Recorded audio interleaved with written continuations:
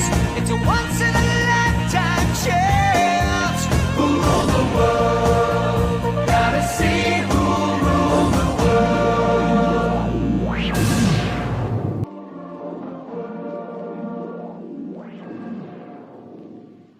And at the WACA ground, England winning the toss and batting first, none for 7.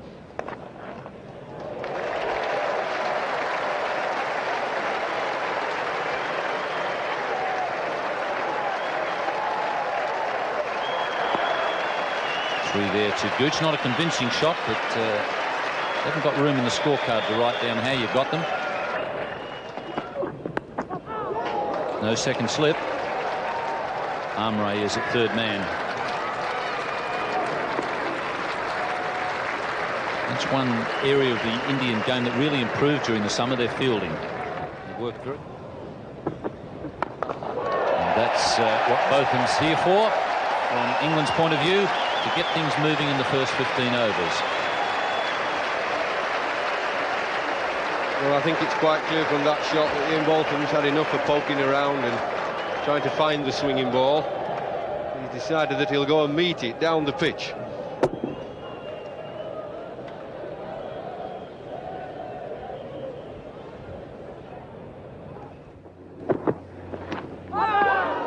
Big shout, but it came off the trousers. Yes, Ian Botham looking to give himself a little bit of room here to swing the bat, but Kapil very cleverly follows him, ducking that ball into him and cuts him in half. He's bowled 4 overs for 16 so far. That could be out. That is out. A beautiful outswinger from Kapil Dev, and Ian Botham's on his way. I think that was due to a little bit of frustration. Ian Botham trying to give himself a bit of room to hit the ball. A little bit of bounce there again, and the Perth wicket trying to give himself room to hit it too close to him. And a nice easy catch there for Kieran Morey. And England lose their first wicket. Robin Smith on strike, and that's where he likes them, short and just outside off stump. He's punched that through the covers, and they should pick up 3. Now Robin hits the ball pretty hard, doesn't he, Bruce? And I think he's hit that one pretty well, but he was still about 20 yards short of the boundary.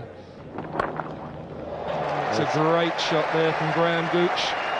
Just a little too short on this very good Perth wicket, and Gooch is in behind it and has got rid of those shackles and hit a glorious shot just behind square, pulled it away, and I'm sure he'll be a little bit relieved. There he goes, pulling it away, lots of power.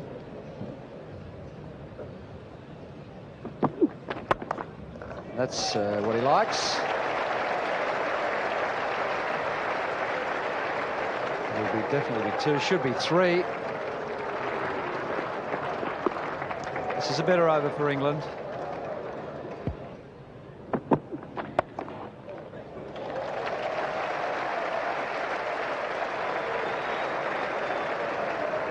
And Prabhakar at third man.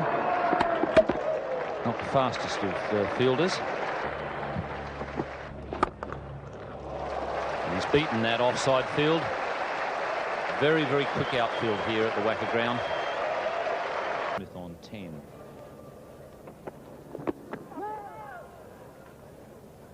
With the news from the Eden Park, Auckland, the championship favourites have faltered at the first hurdle. These are the second favourites under Graham Gooch. They're in some sort of trouble here in game 1 against India. So the 2 most favoured sides in this 9-team competition are away to not the best of starts.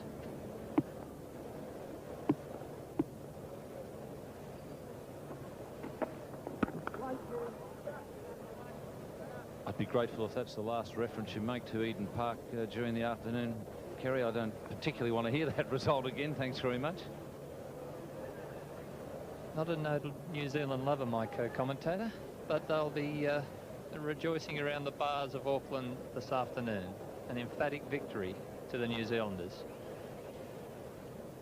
But here we've got Javagal Srinath, who's come on a lot on this Indian tour of Australia. He's on his way into Gooch.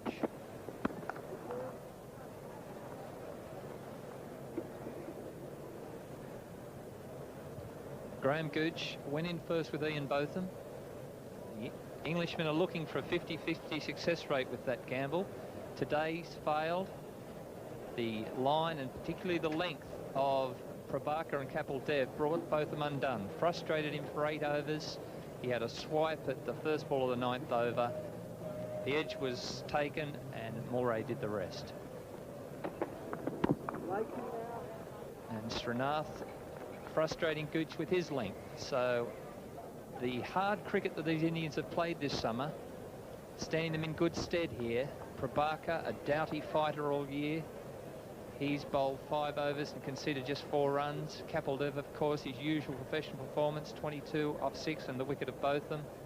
And Srinath continuing the good work. Banerjee, the man under some pressure, short of cricket and conceding 17 off 2.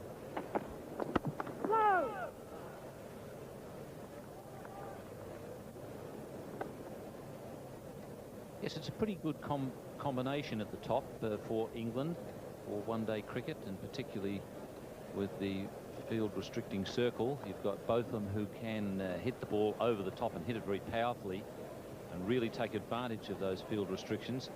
And then you've got with him a man who can go on and get centuries and score pretty quickly as well in Graham Gooch. It's a good combination. Presently, England 1 for 54.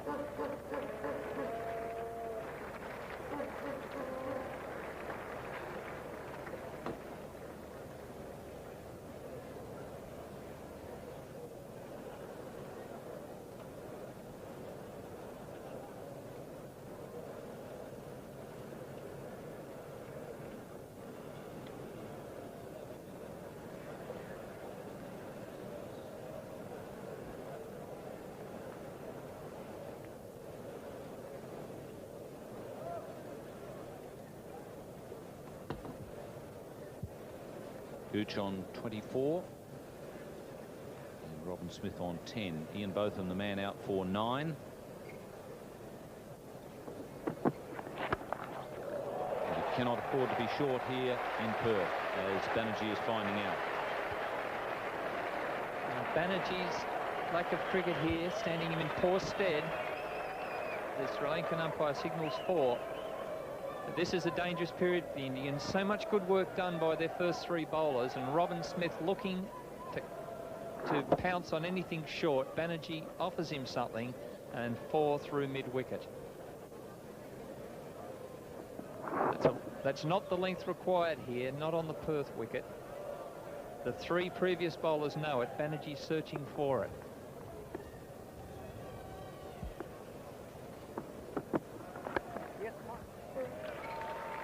Robin Smith would be extra keen to do well here today. His brother Chris is now working at the WACA ground, working at the WACA, so he'd be very keen to get a good score in front of his brother.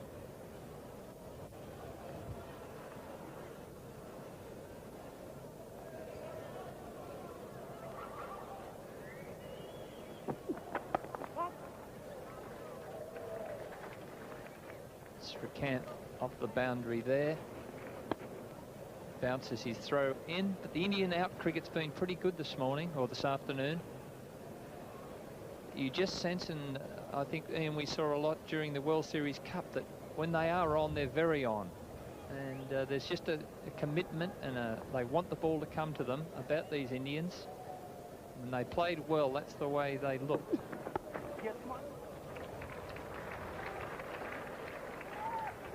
Be close if it's a good throw. A good throw would have had him in trouble. Is there a good side, India? They'll take a bit of beating in this competition. Their fielding certainly improved a lot during the summer. Srinath having to go to his left there. Took a little while, but as Ian Chappell said, a good throw there, and Smith may have been struggling. He was well forward.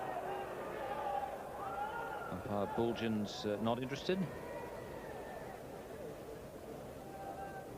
That was a big shout from the Indians, but missing leg stump.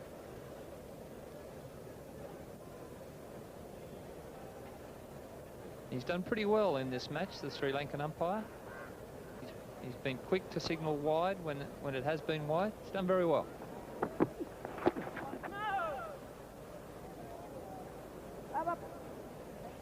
It's 1 for 62 after 17.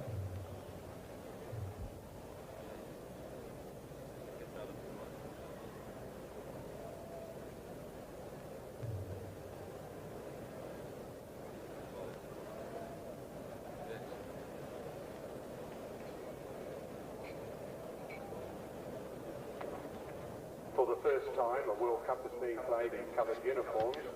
The shirts have been specially designed for the World Cup and won't be used again. What a magnificent collector's item they will make. Well, you can purchase replicas of the World Cup team shirts, all teams, either at the ground during the World Cup matches or through selected sports stores. Another first for the World Cup is the official scorecard, a great way to remember the match. Or collect the whole set as a souvenir for the 1992 World Cup. A different card is being specially produced for each match and will only be available through the retail outlets at the ground. There is an extremely wide range of commemorative souvenir items available to remember this historical occasion, by buying port, wine, t-shirts, hats, flags, badges and general souvenir items, all available at the ground, selected retail stores or sports stores nationally.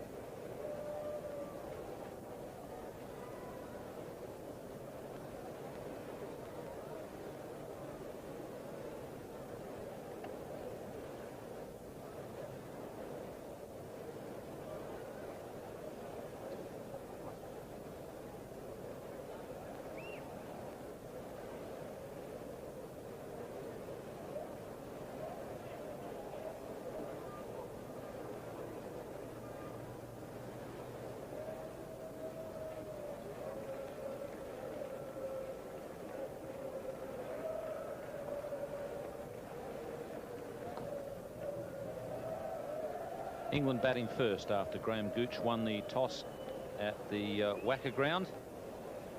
And they're 1 for 62. Ian Botham, the man out, caught by the keeper off Kapil Dev for 9. And this was a frustrated shot by Botham. He'd been denied width, he'd been denied length, and he'd been there for over 8 overs. And Dev put the ball where he wanted it. Botham flashed, and Moray did the rest. So he went for 9 off 23 deliveries. Gooch still there on 25 and Robin Smith on 17. So all honours up to drinks with India. They've imposed a tight discipline on this innings thus far. When they've played good one-day cricket on this wicket this summer in Australia. Played a poor test match, the last of the series, and were beaten rather comprehensively by Australia. But they know how to bowl the length. It's Srinath to Gooch.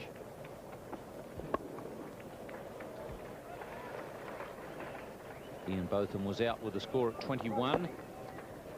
Gooch and Smith have taken it along now to 63.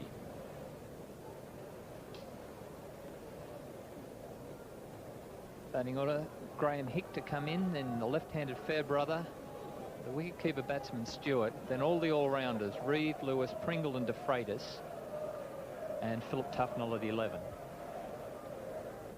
So the England going with the formula that Australia has been so successful with over recent times. 4 or 5 specialist batsmen, a heap of all-rounders, and if you've got a very good spinner, as Englishmen do in Tufnell, then he can fill the 11th berth. So it looks a strong team on paper, but games aren't played that way. India match hardened in intent on getting away to a good start in this series. They really do need a good start because they're disillusioned by their test performance. And they have the honours today. As Smith goes for one, and umpire Peter McConnell signals wide. It was very wide. So Srinath not angling it in to cramp him, trying to go wide, induce the drive. Perhaps a touch unlucky to be ruled against their end.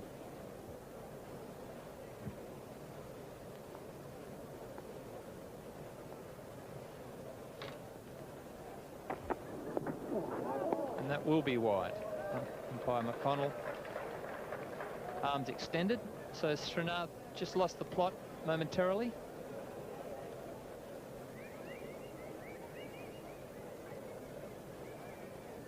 Oh, one offside wide, one leg side wide. But he'll be encouraged by the fact that this white ball is again swinging for him.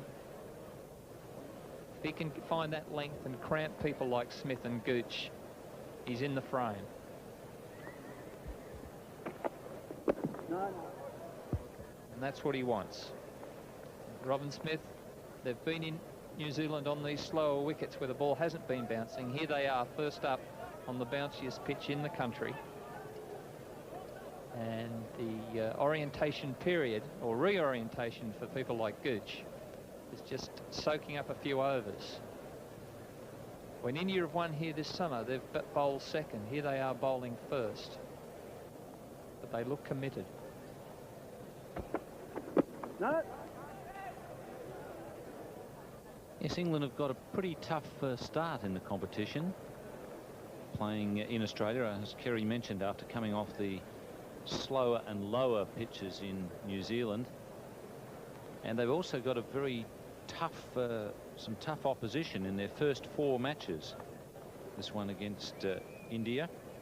Then they play the West Indies in a day-night affair at the MCG. Then they've got Pakistan. And then it's Australia at the SCG. So that's a pretty tough start for England.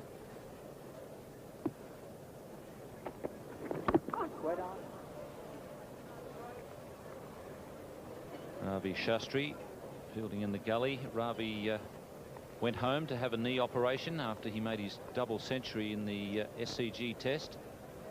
Then injured his knee in a one-day game. And he's had the operation. Bit of recuperation, and now he's back into it. But not fielding in the outfield as he did earlier in the season. He's been in the slips and in the gully area.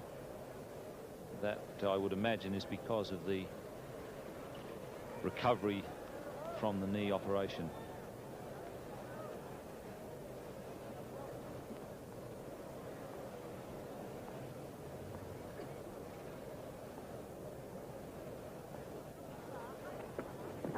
No.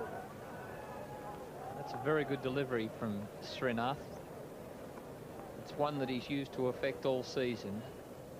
The in-swinging off cutter, delivered from wide, good length, nothing much apart from the MCC coaching manual, side back and side on. You can do with that. Under the tutelage of Dev and Prabhakar, he's made good advancement this summer. Javagal Srinath. Over. And that's a very good over. England 1 for 65.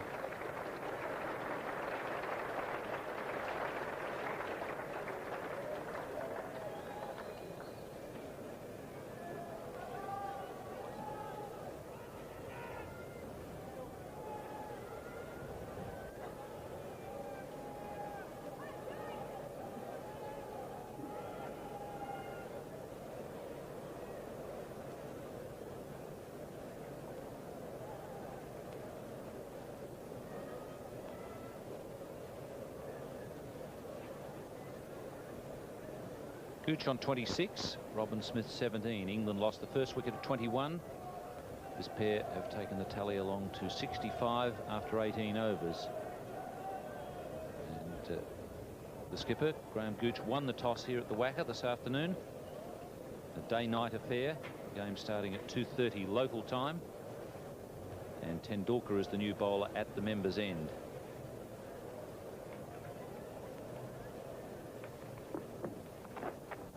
He's quite an interesting bowler, Tendulkar. There doesn't appear to be a lot to it, but he's one of those blokes who tries a lot of things. Probably won't be trying as many things in a one-day game, but he's a great thinker. Terrific cricketer to watch, Sachin Tendulkar, no matter what he's doing. Obviously, his batting is well and truly worth watching, but I just enjoy watching him in the field. And when he is bowling, he's one of those bowlers who does think wickets. He's always thinking and planning how he can get a wicket. Absolutely, one of the most impressive things to come to this country in a long time, Sachin Tendulkar. It's the Tendulkar factor really in this competition that's crucial for India. If he has a good series, they'll qualify for the semis. As you say, reads the game very well, Ian. By your comments, you're looking that he may be a good captain, but would you really want to put it on him of this team so early? Oh no, that's years down the track yet. I'm sure he will do a good job. A man who you're well acquainted with from the St George area, and a man who was said by many to be the best bowler in the world, Bill O'Reilly. His praise was extremely high. He said he's the best young player he's seen since the days of Bradman and McCabe. Now that's pretty high praise. And Tiger, even though he's in his mid-80s now, 86 I think, Tiger O'Reilly, he still assesses cricketers as though he's got to actually bowl to them. He gives them the real going over, and that's very high praise indeed from Tiger. Absolutely. You know, he normally reserves that sort of praise for Irishmen. Sachin Tendulkar likes to keep it in the club, Tiger. But the praise well founded. This is one of the great young players of world cricket. Yes, Mike. England 1 for 69 after 19.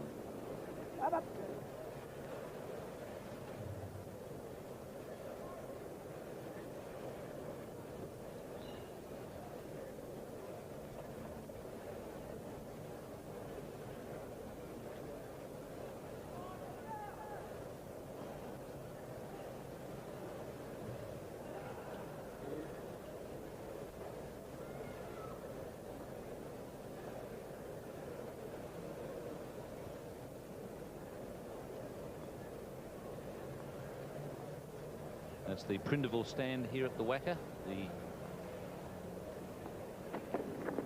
one of two new stands here at the WACA. The Prindiville stand, and then at the opposite end of the ground we have the Lily Marsh stand where we're doing our commentary from. A couple of very famous Australian cricketers there. Lily Marsh, unfortunately I was out with one of them, well, I was out with both of them, one a little longer than the other. The one that comes second in the alphabet there, the Marsh half of it. That's hit pretty hard. Noj Prabhakar being beaten to the ball there by Umre.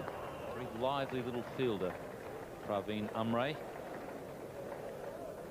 Yes, sadly, I was with Rodney because his father had passed away during the week.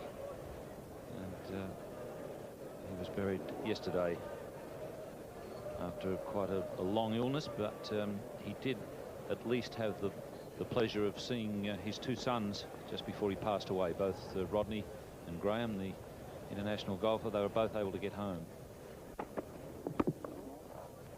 just in time.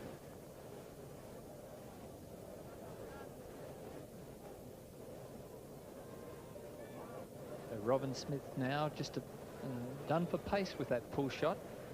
Srinath has cramped him with this good length in swing. He's looking to get under him, to lift him over the infield, but Srinath has maintained his length, denying him that. He got halfway through a pull shot which went wide of mid-off. So he's got him thinking. Right on. Keeps driving him back with this big in swing. So Robin Smith's mind will be concentrated by that. As you can see now, he's forcing him back all the time. He knows he wants to get him on the front. He wants to get on the front foot to Smith. He's disallowing that.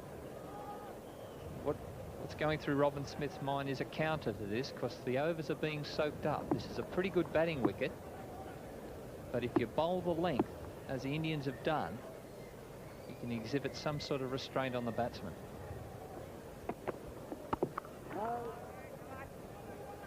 These two have batted 50, and they did so in 49 minutes, which is not bad going considering the standard of the bowling, although as Kerry has mentioned, Banerjee has been a bit expensive, mainly I think because he hasn't had as much work as the other bowlers.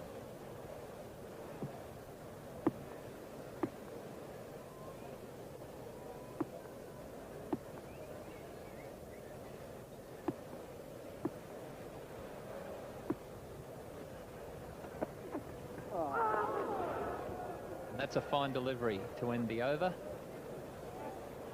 England 1 for 71.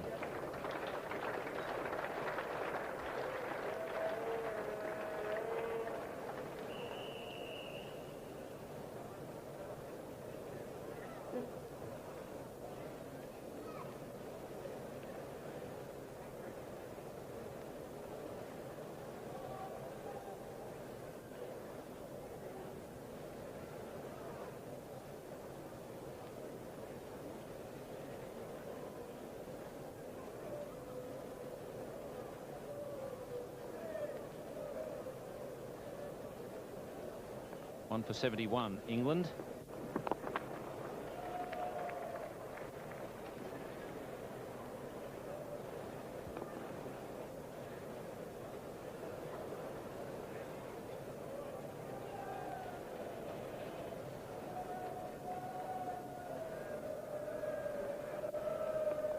Robin Smith might find the gentler pace of Tendulkar to his liking. But still, there's length and this concerted swing, every delivery moving just a little, giving the Englishman some trouble here. Tendulkar, though his batting's his main thing, a very canny little swing bowler on his way into Smith. Hesitation, but Srikanth's throw misses. I think Gooch was probably home anyhow.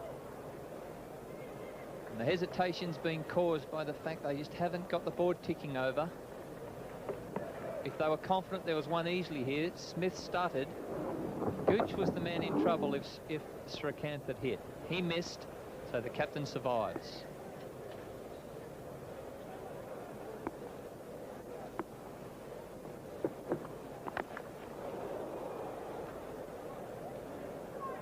Kapil Dev is at deep backward square. That stroke was the frustration that England is suffering at the moment. Banners letting everybody know that England are in town.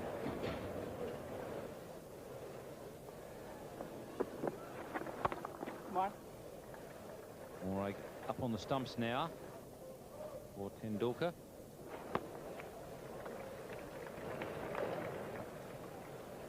Gooch and Smith now are looking to make their own length. Such has been the tightness of this Indian bowling that Gooch advanced the previous ball, looking to hit Tendulkar back over his head. So Moraes, seeing this, has now gone up to the stumps. Yeah.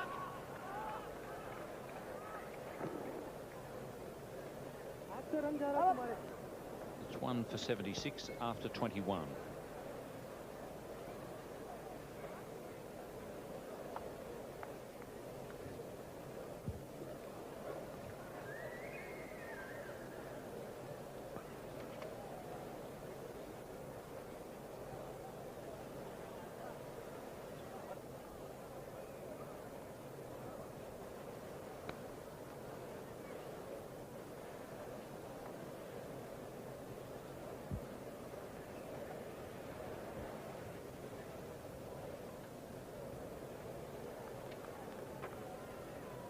England 1 for 76 here at the Wacker Ground in the second of the World Cup matches. Change in the commentary position. We have two former England players, Geoffrey Boycott. Nice to see David Gower in the commentary position. Thank you, Ian. Gooch playing it off his legs quite nicely. Running hard and comfortable 3 runs.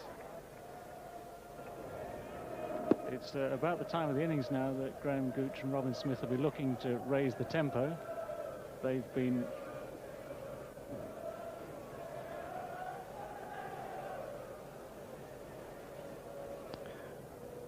We'd like to welcome our Perth viewers to India versus England. England batting, having a not too easy start actually. The ball swinging about, bouncing a little bit, and the England batsmen just find a little bit of difficulty to come to terms with the extra bounce.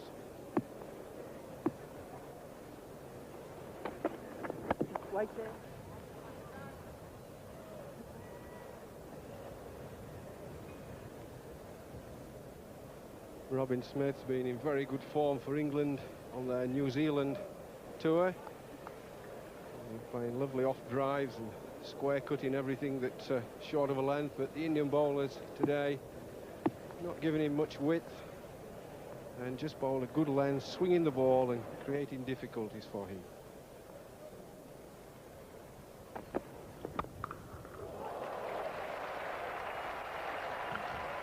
Well, that's a cracking off drive. There are plenty of those in New Zealand. We haven't seen many today, but it's probably the best shot so far in the England innings. Robin Smith now starting to cut loose. A crucial stage now of England innings. That's beautifully struck through the offside. It's a time now England need to accelerate.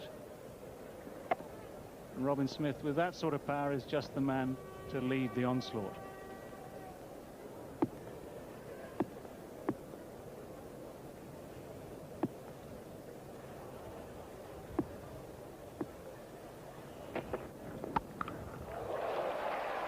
Well, another cracking boundary. Give Robin Smith room. We're in danger of getting clattered through the offside all day long.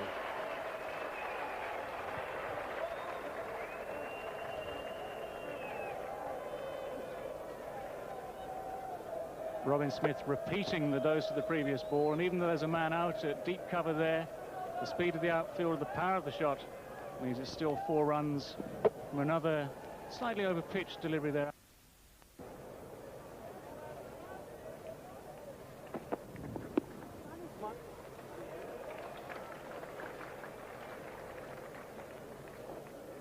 Well, Ian Botham opened the innings with Graham Gooch, and neither of them found it easy to score. And eventually Ian Botham was out, caught behind off Kapil Dev. You can see there a little bit of extra bounce accounting for Ian Botham. He gave himself room, found the ball bouncing too much for him, and the result was a catch to Kieran Moore.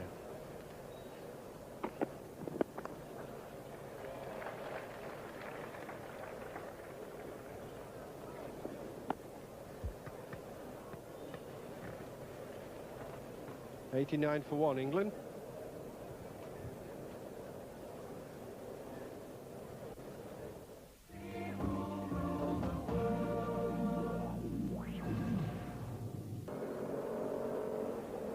Graham Gooch not out on 34, taking strike to Tendulkar.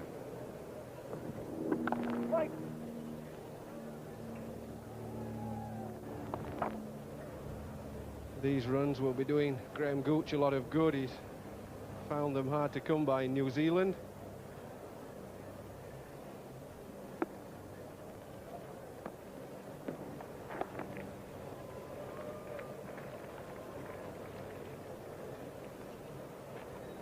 Graham Gooch has worked solidly for his runs today. I think by the time the England innings is finished, we're seeing how valuable these runs could be. It's a little early at this stage to assess what a good target, what a good score is going to be on this wicket. But we'll wait and see that and see how valuable Graham Gooch's contribution turns out.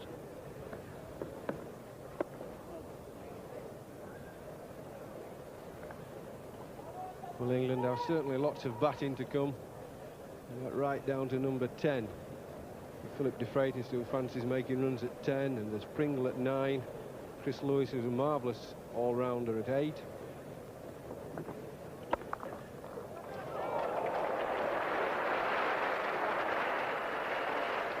Well, a fabulous bit of fielding there, stretching out the left hand, maybe a little bit hopefully. The Indian captain moving smartly to his left there, going very sweetly into the hand.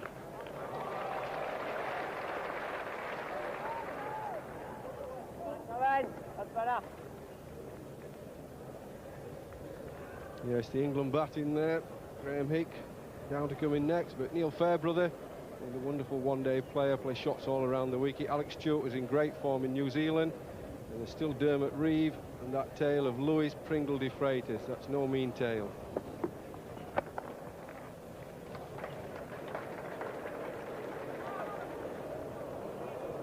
Graham Gooch is limping a bit here. Don't know what he's done, but doesn't look too fit there, limping up and down. It looks like his knee. Graham Gooch nearly made it down the far end of the pitch there, and just started to hobble on that knee as he completed the run. Actually, you can see there, of course, just as he set off on that run, he's grimaced in pain, and the old body just started to let him down there a bit, and he's certainly taking his time now, Graham Gooch, to consider the extent of the damage.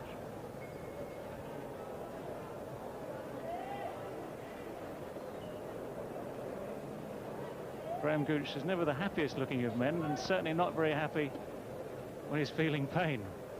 Well, you won't know yet, David, but as you get older, there's aches and pains come from all over your body, places that you never knew could hurt.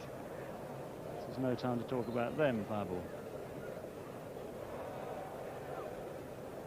This is not a good sign, of course, for England. They rely very heavily on their captain. There's a major strike force with the bat.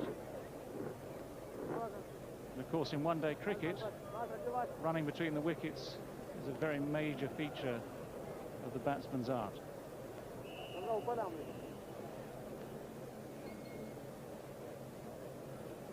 Well, Ravi Shastri, left arm spin, trying to come into the attack.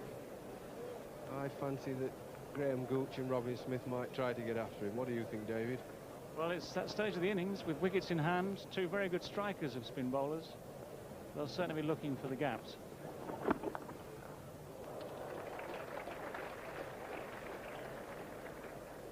And they don't mind if the bowler doesn't fancy fielding his own bowling either.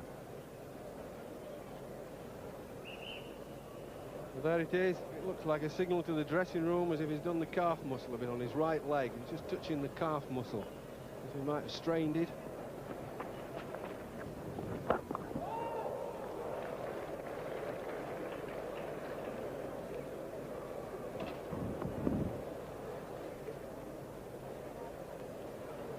Robin Smith struggling there to adjust to the pace of that delivery. It didn't come off the pitch very quickly at all. We have Laurie Brown waiting to come and see how bad the injury is to Graham Gooch.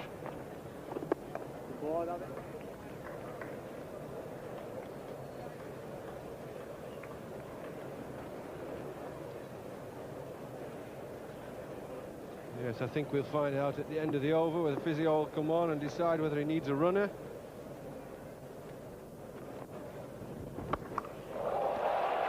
His massive hit is that. Short of a length ball that stood up, turned. Robbie Smith waited for it and smashed it straight into the outfield.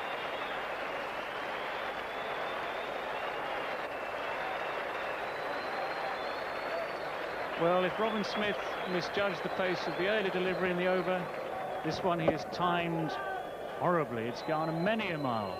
It's cleared the man at deep mid-wicket.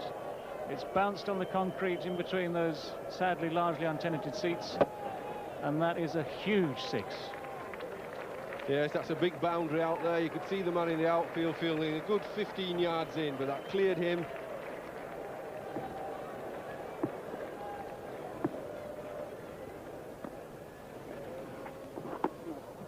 Well, That's a wide to Ravi Shaftri, not wanting to pitch it up on a length, trying to get it into the feet of Robin Smith.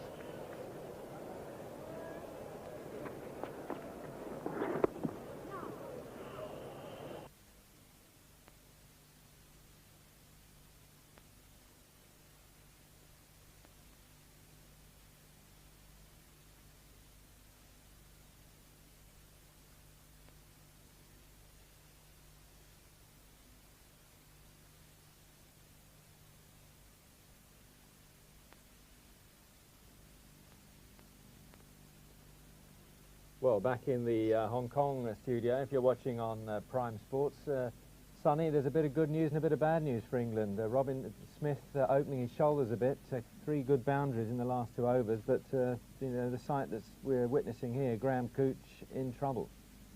Yes, that might hamper their running between the wickets unless Gooch has a runner. But Robin Smith certainly looking very good, hitting the ball very crisply and very powerfully. He might like to have a drink. He's been out there since England started their innings, but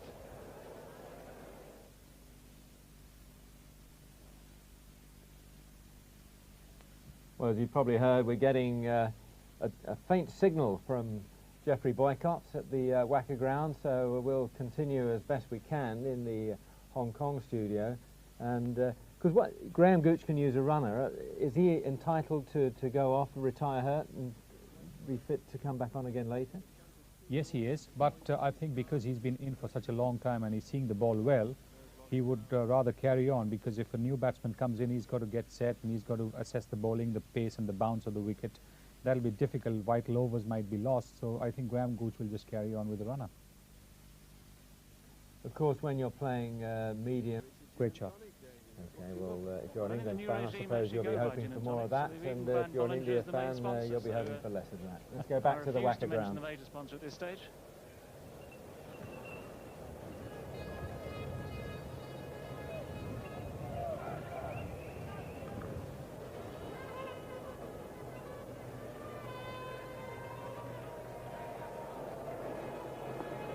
well, it seems a miraculous recovery, whatever he's had to drink. I suppose you have to say that a man of Graham Gooch's ability and experience would certainly fancy batting against the bowling of Sachin Tendulkar.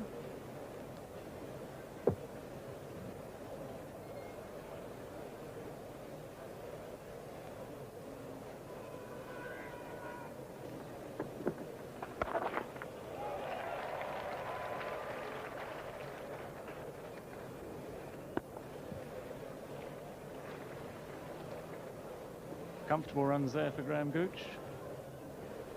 Working it round to just behind square leg there.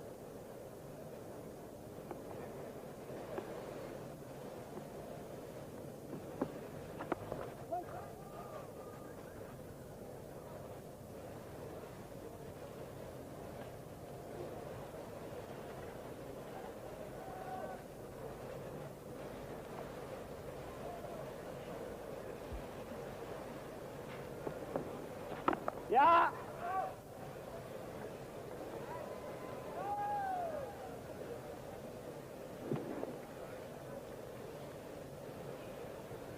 Well, the field beginning to spread out now.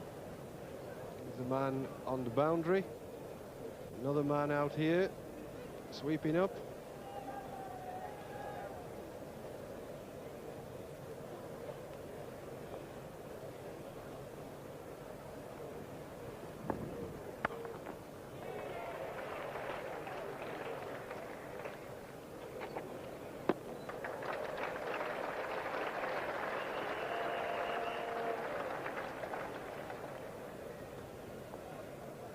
The England innings here still progressing steadily. 1 for 107. Yeah. And as the field spreads back, it's up to the batsman to find the gaps. 1 for 107 England.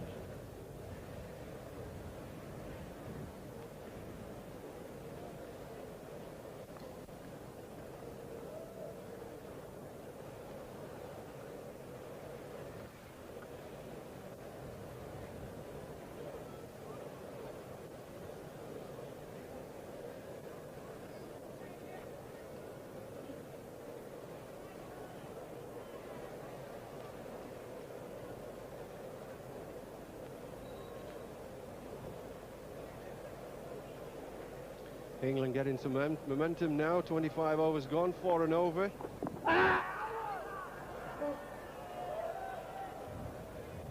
Familiar Gooch ploy that against the spinner to try and lap the ball fine down behind square to the untenanted areas wide of the deep square leg.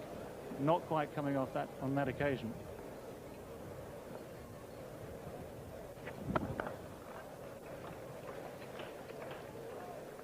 Yes, I must confess, I like to see Graham Gooch coming down the pitch and looking to hit the spinner straight. It's a big ground, plenty of areas out there. He's a good, powerful hitter, straight hitter. I don't think he needs all the funny shots. There's another man occupying the crease at the moment, Robin Smith, who is also very, very capable of smiting the ball many a mile.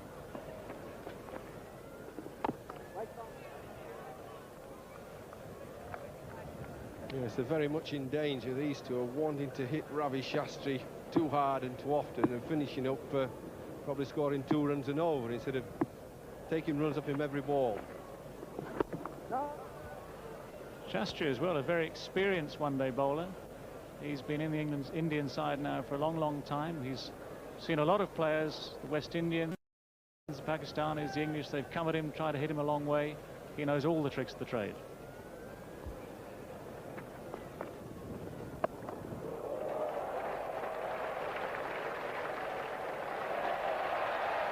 Well, it's the power of the shot from Robin Smith there and those big boundaries. Great attempt by the fielder, but he's such a powerful lad. When he hits it, the ball keeps on going at one heck of a pace. He's waited for this. He's fallen down, but the ball's whistling away to the boundary. Great effort, but he can't stop it. Great diving effort, but it's the speed of the outfield actually takes the ball away from the fielder here at Perth. The shape of the field, the slope of the field means that if you are the man in the deep out there, and the fielder out there is 70 metres away or so, with another 20 metres behind him, there's a lot of ground to cover.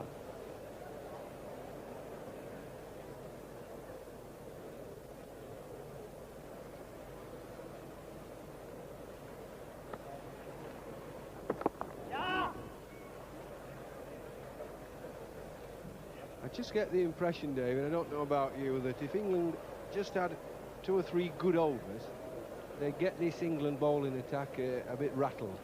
The scoreboard's just begun to tick along quite nicely, momentum's coming.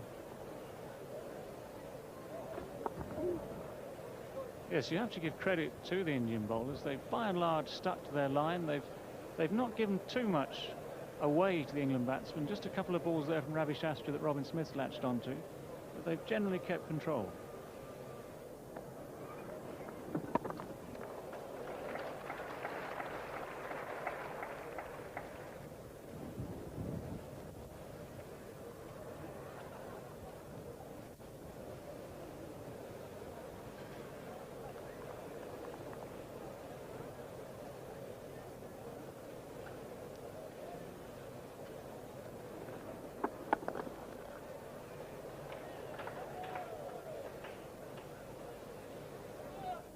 Sachin Tendulkar has already had a very successful season in Australia, and I suppose not many people would realise that he is a bit of an all-rounder here.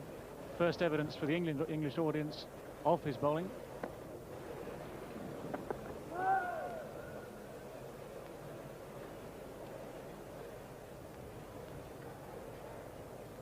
Ian Chappell was saying earlier he does like to experiment with the ball. He might not be the quickest man out, he's certainly a genuine medium pacer, but he does have a cricketing brain to go with it.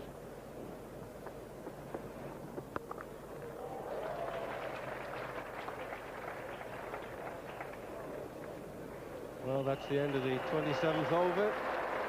England 116, 1 for 116.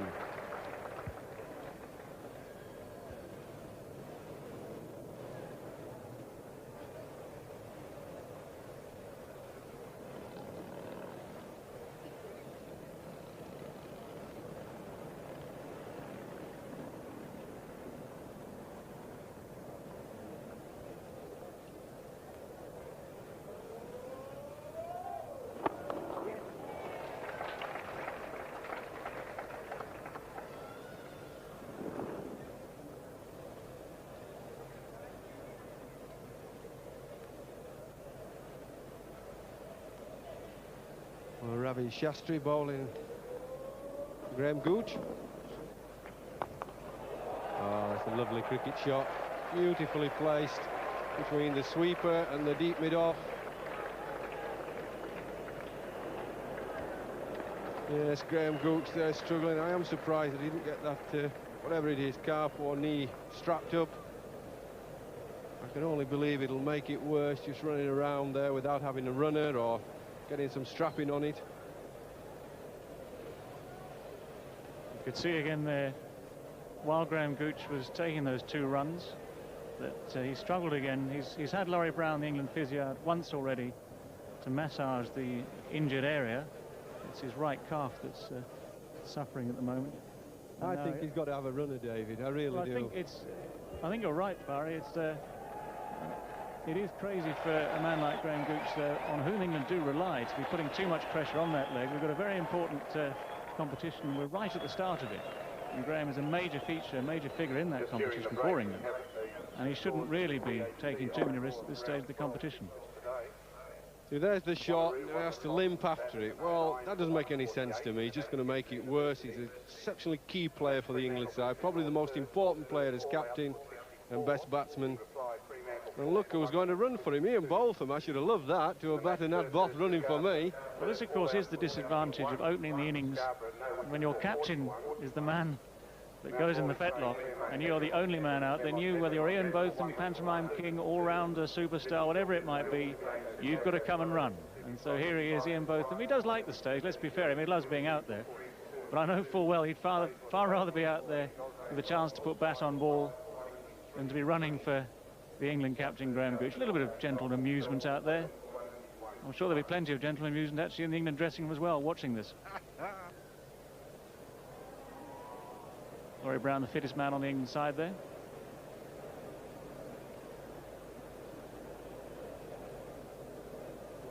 As ever, the usual conversations between batsman and runner to work out who does the calling, who takes responsibility. Of course, the last thing we want now is Graham Gooch having battled through to the situation now. He's 45 not out there. The last thing he wants is an unfortunate mix-up and a run-out.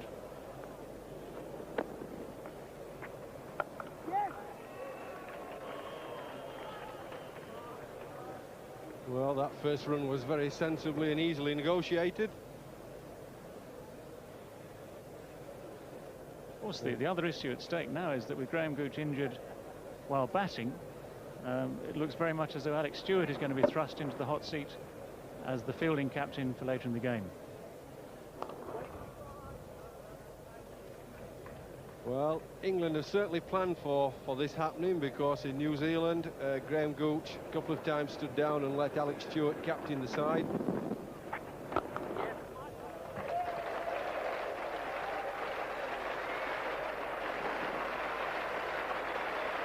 Well, that's a very fine 50 by Robin Smith as he waves to his colleagues in the dressing room. Played some glorious shots as his innings has gone on.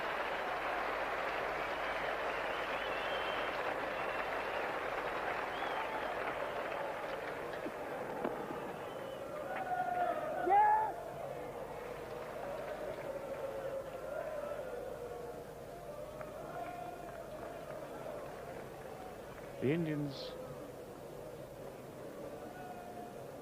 England won for 122 in the 28th over.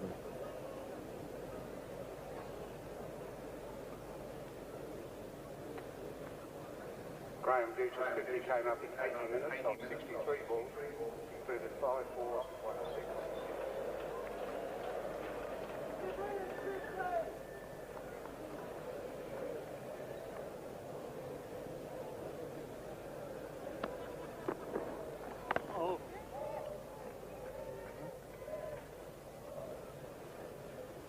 Robin Smith, his 50 came in 64 balls. He was there 80 minutes, so although he had a little sticky start, he certainly got into his stride. And we'd just like to say goodbye to Adelaide viewers.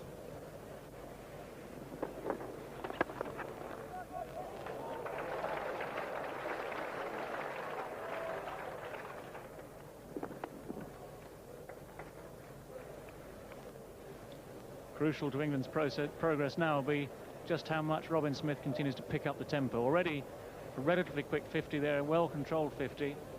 And over these last 10 overs or so, it's going to be very important how he plays.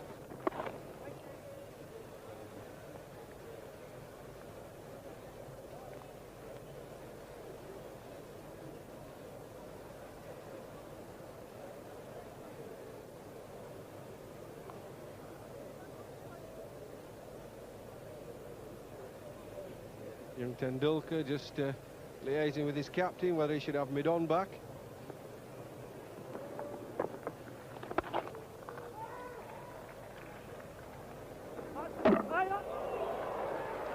Well, that's what happens when you've got a runner. Everybody was looking at the throw to the stumps while Ian Bolton was 20 yards away running for Graham Gooch. And that's Graham Gooch's 50. A very useful innings for England there. He battled through the early part of his ring. India's bowlers held command. He's taken it through now and he's joined Robin Smith as a 50 maker against India in his first World Cup game.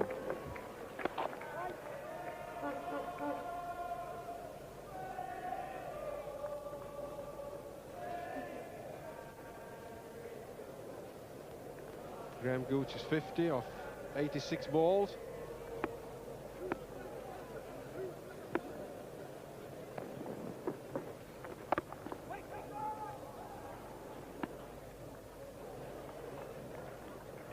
England 1 for 126.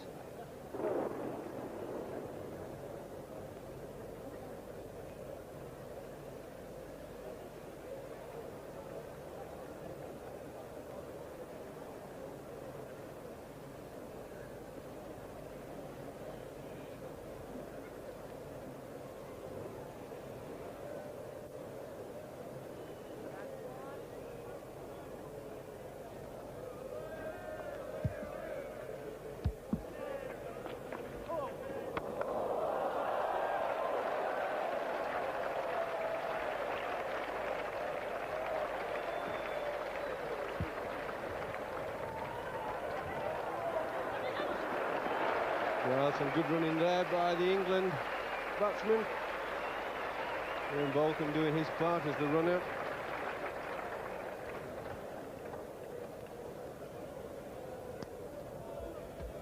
Your commentators very shortly after that full toss will be Mike Gattin, Bruce Yardley.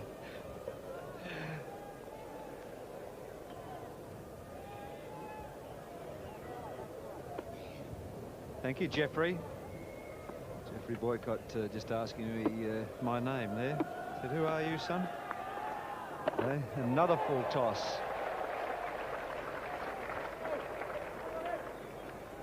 Well, this is quite interesting, Bruce, because Ravi's not bowling very well at all. No full tosses, head-high full tosses, and it's shades of what he's just been through. He seems to have got back what they call the yips again.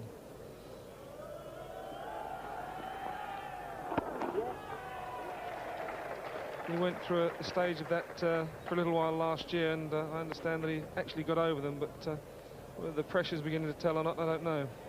It was marvellous batting from Robin Smith, though, wasn't it? As soon as he came on, he just decided to pummel him. Yes, I think that's right. A good positive attitude by the England team, as they've shown all winter.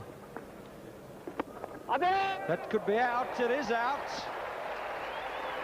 Sachin Tendulkar at the cover area.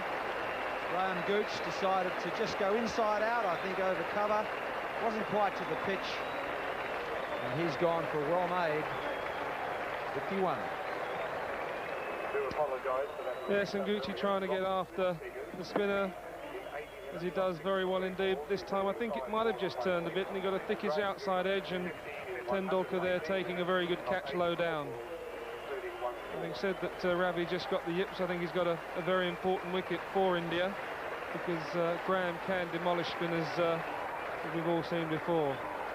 But I think the injury to his leg might have just inhibited him a bit. It's 2 for 131.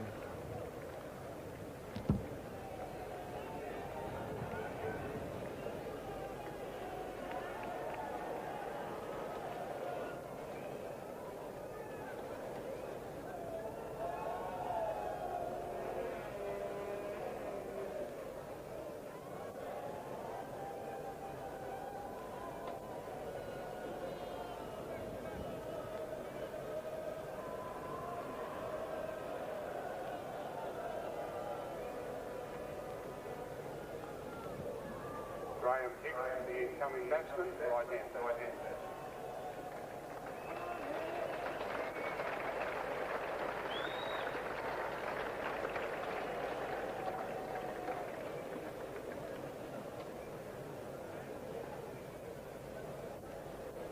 Fair way. That's right on one leg. Left arm over.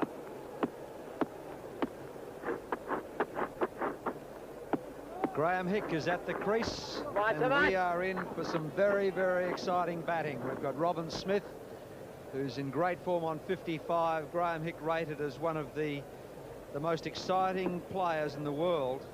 If he can get going, anything could happen here. Ravi Shastri to him. Yes, I think Graham obviously playing in his first World Cup. We've got two debutants there in the World Cup out there together, and I know Graham's very, very keen to prove to people that he is a world-class player. Over.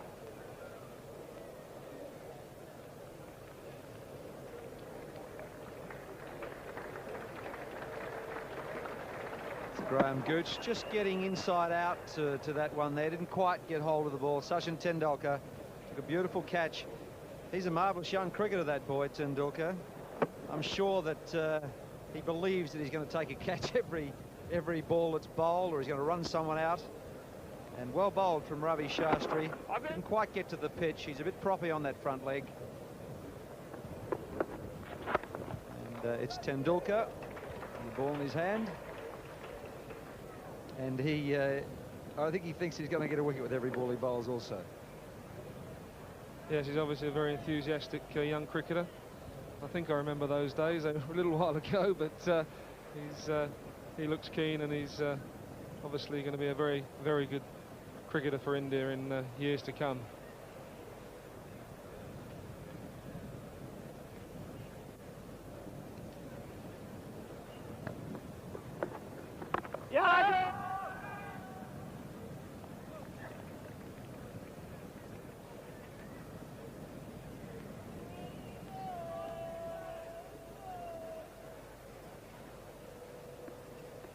Graham Hick. Kieran Moray, the keeper. Yeah. Well, he said. It's an interesting stage now, Bruce. We've got one batsman who's well set in Robin Smith, and another one who is quite capable of demolishing an attack, and there's 19 overs left after this, and England with a very... Well, that's a very fine shot indeed to open your account there. A tremendous drive over mid-off. One bounce 4. And Graham Hick opens his account. A glorious stroke, like he was looked like he was going to drive it along the ground and then just decided to pick it up with the bottom hand and hit it for 4. He is a superb Timing. timer of the ball, yes, indeed, and he makes it look so easy. His career.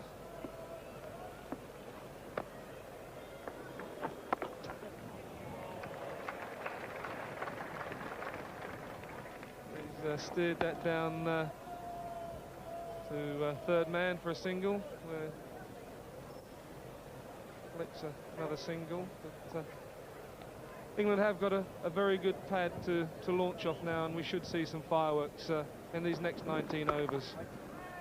Well bowled. He tucked him up to end the over. That's 6 from that over. It's 2 for 137. Leg, and that's how he was out. It's close to the outside edge. Banerjee is back on from the southern stand end. Ravi Shastri picked up Graham Gooch in the last over, and they've decided to get the seamer back on while Graham Hick is fresh at the crease. Yes. Didn't bowl particularly well in his first spell, just a little bit on the short side. That could be out. That is out. Caught behind. Well, that's... When things aren't going for you, they just don't go for you, do you? We've seen a world-class shot from Graham Hick to open his account. And there we are. First delivery plays out and misses. And the second one, he nicks. When it's not going for you, it's not going for you. There he goes, just a faint outside edge, straight forward. and just what India needed, because he certainly is capable of playing some very, very fine knocks. England 3 for 137.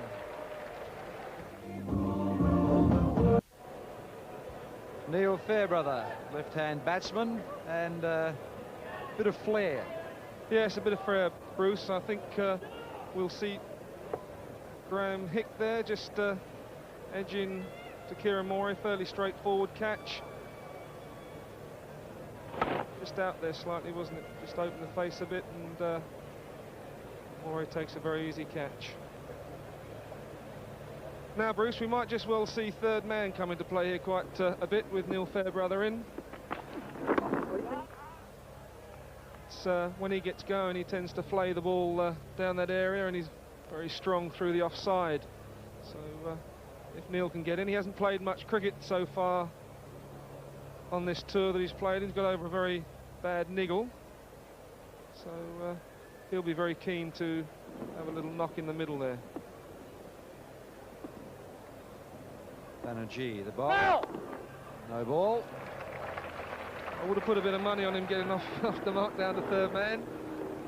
And there you go. He's gave himself a little bit of room. It was a no ball 2, and he's steered it down to that third man area. Neil Fairbrother, his career stats. He's aged 28, 15 matches for 377 runs, an average of 34.27. Strike rate of 77.4. That's pretty good. 113 against the West Indies. And that could be 4 runs. It's pretty quick down there.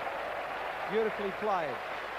Yes, this outfield's very, very quick, and it all seems to slope away from the centre of the field down to the boundary. And once it gets on that outfield, it is very, very quick. Yes, well, no slips at the moment, typical for the one-day game. So if you're good enough to open the face of the blade and just run it down there, third man is usually fairly wide. It's 4 runs every time. Beautifully played. Purposeful shot from Robin Smith. Oh, it's too short. Yes, you can't bowl there to Robin Smith. It just bounced in front of Azharuddin at gully there. But it's not really the right place to be bowling at Robin Smith, especially when he's got 62 on the board. Yes, too short and too wide. He got over that beautifully to keep it down. Carried a metre further. Chance that Azharuddin could have taken the catch.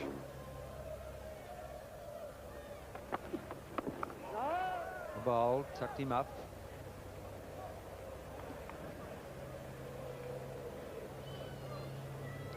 That's the end of Banerjee's over. That's 3 for 144.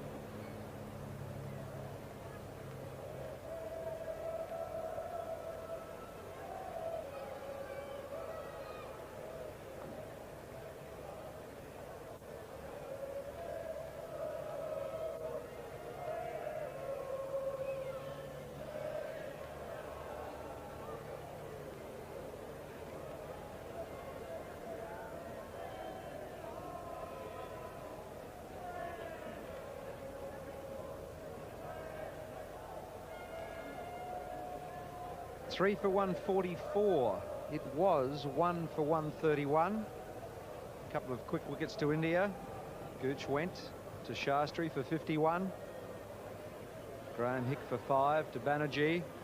Sachin Tendulkar to bowl to Fairbrother, and that's too wide. Just be a single to the sweeper out there. Neil Fairbrother's very quick between the wickets, and he'll certainly be pushing Robin Smith to run some 2s, and we could see some very exciting running between the wickets out there.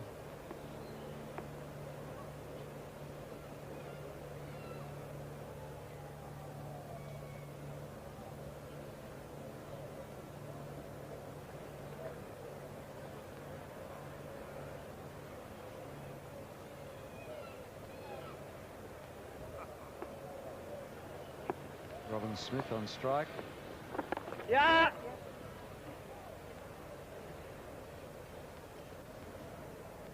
One more to the score. tremendous crowd here at the WACA.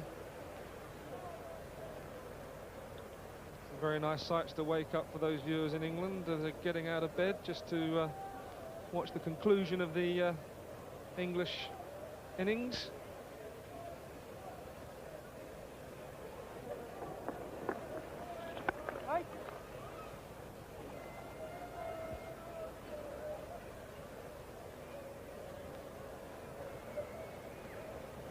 It's now 4:45 here in Perth in Western Australia. Daylight saving, it's actually 4:45 really, so still fairly warm. And that's just short of Shastri at cover. 7:45 in England. It's 30 degrees here at the moment, around about 30 degrees. A beautiful afternoon. It's 3 degrees in England, we've heard. And how would you like to be here? She looks like she's enjoying herself. Bit of reading.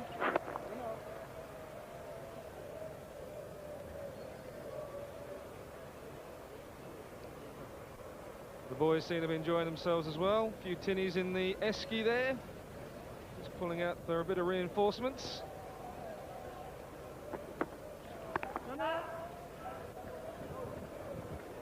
Well bowled, Tendulkar. 3 for 146.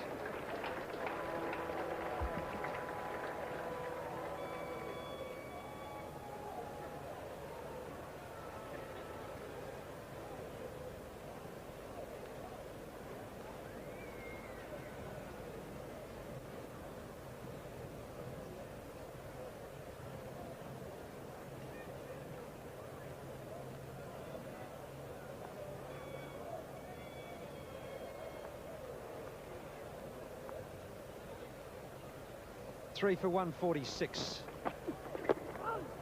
Banerjee to Robin Smith for a single. I think he got an inside edge to that.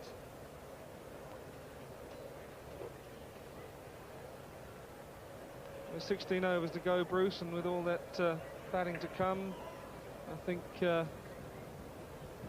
England boys should really be looking now to really getting the score along. 147 for 3. A score, I think, of 240, 250 will be something that Graham Gooch will be looking to attain. Yes, a typical build-up for a one-day match. 23 off the first 10 overs when the ball was moving around quite a bit. The next 5 overs, 31 runs from those. The next 5 was pretty tight for 17 runs, and then up to 25 overs. 36 runs from them to 107. It's now 34 overs for 147. Bit of bounce, caught him by surprise there. He's going to give that a whack. Yeah, I think he was, but it's having played in New Zealand, the wickets aren't quite as quick and bouncy as this, and that one's obviously on him a little bit quicker than he thought, and he did well in the end just to control it and get it down at mid-wicket. See something at the sightboard end there. Some people moving around, perhaps.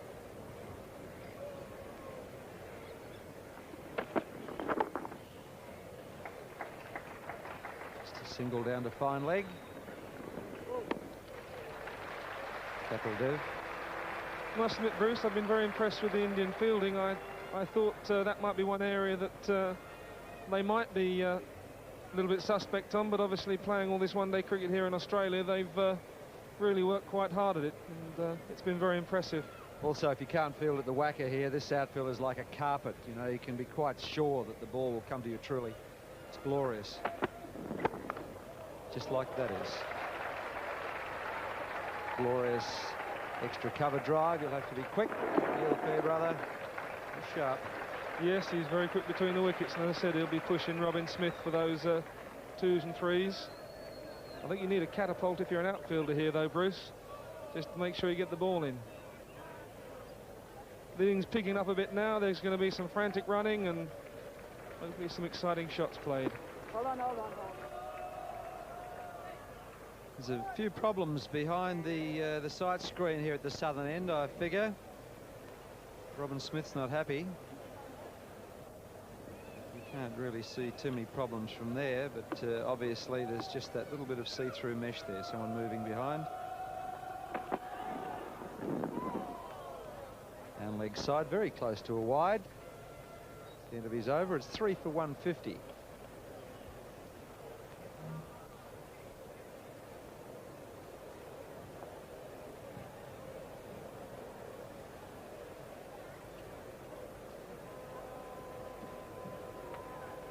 Stump scores in the Sheffield Shield match between South Australia and Victoria. This is where it all should start happening. Look at Robin Smith, 66 from 76 deliveries. And there we see the dismissal of Graham Hick, fairly straightforward, which has brought Neil Fairbrother to the wicket, and he's on 3. Robin Smith on 66, and 15 overs left. Tendulkar the bowler. Fairbrother picks up a single. Tendulkar's done a pretty good job.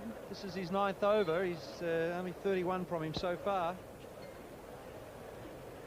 Yeah, he's kept it very tidy, but without that penetration perhaps that India really need to get a couple more wickets, otherwise they could find themselves up against it.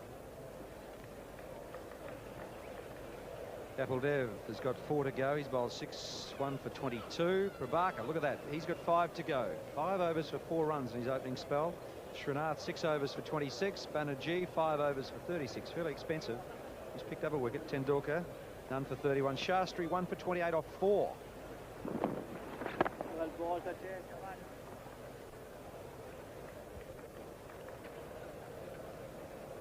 Got a good change of pace, Tendulkar. Yes, I think the good thing about it, though, Bruce, is the fact that he's actually bowled it very straight. He hasn't really given the guys too much width. Very smart from Kieran Moray. It's a bit of a worry, you know, when you want to get on the front foot and the keeper's standing up. It is quite difficult, but Robin Smith there kept his foot firmly in. It's a well in the crease there, so there's no doubt for the umpire.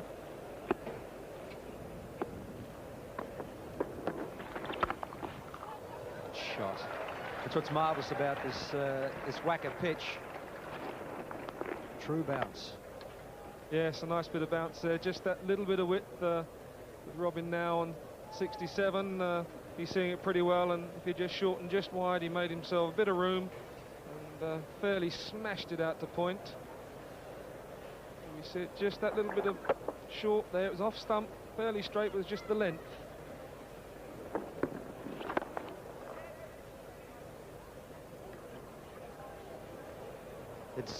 It's nice for all batsmen concerned in this lineup, this England lineup, to know that you're batting down to number 10. De Freitas can bat.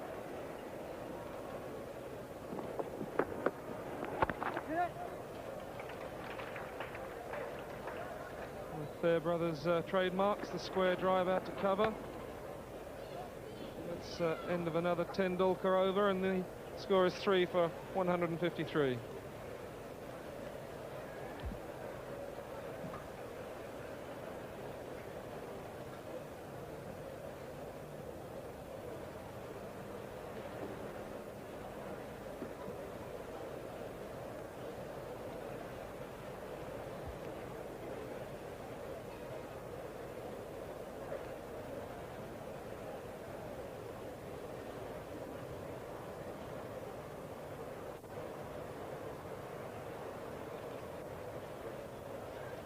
Three for 153. Very cheeky single, beautifully run. Yes, another trade of Neil Fairbrother's, or Harvey to his England teammates. He's always looking for that, just drops it down there. The thing that the Lancashire team, for which he plays, are very aware of when they're batting with him.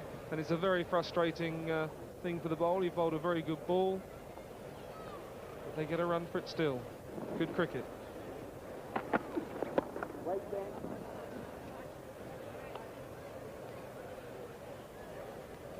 Again, the Indian bowlers bowling it nice and straight, Bruce. They're keeping the pressure on the batsman and saying, well, if you miss, I hit, which is what it's all about. Yes, just 4 men in a circle, and got their sweepers out. They've got to bowl straight. Lots of gaps in this huge whacker outfield. Well bowled, well bowled. Good competitive stuff. Yeah, one feels that Robin is been in the 60s for a little while now, and you just wonder whether he might just be straining at the bit just to cut loose. But credit to the Indian bowlers, they've kept him tied down. Another good example there, just short of a length, nice and straight, just coming back into Robin, giving him no width at all. I think Robin feels that he should be getting on with it. Here we go again. Very good delivery, nice and straight, tucking Robin up, giving him no width at all. It's been a good comeback by Banerjee. Gee, that... I mean, that's absolutely fearsome, isn't it? That's an absolutely... I mean, that's gone 100 metres again, and he's smashed it away. The 6, and that is the longest bowl. I mean, that's an amazing shot. Absolutely amazing shot. I was just saying, I've done him, haven't I, like a dinner here. I'm just saying, like, his first 3 overs cost him 25. Have a look at this. That is huge. It's 100 metres to the fence. And it's still gone about 4 or 5 rows back.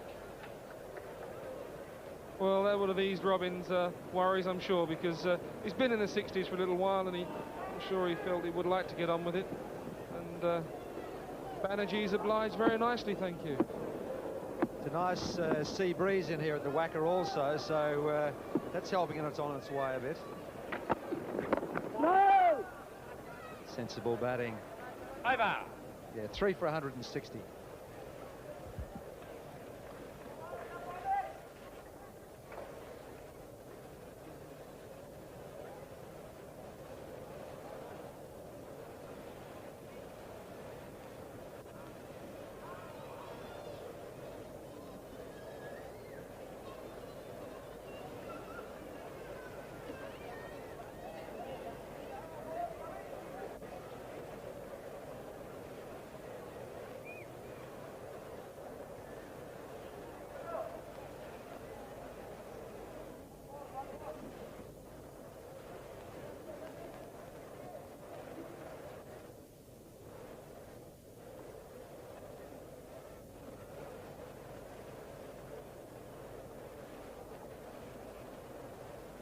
Three for 160. Robin Smith, 73 from 84 deliveries. Neil Fairbrother facing Sachin Tendulkar. Mohammad Azharuddin, quite brilliant in that area, just at point and backward of point. Yeah, he's a very good fielder. You get a bit of work there from Neil Fairbrother too, so it could be a good contest. It's no contest. That should be a wide, it is. Yeah, well, that's a typical shot with just the sort of 14 overs left. A shot that Neil Fairbrother could go anywhere. Could have gone third man, could have gone over point, over cover. As it was straight through to the wicketkeeper. All valuable runs, those no balls. Yeah. More importantly, an extra delivery. Yes, and I think perhaps if that's something that the captain, Mohammad Azharuddin, will be just a little bit disappointed with. I think they bowled perhaps too many wides. But apart from that, it's been a very tidy performance. They've left it open at deep mid-on for Robin Smith. Yeah, mate.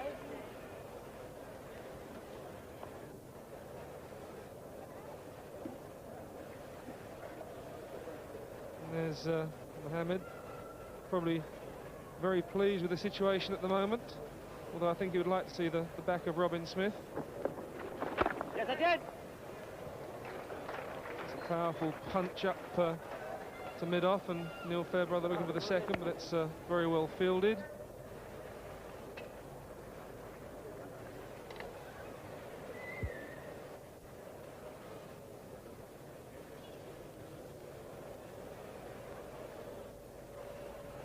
Deep breaths. Been a magnificent performance from Robin Smith. Out to the sweeper out there, Srinath.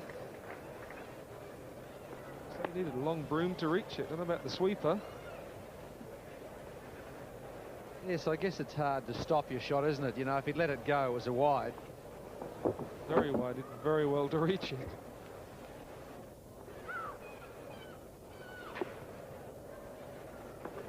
Robin Smith on strike. Well bowled, Tendulkar. That's his 10 gone, 37. It's 3 for 164.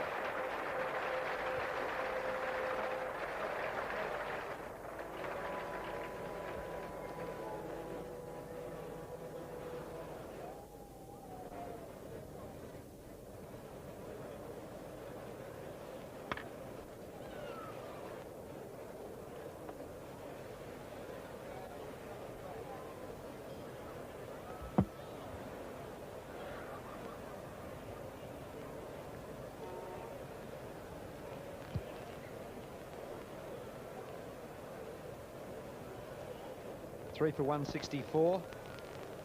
Robin Smith on 74. Neil Fairbrother on 8 from 17 deliveries. 13 overs to go.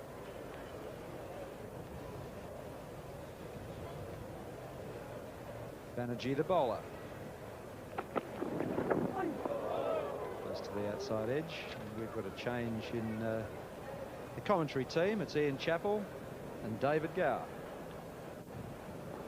Thank you very much, Bruce. And as we come into the commentary position, we say welcome to viewers in New Zealand watching through Sky. And I would imagine very happy New Zealand viewers. Don't think I'd like to be in some of those Auckland bars tonight. If I was, I certainly wouldn't be telling them, David, that I was an Australian. I'd be talking as New Zealand as I could. I don't think you'll see too many Australians in bars in New Zealand tonight. You're absolutely right there. Most of them will be catching flights back to the safety of Sydney and Melbourne. Banerjee picked up the wicket of Graham Hick. Been a bit loose today. Probably not a lot of bowling of late. An injury late in the tour in Australia.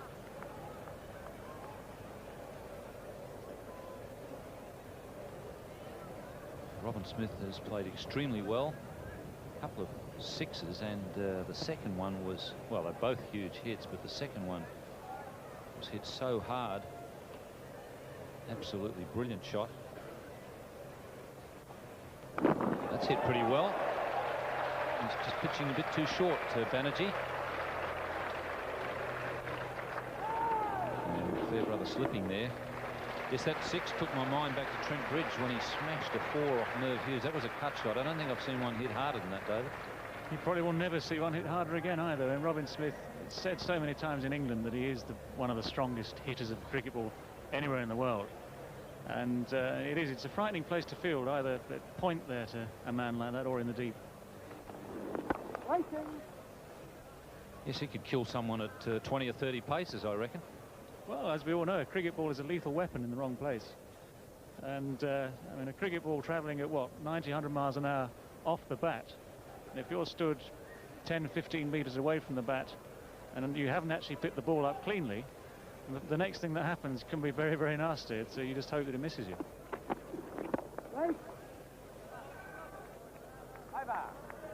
It's 3 for 166.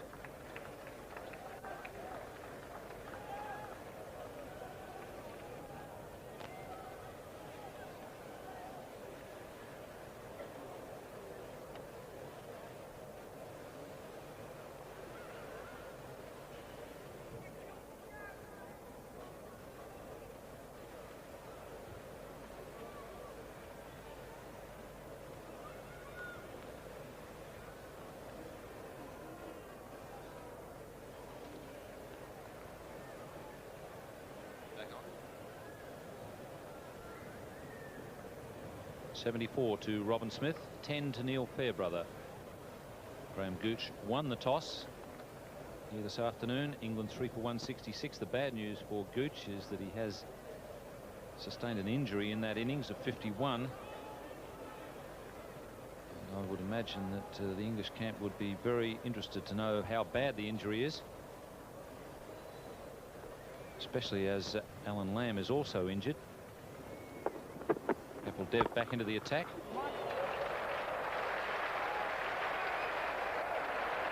That's a pretty good shot. Long boundary, and Camley really didn't have a show of catching it. One of Robin Smith's favourite shots again. He gets comfy on the back foot here. He hits the ball straight through past extra cover. He beats the infield. Diving fielder 10-15 metres from the bat there couldn't stop it either. And the ball's run away ferociously quickly again and into the fence down at deep extra cover.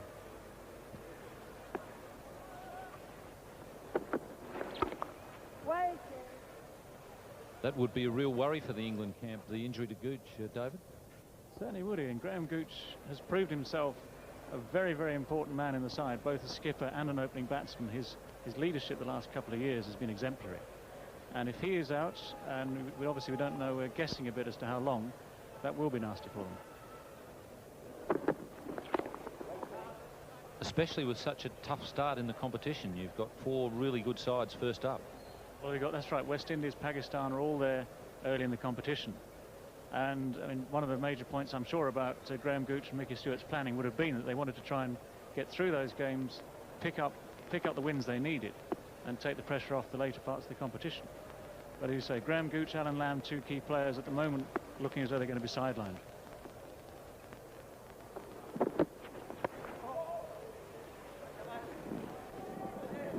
Laurie Brown would have the fingers working pretty hard at the moment. He's a very hard worker, Laurie Brown. He's used to people like Alan Lamb going in various parts of his body. He's dealt with Lammy's calves over the last 2 or 3 years. He's dealt with Graham Gooch's broken bones. He's a good hard worker, good honest Scotsman there, and of course he will be earning his fee now in the next few days.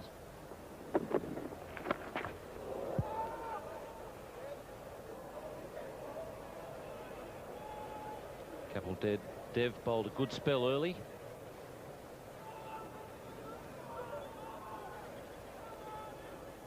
And there is Graham Gooch sitting out the front. So that's perhaps, well, it looked like he might have got a bit of a jolt there. Leg may have slipped off the chair or something. Certainly not getting any treatment at the moment. That may be an encouraging sign. It's 3 for 170.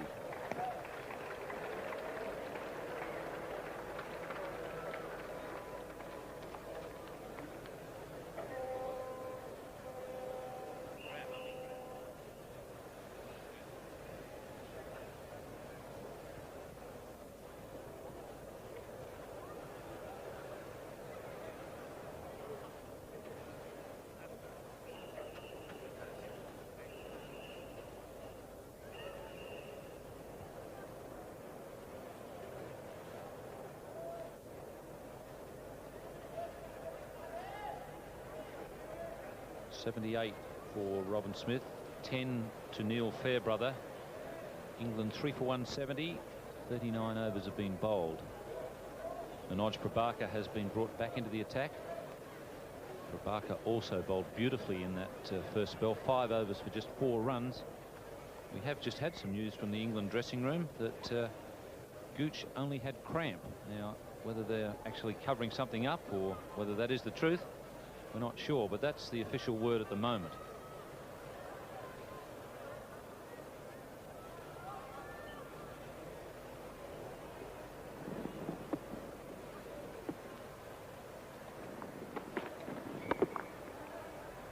Barker starts with a slower ball, and he's developed a very good slower ball. He bowls a lot of them in the late overs in the game, bowls them well. It's a good time of the game to be switching things round, of course. Good time of the game to be switching things round. When batsmen want to set themselves for a predictable pace, if you change the pace, whether it's a quicker ball or a slower ball, that's the best way of trying to defeat their intentions. And it takes a lot of guts sometimes. Steve Waugh, of course, the Australian, has managed to do it very well over the years. And Prabhakar, again, now in the experienced category, doing the same.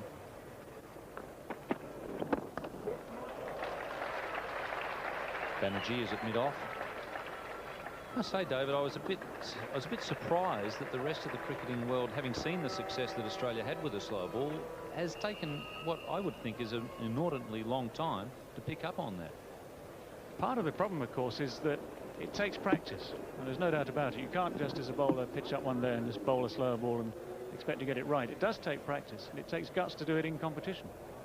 And what you find, of course, in England, for just to take the example of English cricket, is that with so much cricket being played, not so much time necessarily in between games to develop all this, you find that it takes a bit of guts to get in there in Sunday League match and bowl your slow balls, because of course if they disappear out of the field, then that's also quite discouraging.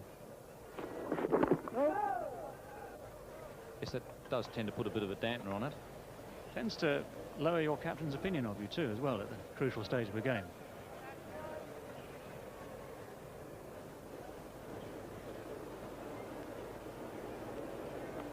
Neil Harvey Fairbrother. He's talking to Bob Bennett at the World Cup dinner the other night in Sydney. Bob Bennett, the manager of the England cricket team. We were with Neil Harvey, and he said, we've got our Neil Harvey in this side. And he also happens to be a left-hander, just like the Neil Harvey. Sorry. Yes, I suppose you have to say that the Neil Harvey has quite an enviable record to try and catch up with. And our Neil Harvey here, the man from Lancashire, has had a few goes at Test cricket. He's had an interesting mixture of success and failure. But he's a very good one-day player. They've kept him on here for the World Cup especially. And he's got another 3 weeks or so to prove his worth again for England in this competition.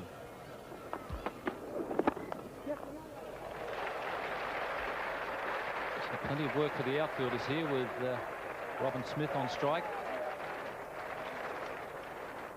Amray, the man out of deep mid-wicket. Well, we've already seen 2 centuries today in the World Cup. Martin Crowe getting the first one, which is appropriate for the New Zealand captain, hosting the first World Cup game. And in fact got it off the second last ball of the innings. And David Boone of Australia made a century. Robin Smith is well on the way and certainly has played well enough to deserve a century. Over. It's 3 for 176. 82 to Robin Smith, heading towards the 3rd century of the day. The first day of the World Cup competition. This is the 2nd game. Unfortunately, I have to repeat, New Zealand defeated Australia by 37 runs with 11 balls to spare. Wait on.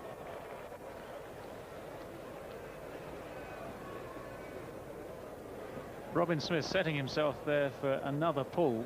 I think his ambition overcame his judgment there just. The ball not short enough really to play this shot. But no harm done.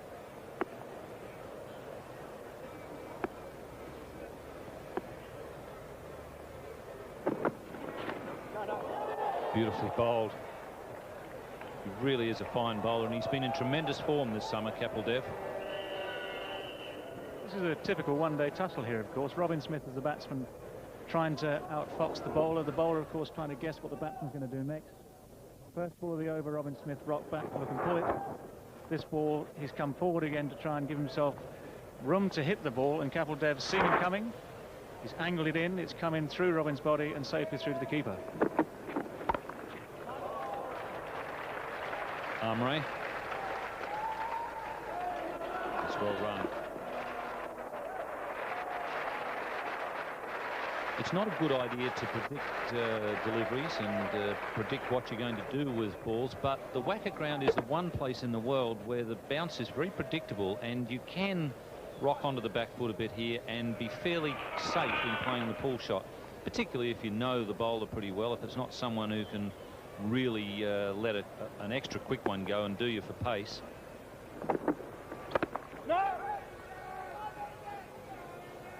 But it's good bounce and predictable bounce here, and the pull shot is a very good weapon on this ground. Robin Smith is a very fine player of the pull. And again, going back to the conversation we had earlier, he does hit it so hard. When he does get hold of it, there aren't too many fielders out there in the deep who are going to get much of a proper look at it. Or want to.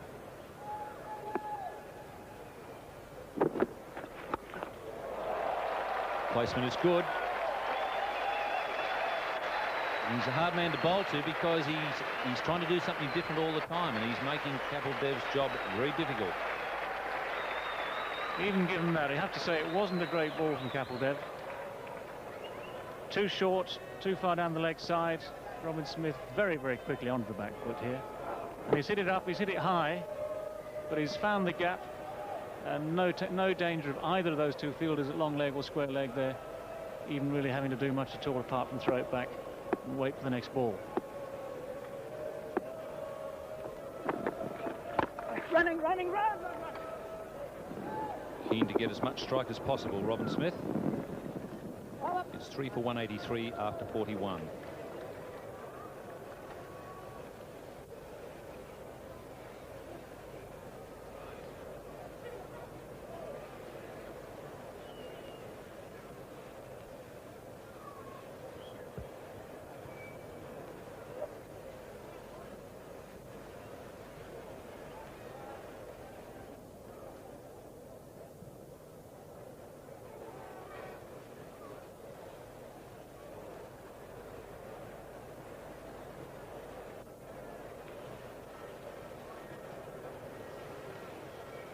Gooch out for 51, Botham for 9, Graham Hick for 5. Robin Smith is on 89, Neil Fairbrother on 12. Once again, that change of pace.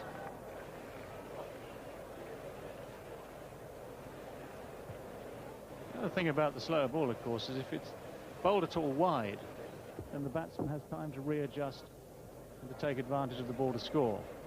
That ball was admirably straight. Robin Smith saw it, made the adjustment, but could only defend and wait for the next ball.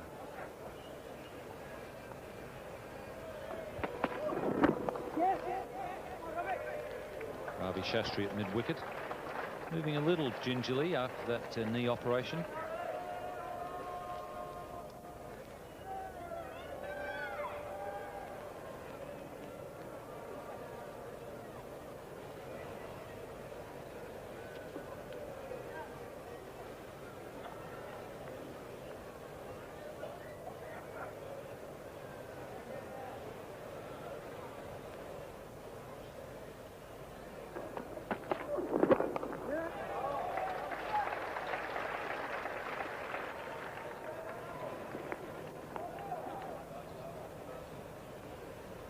One more for Neil Fairbrother, gives the strike back to Robin Smith. Smith 90 not out and looking very much like a man who's going to join the list of century makers in this competition. Already 2 on the first day. Robin Smith now leading England's charge through the last 8 overs, 8-9 overs of the England innings. He's going to be the key man. He's the man that England will want to see on strike and taking the attack to the Indian bowlers. Third man comes up. Mid-on goes back. How's that missed? But well run. A bye.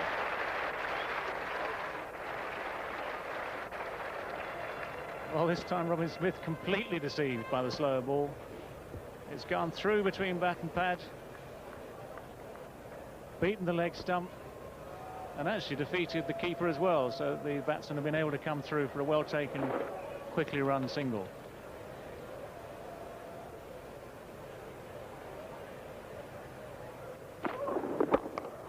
That's well hit. Base of the fence.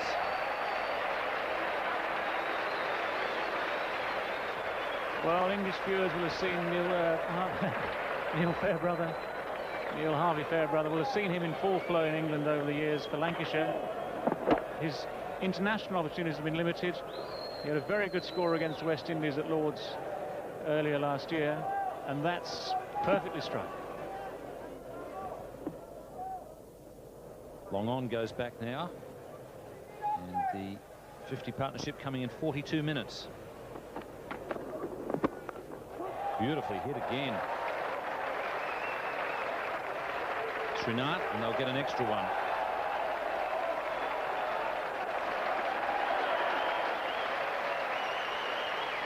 Well, that's good running to take advantage of the misfield there. Srinath a long way away, running round from long off there, and Fairbrother and Smith taking full advantage. England 3 for 193.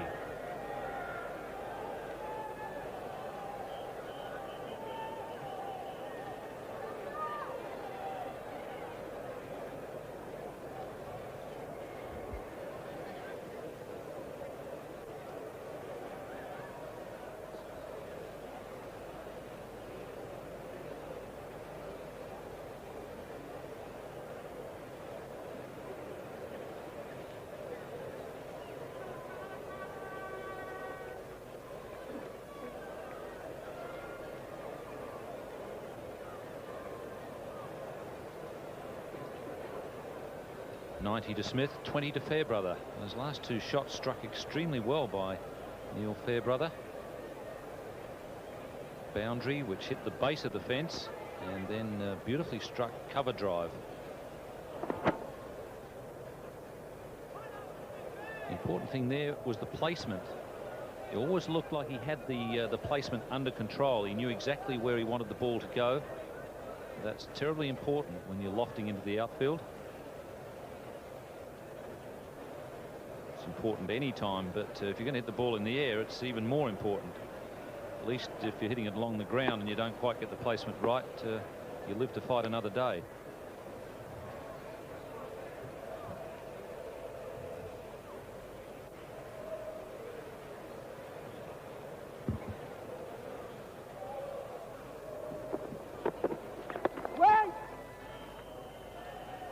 Just 4 men inside the circle. Chris Srikanth, the lone man on the onside. Srikanth is the man there inside the circle, and he's pretty deep, so there's plenty of singles on the onside, and the other 3 men who have to be inside the circle are on the offside. Backward point, cover, and a deep mid-off. Oh, that's well taken. In fact, it might have just got out, but it was hit like a bullet. Azharuddin is excellent in the field. It's a key position just behind square there on the offside. And you could say that, well, you'd expect someone of Azharuddin's class, very good catcher of the ball there, to have taken that. On this occasion, though, he's rolled over, the ball slipped out. Fairbrother lives again.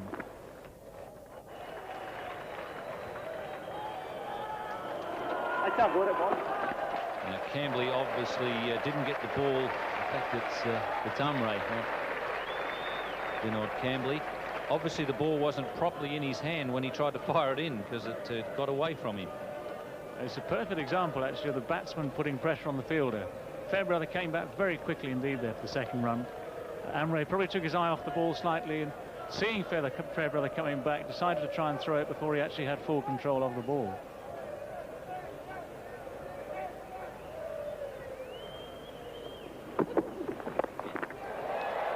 Won't get to it, Umre.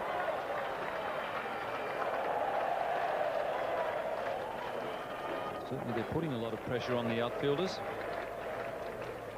This is the pressure time of the game, of course, where England looking to capitalise on the score now of 3 for 197. They've got 7.5 overs left to build this score into something that the Indians are going to find very hard to beat. And this is where the outfielders really have to earn their money. They've got to keep calm, relax, do the right things, watch the ball, get the ball back in quickly. And it's amazing how the ball follows you as a magnet when you're out there. Chance here for Srikanth. And well taken. Good catch. Never easy, those balls coming over your shoulder. Nice clear blue sky here today at the WACA. And Neil Fairbrother, who'd just been starting there to open his shoulders, to take the attack to the Indian bowlers. A slight miscue, it's come off the leading edge. It's gone straight up in the air there. It's Srikanth who's had to go back 10 metres or so, keep a beady eye on the ball. Did well, kept his hands high there, perfect catching position. He's quite relieved to see it stick, I think. England now 4 for 197 in the 43rd over.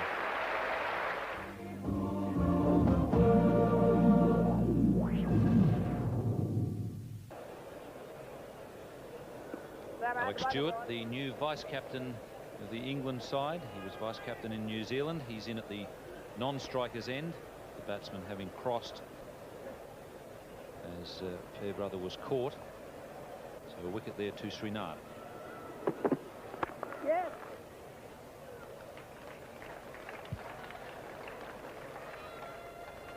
Nice partnership broken there. Partnership between Fairbrother and Smith, adding 60 for England before Fairbrother was caught.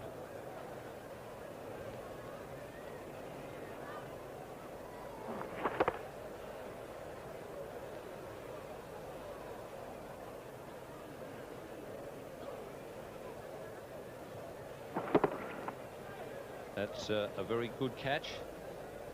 and well taken with the palms up. And never easy, as David mentioned, when you're running the same way as the ball. Really did keep his eye on the ball extremely well.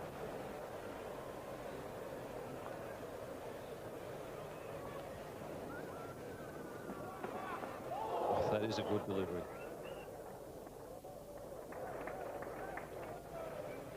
Well, Robin Smith, 91 not out, and not having too many clues from that ball from Manoj Prabhakar. Zip past the outside edge of the bat, just sharply took away there.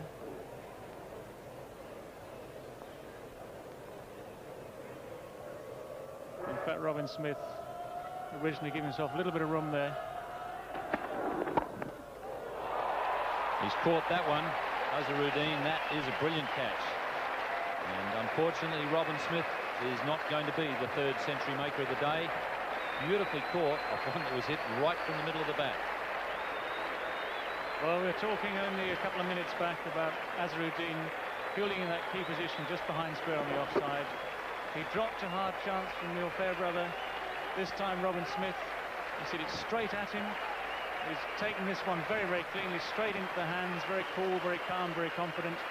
And it brings Robin Smith's fabulous innings to an end. England 5 for 198.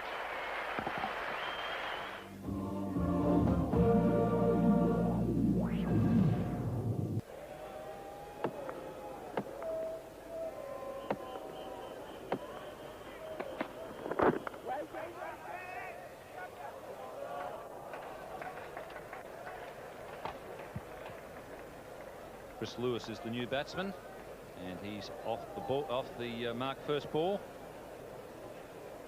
and past Ravi Shastri, who is moving rather gingerly in the field, and Lewis coming in to replace Robin Smith, who was beautifully caught by the Indian captain.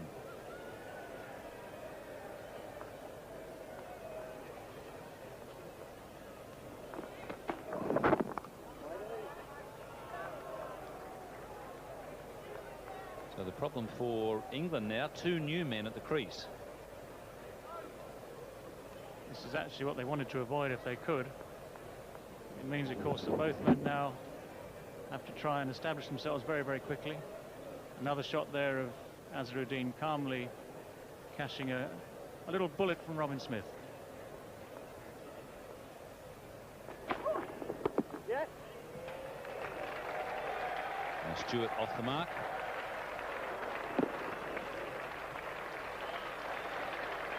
Little testing throw for the keeper there, in at the base of the stumps. Alex Stewart, very adept at pushing and running. Again, what these two batsmen must do is keep the fielders under pressure here. They've got to pressure on every possible opportunity. Make sure that there's any chance of 2s instead of 1s, it's going to be taken.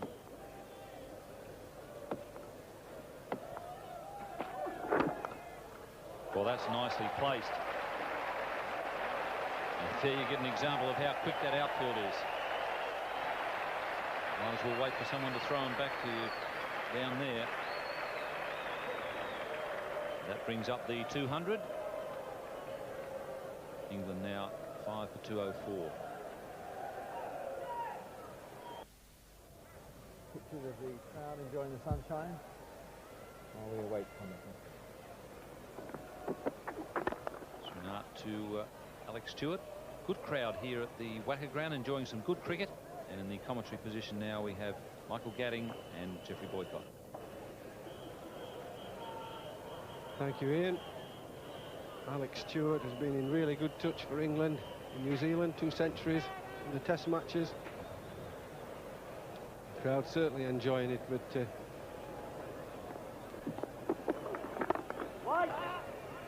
very important for these 2 new batsmen to keep the singles going, keep the score ticking over, not to get bogged down. There's still plenty of batting to come.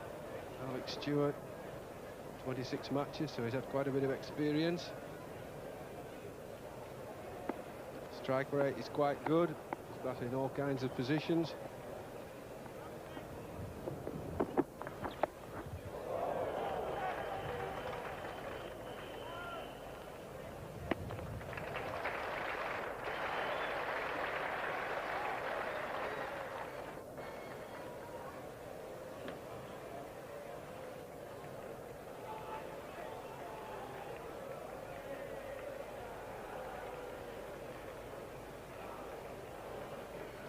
Stewart could well be captaining if Graham Gooch doesn't take the field when India are batting. He's had some experience in New Zealand. Graham Gooch letting him captain in a couple of matches while Graham Gooch was on the field. He let Alex Stewart take charge.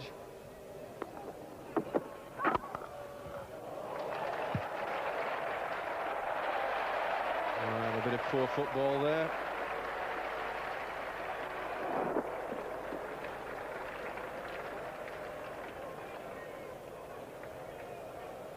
Jeff, I don't know. I think was Dermot Reeve due to come in. There we see Chris Lewis playing a very fine shot. I thought Dermot Reeve might actually come in before Chris Lewis, but obviously he's played some very good one-day knocks, and the captain obviously feels that he's a man for the moment. Oh, another great shot over extra cover. Chris Lewis, he was in good touch in New Zealand. Yes, I think it's a good move by Graham Gooch. Chris Lewis is a very powerful stroke player. With a glorious 80 in the test match in New Zealand. And I think with just a few overs to go, he's more suited to it than Dermot Reeve. There's no slouch between the wicket either.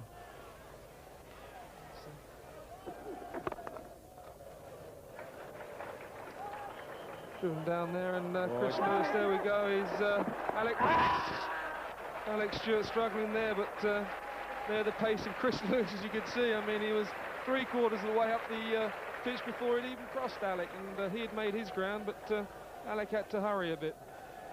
He's certainly very quick. Here we go again. Alex pushing up to mid-off.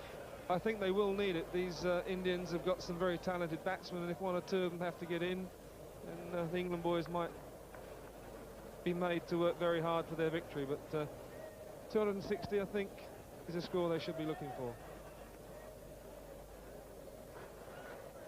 Well, Kapil Dev is going to start a new over.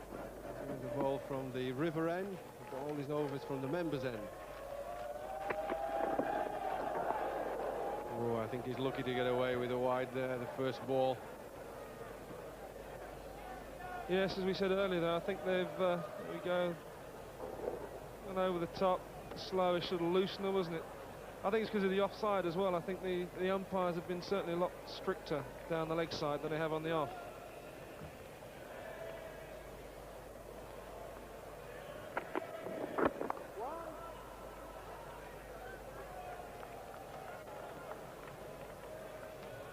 Kapil Dev continuing to try and bowl it as straight as he can, which is the idea, and certainly in the last 5 overs anyway.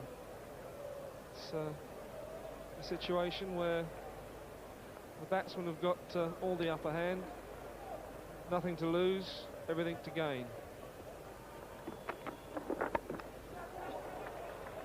One's a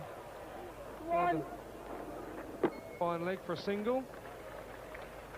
It looks to me, Jeffrey, if Keppel seems to be rolling his fingers over the ball. I don't know whether you can watch that. He seems to be trying to bowl some leg cutters as opposed to anything, or just try and push the ball in. So watching the fingers on the ball there, he seems to be trying to just roll his fingers. There we go. I think he'll try and tuck the batsman up in these last few overs. I don't think he'll try anything clever. He'll try and bowl into their pads quite a bit. Chris Lewis can hit it all around the park. Well, he's hit that very high, and Banerjee's under it, and that's a fine catch. I think that was Keppel's slower ball, and Chris Lewis went for the big hit down the ground. Banerjee took a very fine catch there down long off, and the Indian supporters love it. Yes, Chris Lewis had set himself, as I thought, to hit this. Just a little slower there, like an off-spinner. He got into it too soon and skied it up in the air. It went up a long, long way. It was never going to go for 6. Up a long way, great camera work, and caught nice and simply by long off. England 6 for 214 in the 46th over.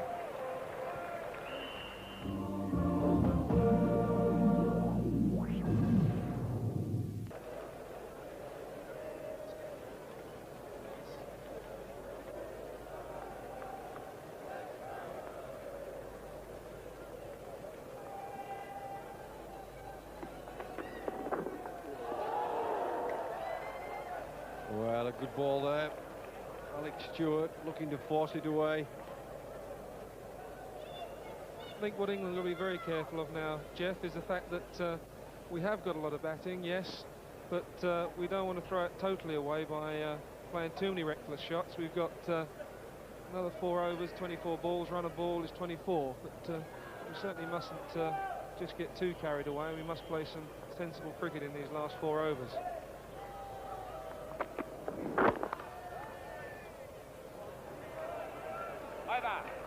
Well, that's a good over by Caffendale. A wicket in the over. Would Mr. David Sash please report to the This was the wicket that came about from Chris Lewis, trying to hit him out of the park. Into it too soon, up in the air. And neatly caught it long off. Just see the fingers there. Looked like an off spinner, didn't come out too quickly.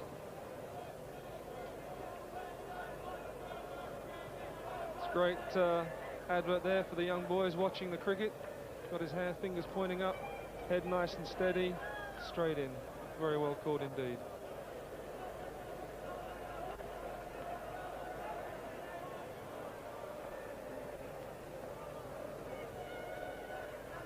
Kapil trying to help out his captain. Lots of experience he has. Test match cricket, one-day internationals.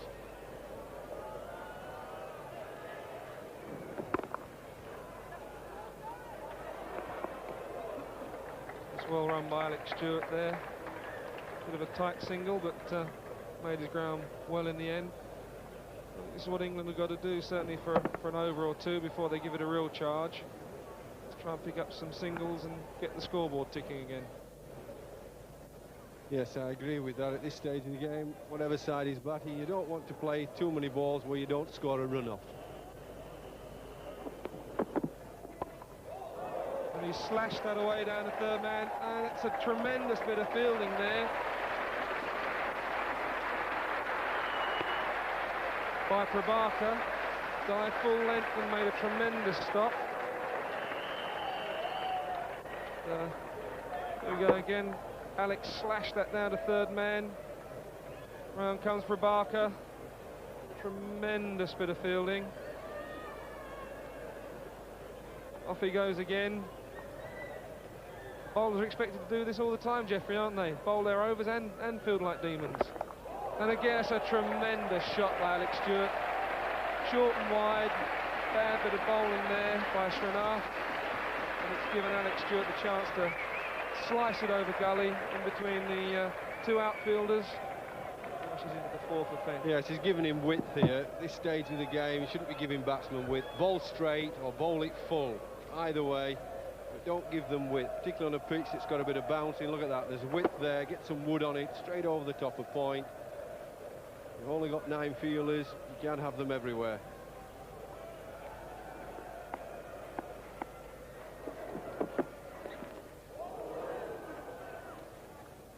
Well, I suppose that's a shot, again trying to run it down to third man. It just kept coming back into him. Srinath has been trying to bowl it in, as he has done all match. Just got a little bit too close to him. Yes, it's noticeable that none of the Indian bowlers have pitched the ball up in the block hole in the last few overs. They never tried to get it right up. There we go again, slash down to third man where Prabhakar fields. And just a single. Yes, I'm not sure why that is, Jeffrey. I think what they've tried to rely on is a bit more of a change of pace, as the Australians do. They've tried and just use a slower ball and just try and keep the length and the line very straight. Well, I'm all for bowling a slower ball, change of pace. That's how Chris Lewis got out. But I don't think you can give batsmen width, because when they throw the bat at the ball, it can go anywhere from square point to third man. And Derek Pringle skied that. And that's a very, very simple catch there for Shrikant. And England lose another wicket in the 47th over. And the Indian chaps there in their turbans. Well, it's an extraordinary shot. It's neither one thing nor the other, look. He just sort of flips at it to the onside. It goes straight off the face or outside edge, straight up in the air. And there's about 3 men in the covers could have caught that very simply. just gave his wicket away there, Derek Pringle. England 7 for 222 in the 47th over.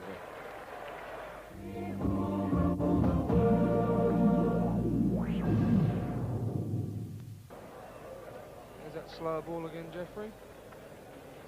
Now this is the dismissal. Oh, Derek Pringle got out.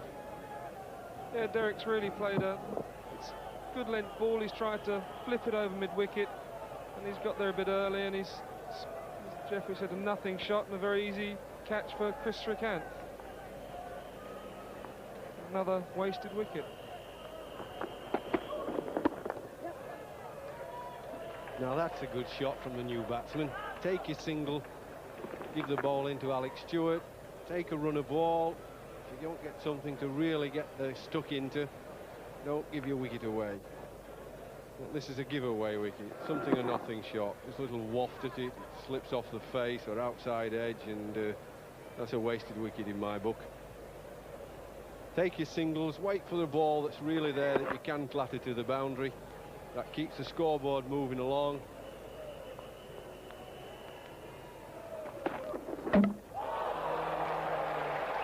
Well, that's another wicket, but I suppose we're in the 48th over now. But having just lost Derek Pringle, I think Alec was a guy that was in, and he won't be very happy with that, I don't think, because it's another wicket, and we're left with, here we go again, charge down the track, missed it, and that's another wicket, and England now 8 for 223.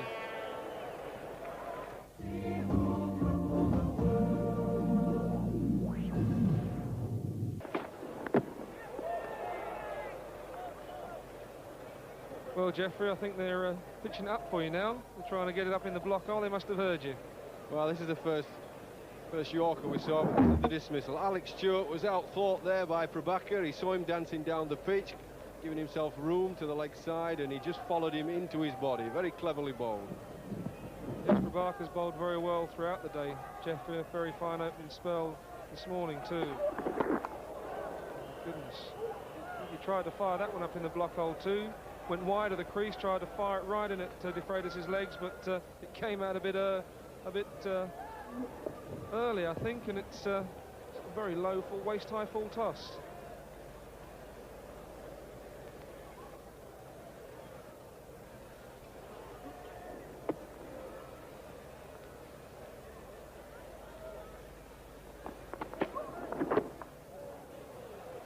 Again, the slower ball, good bit of bowling.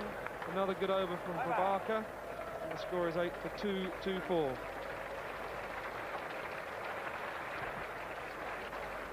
Well, that's 4 wickets England have lost in for 23 runs. So India must be happy with that strike at the end. They certainly must be, because, you know, they've really bowled well. Prabhakar, in particular, has been very, very good. He's been keeping the ball up to the bat, changing his pace, and he's the one who's really given India that breakthrough. Got one more over to go? Yes, they have to really bowl tight. Kapil Dev is the one who's going to do that, so hopefully there won't be more than 6 runs in that over. Okay, let's go back to the Wacker ground. Well, this is the 49th over. 2 overs to go, 2 wickets to 4 for England. Philip De Freitas to face.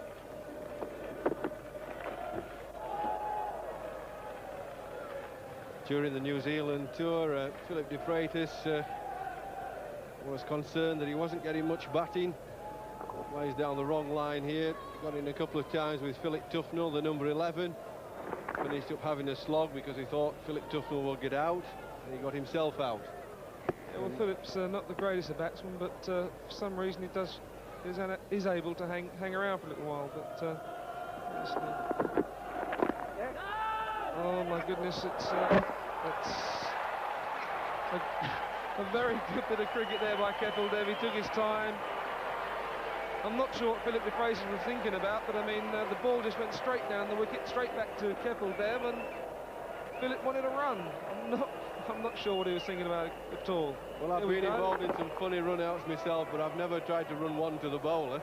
Oh, he's out by a yard now. Again, another silly wicket, and we've got the very unwantable sight, really, of Philip Tufnell having come to the wicket, Jeffrey. Batsman Philip Tufnell. Right-hand Well, it's unwantable for me as England are 9 for 224.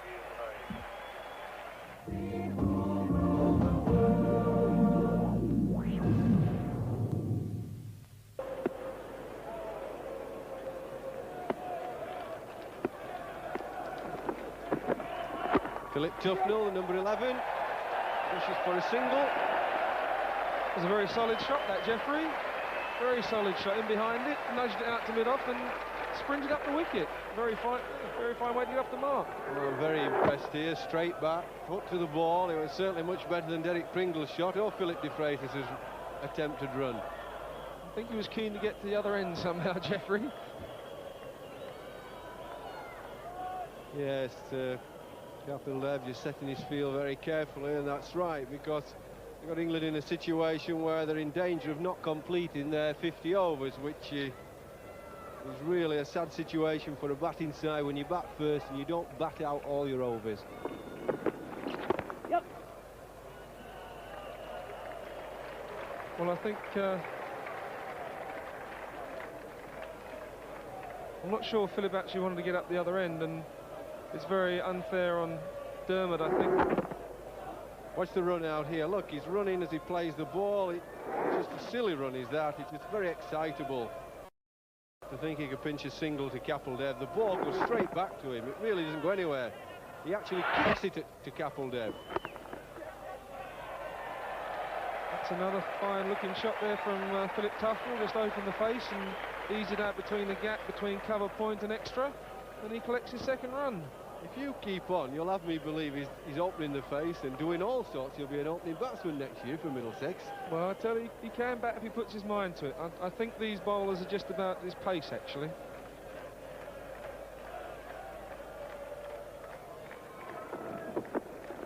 Yep. Now, this is sensible cricket, this, Jeff. They're taking a run every ball, and that's what we need to do. And perhaps we might have done this a little bit earlier. It's 9 for 228. Well, a little conference there with Philip Tufnell and Dermot Reeve. Dermot Reeve is really the senior batsman. He's the one that should be dictating terms. Yes, there he is. He's telling Philip Tufnell what he expects from him. I think what Dermot Reeve will do, he'll try to take the singles. He'll probably look for an odd ball that's right in the slot that he might be able to clear the one or two boundary fielders and get a boundary this over, but he'll have to pick his spot. I think he's looking for that slow one, Jeff.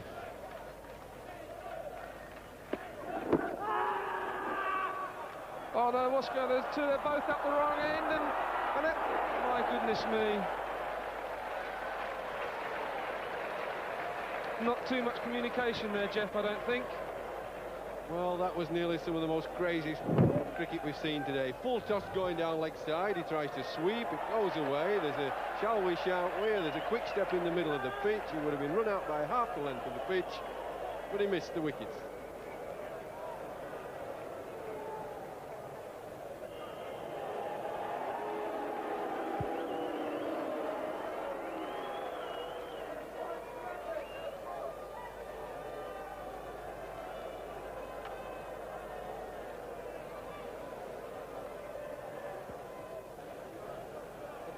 Now, something seems to be going on here, Jeff. Dermot Reeve has ended up at the striker's end again, so have they called dead ball? They've called leg by? But was that 2 leg byes? What happened?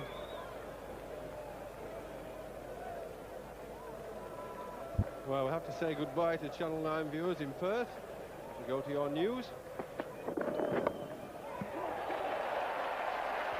I think that's the one he was looking for, Jeff. I think he was trying to tell Philip Tufnell that he holds it this way, and he seemed to pick it up very, very quickly, that slow ball, and I think that's the one he was looking for. Well, that was a beautifully improvised shot by Dermot Reeve. Got down on one knee, waited for it, and then clipped it into the gap.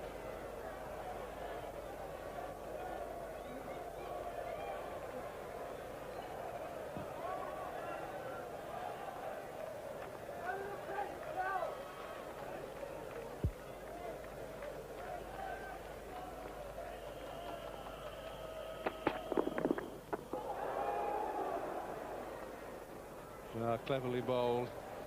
Right up in the block hole, just the outside off stump. Didn't get it as straight as he wanted, but he got it up there. Got it right up there, up near the batting crease. No feet movement by the tail ender, Philip Tufnell.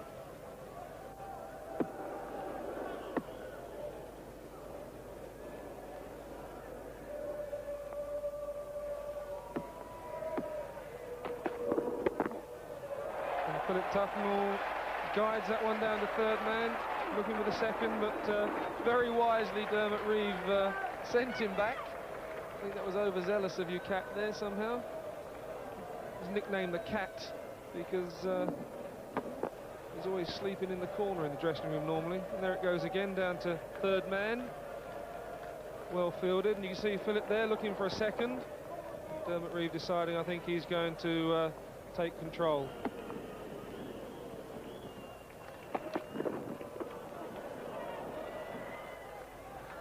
A typical one-day shot there, Dermot trying to get inside the ball and ease it down to fine leg, and with the fine leg up it would have been perhaps 4 runs had he got some bat on it.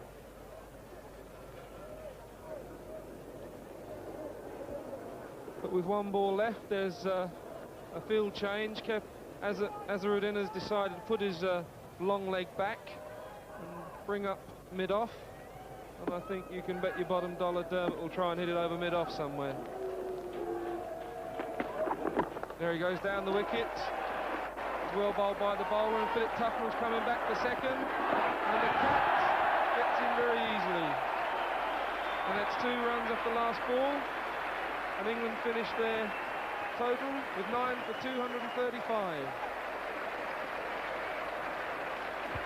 Well, that's a good performance by both teams. I think England, after the slow start, would be quite pleased with that 9 for 235, and yet in another way they were thought they probably should have made 250. Dermot Reeve, the not-out batsman, didn't have much opportunity to shine. Did his bit at the end, and so did Philip Tufnell partnering him. Yes, he can be pleased with the few balls he faced. He didn't disgrace himself at all.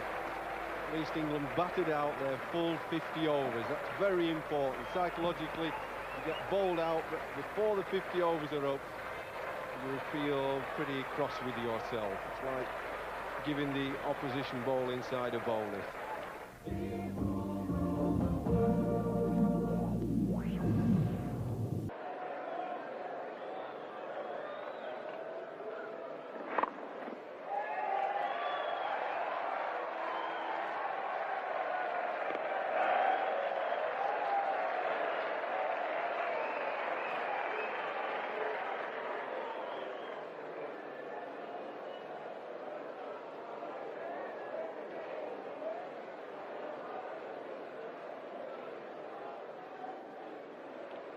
And welcome to the WACA for the second session in this match, the second of the World Cup matches, this one between India and England.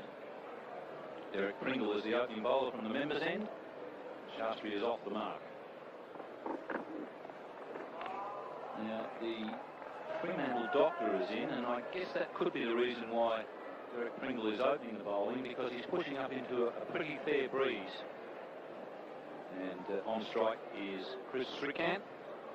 Shastri got a single off the first ball, and they're chasing 236 for victory. And the required rate at the start of the innings was 4.72. 2 slips for Pringle. Slips pretty close together. And it's a good evening to Kerry O'Keefe. Good evening to you, Ian. And the same pressure that was on the Indian bowlers when both of them came out to bat earlier in the afternoon is on the England bowlers now, with Chris Srikanth on strike. He's the hope that India can get away to a flyer. Pringle and company will have to cramp him as much as they can. They can't afford to give him width. And Julius Budgens had a bit of a think about that before deciding not to signal wide. So Pringle will be well advised to keep it in tight to Srikanth. This summer we've seen so much of his flashing blade in these early overs get India away to fine starts. Consistency isn't one of his big things, but he can be very hurt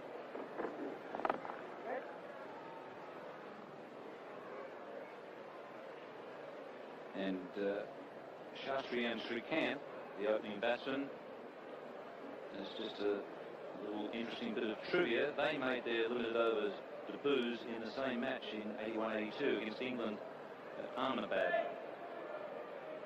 Just as Gooch and Botham made their debuts in the same match. Let's put out swing there for Derek Pringle. India none for one.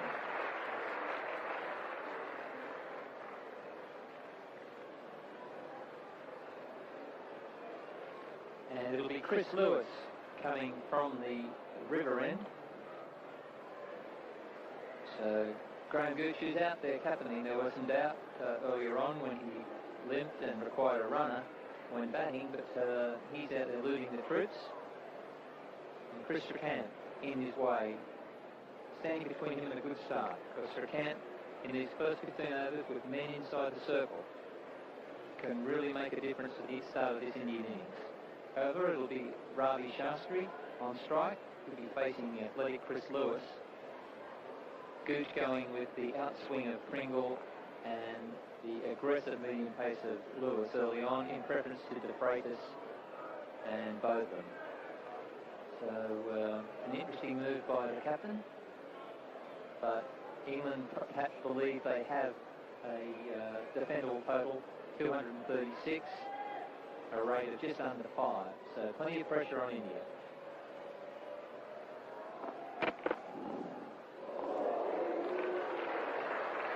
It's a pretty lively delivery. He may have been a touch fortunate to get away with it.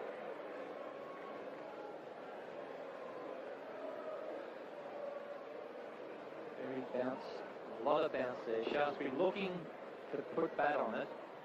That's a strong delivery stride.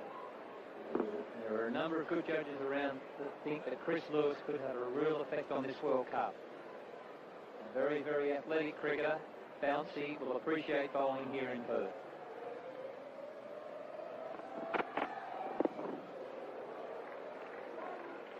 He's quite sharp, Chris Lewis, and that ball bouncing as well as cutting back into Ravi Shastri.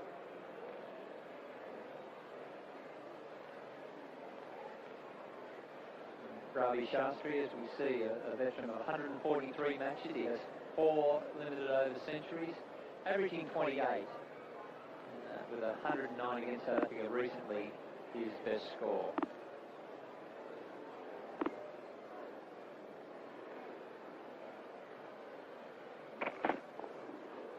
That's got to be a wide. That's moved away with that one. Interesting there that Ravi Shastri has made 4 centuries and a top score of 109. So obviously the 400s are just over the 100 mark. That's in all limited overs internationals. His record in the World Cup, not quite so good. The high score of just 22. Probably wouldn't have opened much in World Cup cricket, I wouldn't think.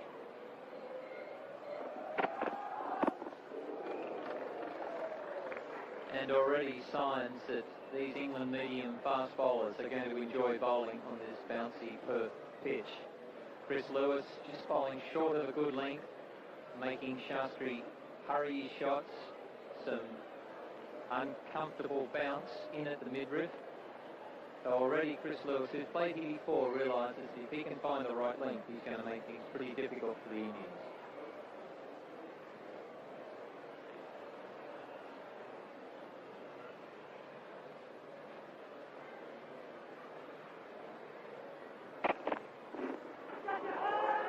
Out there, that's come off the pad. Stewart would be excused. He wouldn't see from behind there. It was off the pad. And those on the other side of Shastri, the first and second slip, and Stewart himself thought there was a noise. Chris Lewis basically went up in support. Both of them a little bemused by it. He heard something. But umpire McConnell ruling in Shastri's favour.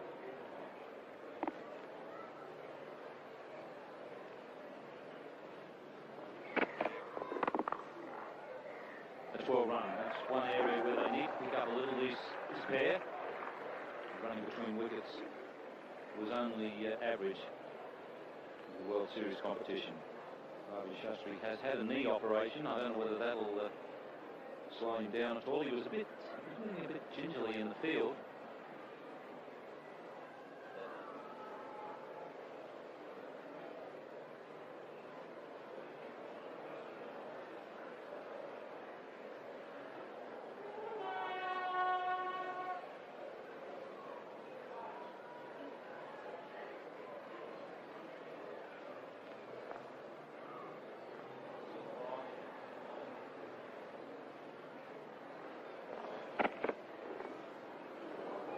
Change of pace.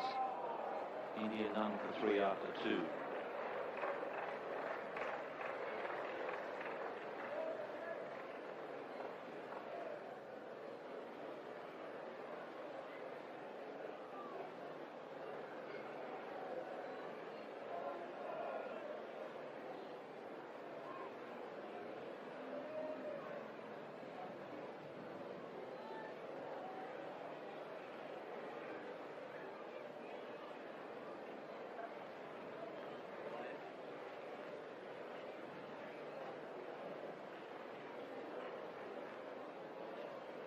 The city of Perth is about 1 kilometre away from the ground here. And some nice parklands between the ground and the city. That's the city away there in the top left-hand corner, the central business district. And a lovely park there just at the back of the WACA ground. Plenty of lily ponds, so the batsmen never ever forget the great fast bowler. As if anyone who ever faced him could forget him.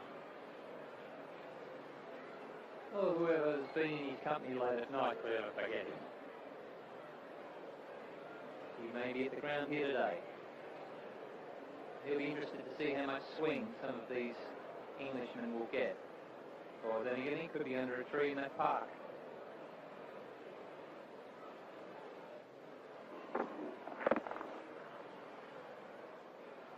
I mentioned earlier in the telecast that Don Pringle is one of the 2 father-son combinations that have played in the World Cup. Both the son sections of that combination played today. Chris Cairns of New Zealand played in their great victory over Australia. Lance Cairns, his father, played in the first couple of World Cups. And Don Pringle played for East Africa in '75. So that's the second of the father-son combinations. You'll be surprised to know that Don Pringle, father of Derek, discovered very early in the competition, all the teams were staying in the same hotel, I think the Kensington Close in London, and you'll be surprised, Kerry, that Don discovered very early that Doug Walters had a bit of a thirst. Don Pringle also had a bit of a thirst, I can tell you.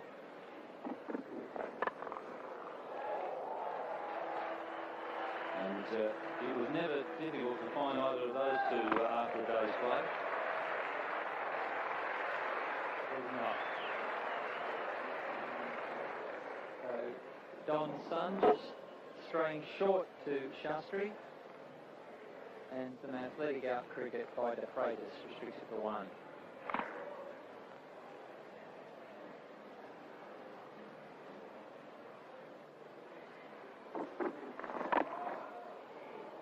Unfortunately, Don is not here to see his son playing because he was killed in a car accident a few years ago. It's none for 4.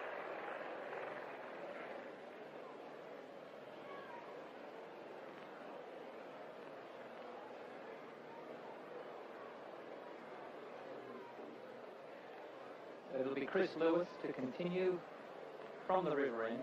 He'll be bowling to Shastri. The total is 4 without loss, and this will be the 4th over of the Indian innings. Shastri on 3 and Srikanth yet to score, having faced 7 deliveries. Dead ball.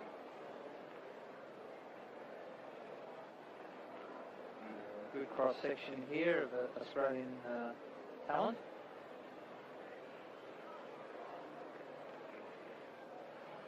And something for Bombay.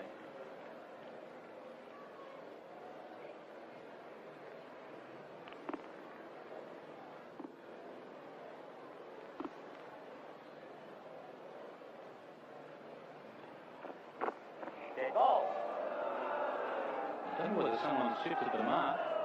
Sometimes that does happen, but you usually don't catch the bowler twice in the one over. You might catch him with the first ball when you've shifted the mark, but not the second time.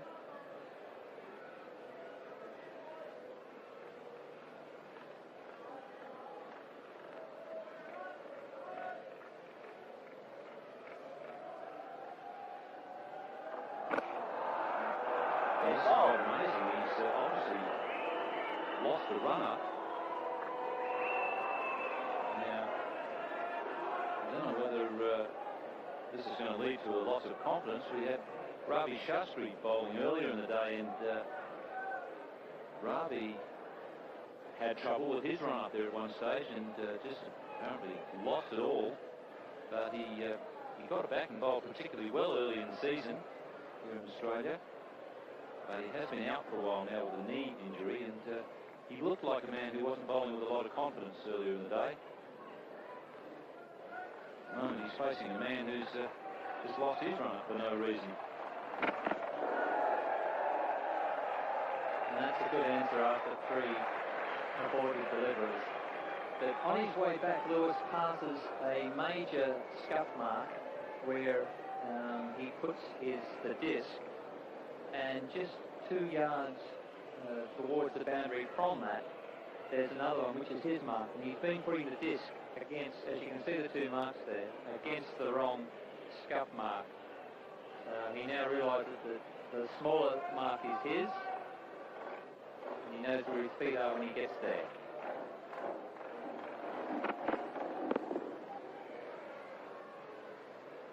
Sometimes the keeper will throw the mark away when he's keeping it that end. The bowling is from the opposite end. And, well, sometimes they forget to put it back. Sometimes certain members of teams deliberately don't put it back, just to see if they can catch the bowler.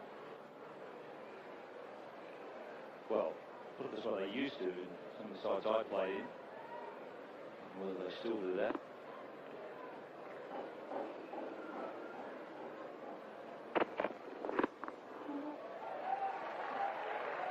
That'll be 2. Smith quick round that boundary, but not quick enough. Shastri realised it was 2 and only struggle. So this rather restricted backlift of Shastri, where he has to just angle the ball, can't really play any expansive strokes. But when they pitch near leg stump, he works his wrists well, and he'll take 2 all the time there. And that's where he wants them. That's the shot we saw of Lottie double 100 against Australia at the SCG.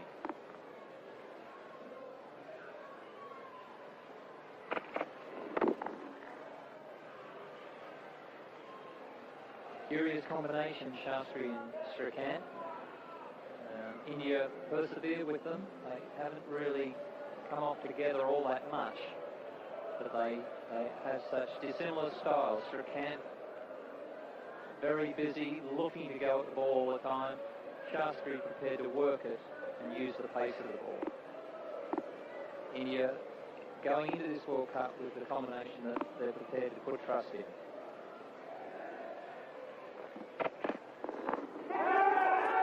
Shout on this occasion, but once again the bowler wasn't that interested.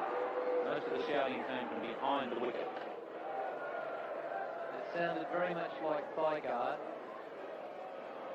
Lewis finding this uncomfortable length, bouncing, a lot of hip in that. No bat and no glove. But of course the slips can only go on their sound. They were very, very confident, both of them in particular.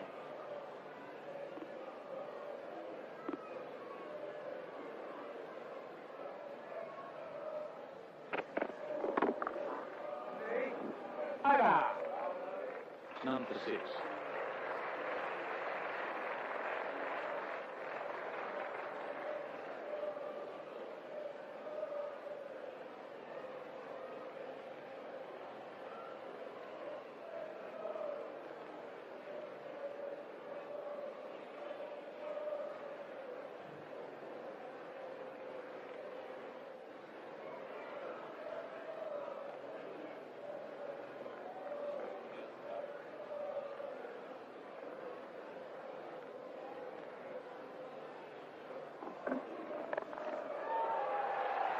the sort of shot that Shrikant loves to play over the infield.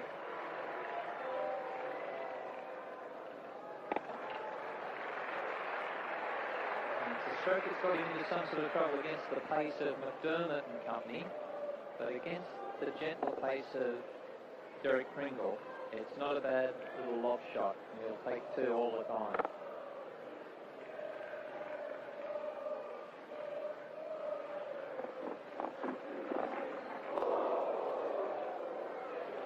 He also loves those. Loves to smash the ball straight down the ground. And that's a stroke we've seen a lot this summer, with mixed results for him. But if India are going to challenge this total of the Englishman, he's got to lay some bat on those. He's their hope.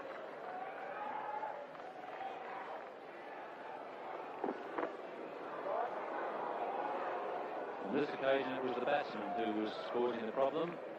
One of the well-known Perth flies. There are plenty of them around. Getting right in Shrikant's face just as he was about to receive the delivery from Derek Pringle. And he had to pull away.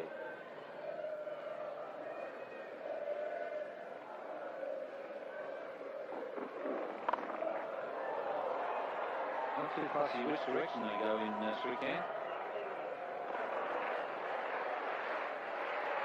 And that'll do as good as anywhere, over the top of the slip cordon. Pringle just short, giving him a little bit of width, and up and over he goes. Some very fine work by De Freitas to restrict the total to 1. This English out cricket looks impressive even in these early overs. The sluggishness we saw when they were last here has been replaced by some athleticism, some quick movement to the ball, notably Fairbrother, De Freitas. Hick looks trained to the minute, Lewis. Plenty of athleticism in this England team. They're defending a fairly good total. Obvious favourites.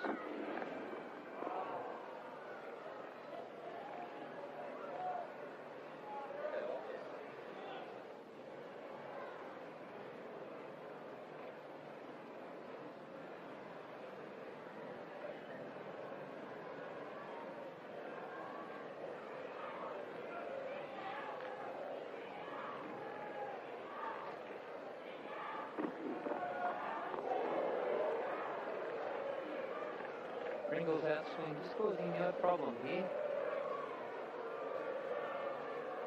He's bowling that good line just outside off stump. The batsmen know in this first 15 overs they've got to come at those, especially chasing a run rate that's crept over the 5 runs and over mark. England on top here. He's timed that well. Just a single. Lewis making good ground to his right. So already England impressing with their out cricket. India no wicket for 10. Shastri knew there was one. Lewis a low pick-up, good throw. So there's the fact that they're rated second favourites in this competition has a good base. They bat well, they've got a battery of medium paces supported by a very good left-arm spinner. And they're very, very mobile in the field. Chris Lewis mightn't appreciate you calling him a medium pacer, I don't think, Kerry. I mean, you are retired now and you're in the safety of the commentary box, I realise that.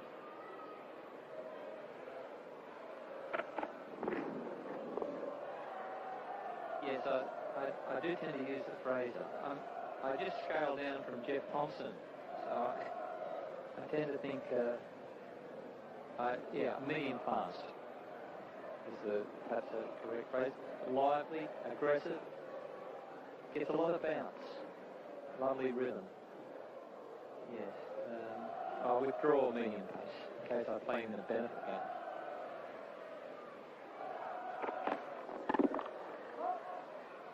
Mind you, if you are comparing them with Tomo, there are an awful lot of medium paces around then.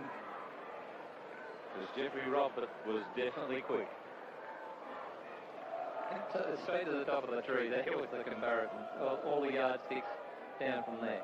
But there's Ravi Shastri, the eyes telling you a lot about his resolve. He knows his team needs a good start.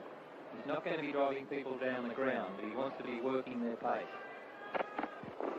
Wide ball. That's a wide ball there by umpire McConnell.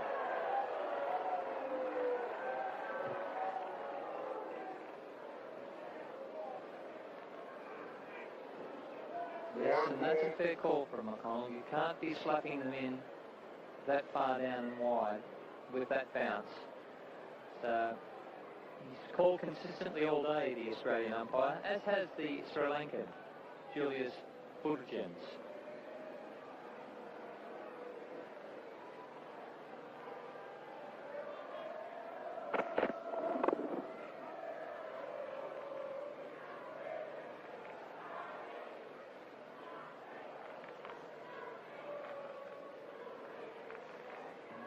Chris Lewis, impressed with the bat, only got double figures, but it's with the ball that he could be of value to England this evening. There is balanced, weight forward, no excessive leap, and good follow through, head in the right position. So very pure action, this chap.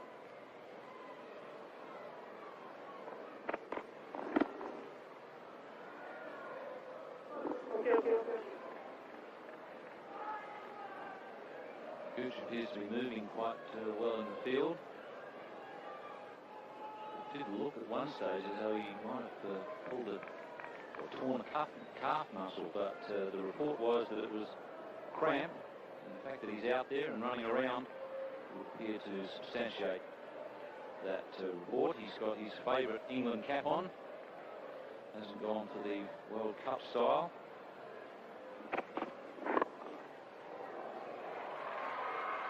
He'll look for two here on Robin Smith and take it easily. Smith even conceding it's a long way from that fine leg boundary. Some of the arms being tested here by this very, very long and wide WACA ground.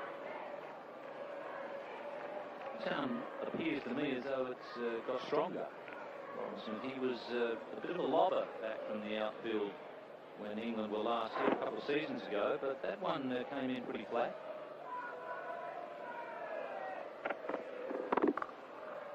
He did have some shoulder problems, but it may be that they're fixed. India none for 13 after 6. So we've had 3 overs from Pringle and Lewis.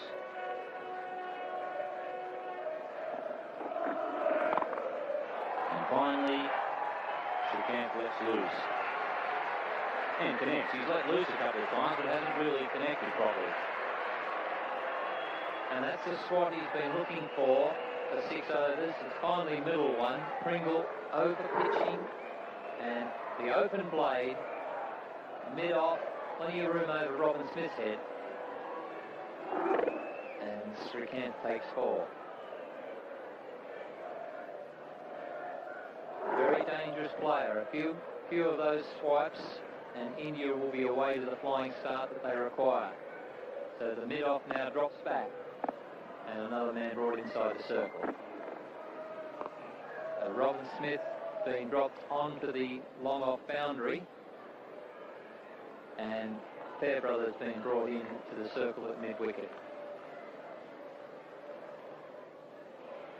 So Gooch trying to deny Shrikant that shot over mid-off. He now hits it in the air at his own risk.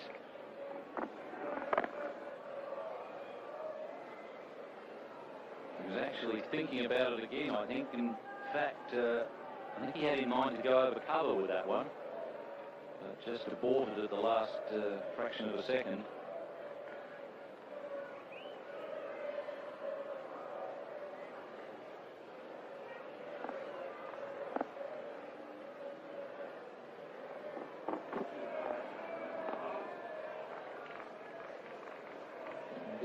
Derek Pringle, been here a number of times. Australians tend to look for the flashy cricketer. He's just a hard-working, honest cricketer. Considered valuable in the English lineup, particularly at one-day cricket. Hasn't let them down too often. good at the bits and pieces. He's on his way into Strachan. And both of them at first slip. Getting a hand on that. Now, I'm not sure if it quite carried. It was touch and go. They usually do carry in Perth, although that being a cut, it may have gone down and not quite carried. I think it may have been very toe of the bat, bottom of the bat. It probably was catchable. Both of them stays high in the slips. He doesn't bend too much. And this was going down. We might mark against the England all-rounder there.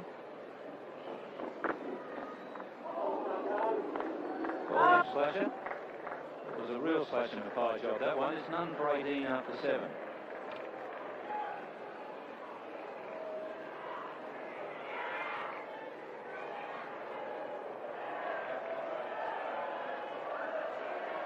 Of course, I think the first part of the equation is gone. They haven't lost any wickets in the first few overs, but they got enough runs for your liking. I think it's a very careful start. I think that's the kind of start the Indians require, because they mustn't lose wickets and start to panic. So I think the Indians are doing a good thing by playing very carefully and watching everything and looking for the ones and twos. That's good cricket. Okay, let's go and see if they continue that good cricket. We return to the Wacker ground in Perth. And Gloucester Park, the trotting track just across the road from the Wacker ground. The river bends around and comes in behind the Wacker. In fact, the Swan River is at the back of the Lily Marsh stand, the end from which Chris Lewis is now bowling.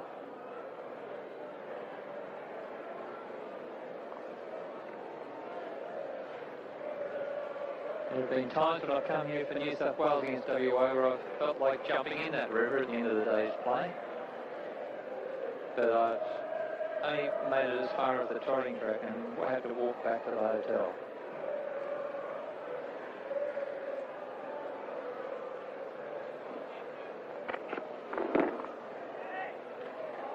That's well run. What was that, the thought of DK Lilly the next day?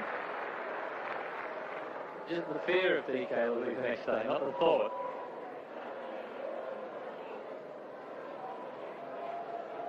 They used to only book us in for 3 nights here in his heyday. We were good tourists though. We spent well. Bartagis were always up with it. We tended to play one-day cricket even before it was invented.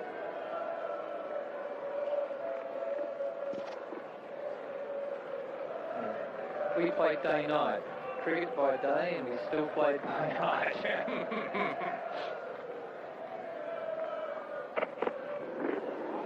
That's got to be a wide. Let me have one guess who the leader of the band was in the evening, not Kevin Douglas Walters. He was in the team, yes. He led from the front when he was captain. He led us onto the field and he led us off it. They were the days. These days, it's Chris Lewis, who's leading England from the front here, following an immaculate cramping length into Shastri.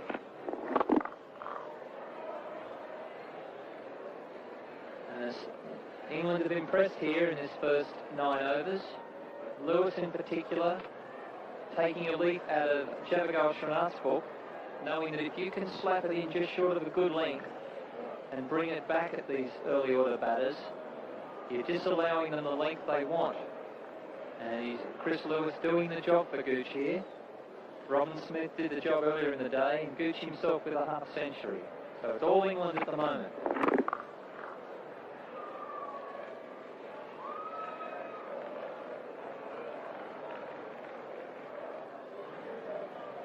Phil Tufnell is off the field at the moment. He's got the sub-sign over his name. I don't know whether that's a ploy to get a better fielder on the track for a little while. I think everybody who saw the tour, England's last tour here, would remember some of Phil Tufnell's fielding. I'm assured by his county captain, Mike Ganning, that he's improved markedly in the field.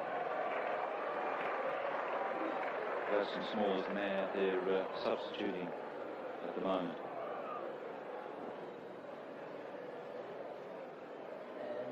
A brilliant bit of cricket there by Chris Lewis, who's very much on the field and very much making his mark. He's in his fourth over. He's conceded just 9, and he was quickly onto this. A little underarm flick, found the mark. So he's just imposed in the batsmen's minds that any short singles are at their own risk. Really doing well in the early stages of this Indian innings. Got a bit of movement there, back into the right-hander. It's a good over from Chris Lewis. It's number 22 after 8.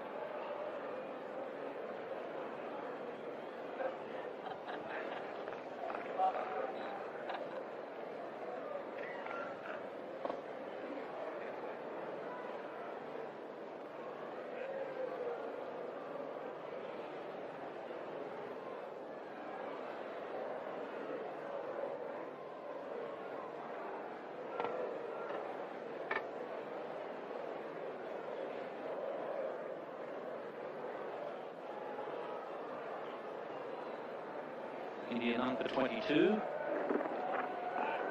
to Srikanth. In the commentary position now, it's David Gow and Jeffrey Boycott. Thank you, Ian. Derek Pringle to continue. Bowled beautifully for England in New Zealand. Swung the ball, ball immaculate length. His line was good. And his experience shone like a beacon for England when the pressure was on in the one-day matches.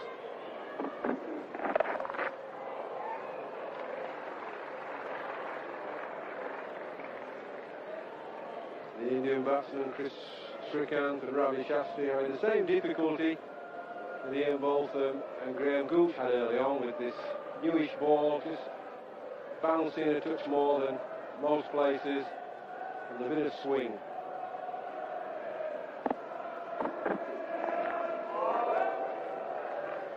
A lovely slower ball from Derek Pringle. Chris Srikanth way into the shot long before the ball got to him. Srikanth completely deceived there. Always looking to be aggressive, Srikanth. This is a clever change of pace from Derek Pringle.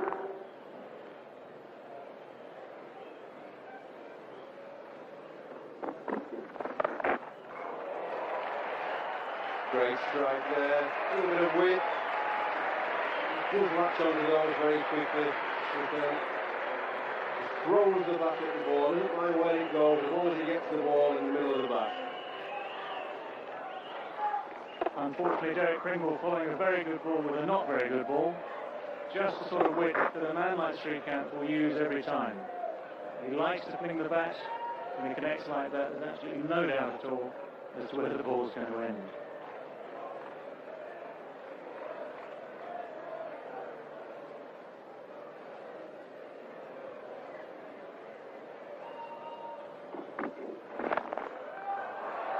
Another glorious off drive. England have had mid-off deep for a couple of overs now. They're saving the boundary. It's an interesting field setting now for Derek Pringle bowling to Chris Srikanth. The long off back, as we see there, an area where Chris Srikanth likes to hit, and of course long leg is up on the edge of the circle.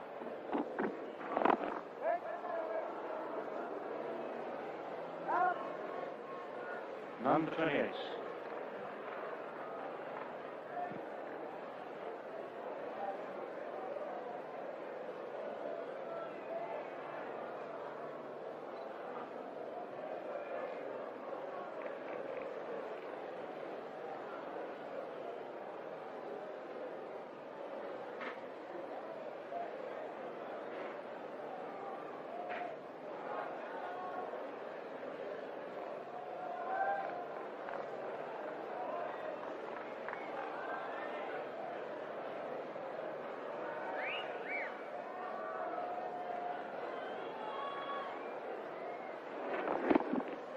Chris Lewis striving for a bit of extra pace.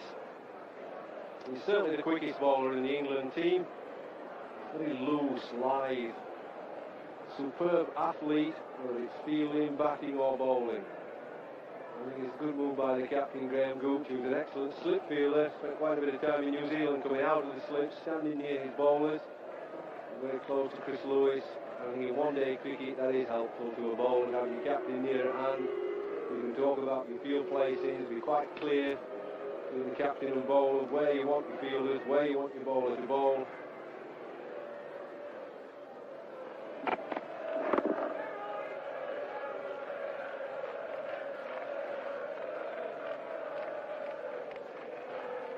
Ravi Shastri opening the innings. He's been a good performer really for India. The World Cup matches, a couple of 40 and 63. And we expect openers to get out once or twice, but he's a very good straight player, good driver.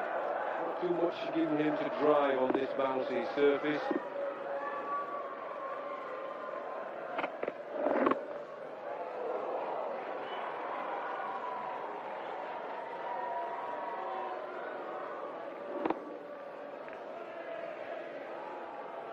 Another interesting field placement there.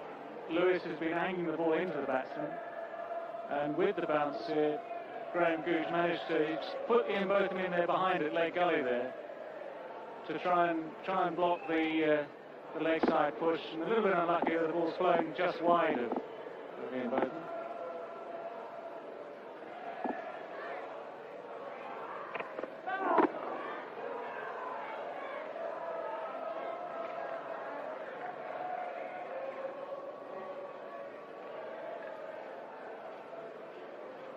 There's this special leg gully that England have put, because Chris Lewis is getting quite a lot of bounce. The batsmen are having to play it off their hip or just into their ribs, and they're looking for a catch as well as maybe even saving the single.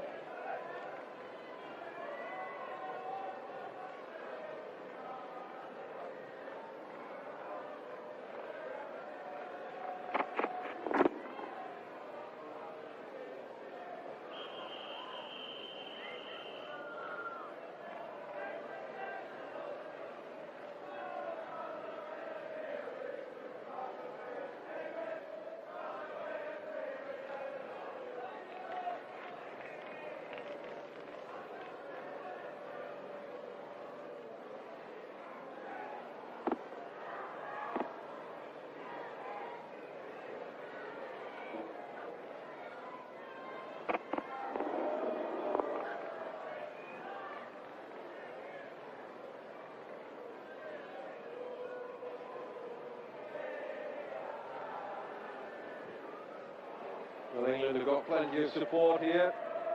Quite a few little colonies of Union Jack all over the place. I hope they're not going to be like football supporters. I hope they're going to behave themselves.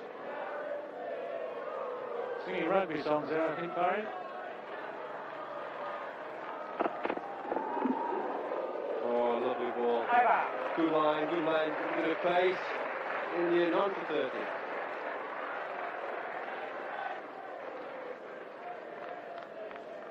Chris Lewis getting through the defences there of the Indian batsman. I wonder if Gooch will be thinking about change of bowling. He'll have to soon, won't he?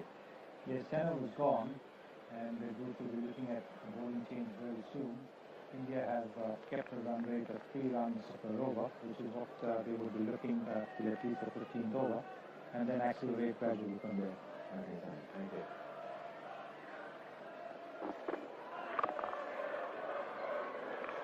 Derek Pringle still continuing. On the members' end, still a little bit of gentle swing.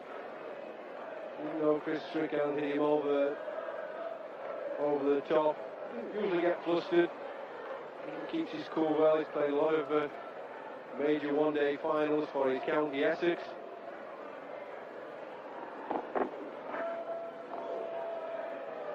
Yes, I don't think he'll get away with that. He's pushing it down the leg side. Indian bowlers weren't allowed to get away with it by the umpires. So it's fair that the England bowlers shouldn't get away with this sort of thing. The umpires have been largely very consistent through the day. They've been very harsh on anything down the leg side and comparatively lenient on anything down the offside, so that remains consistent with what's been going on.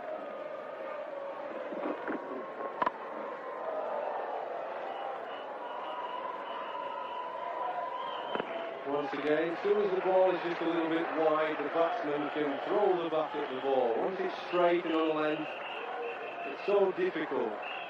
This ball just swinging a little bit more than Pringle wanted, giving the batsman the width.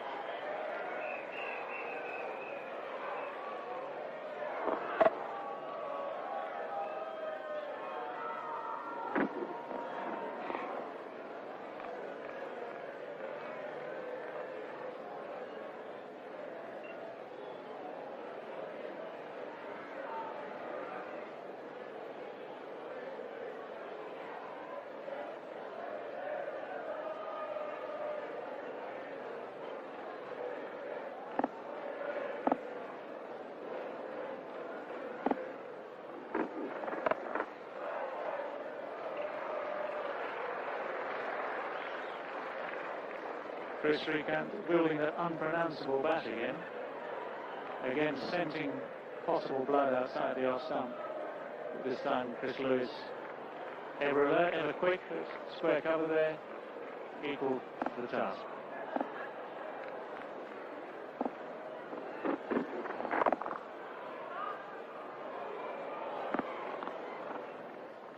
Yes, you get the impression with Chris Srikanth that he's just itching to belt the living daylights out of the ball. He's sort of just waiting to strike. To just get one in the middle of the bat. It's like the old club player playing. Yes, very successful. Some of his scores, he does sometimes get in your off to a flyer. Oh, close call. Pringle following up quite quickly for a big man.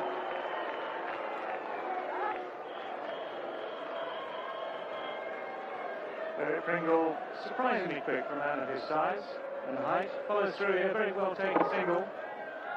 Exactly what the Indians need, just to try and keep the scoreboard ticking there. Shastri through just in time.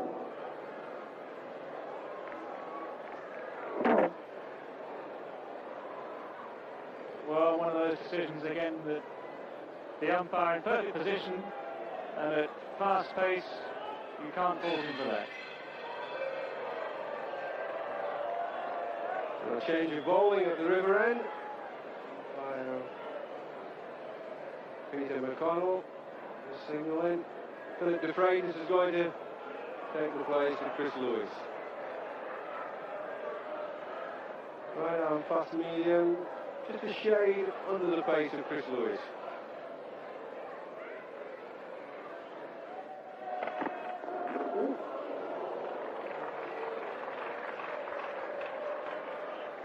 That's exactly the right way to start any spell of bowling. Philip de Freitas right on the slot here. Perfect line. Srikanth not really up to coping with that. Quite happy still to be there if the ball goes by relatively safely.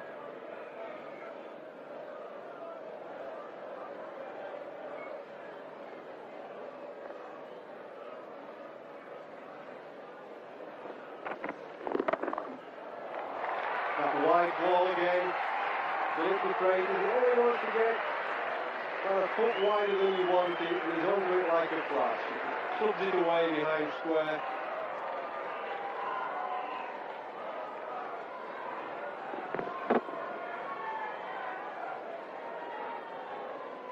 The Indian bowlers earlier in the day showed England the way. They bowl nice and straight. They proved that any width is going to be dangerous. It's now up to England to follow that lead and keep the ball on target.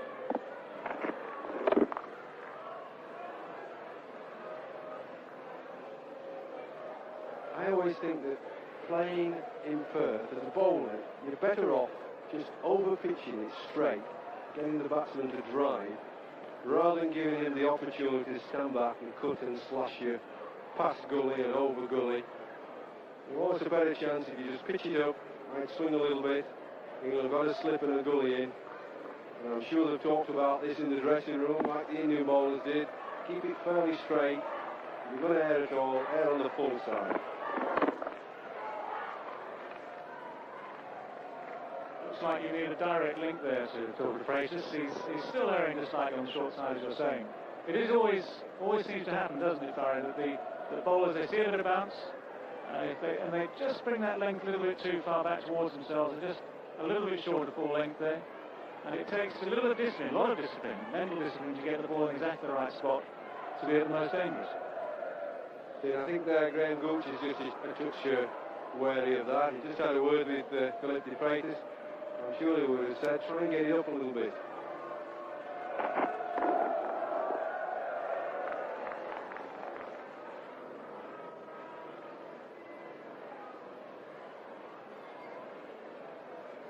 This is why England, I feel, were slightly at a disadvantage to the Indian team. India played a test match in Perth, so had some practice and 5 days, got used to the surface. England came and practiced on Thursday evening, and the second practice on Friday morning, and that's really not enough practice to get used to this very different surface.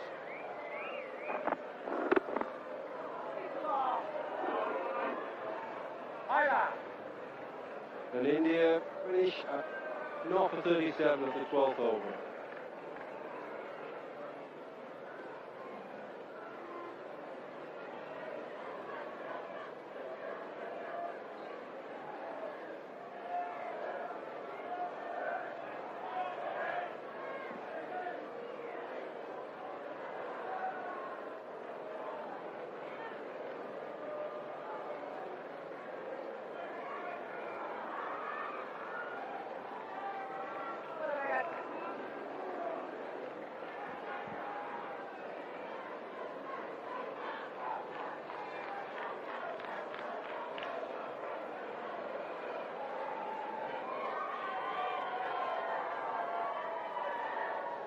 Well, India needing 200 to win, 38 overs remaining, it all speaks for itself. The game at the moment just being set, no heroics, India trying to wrest the initiative from the England bowlers.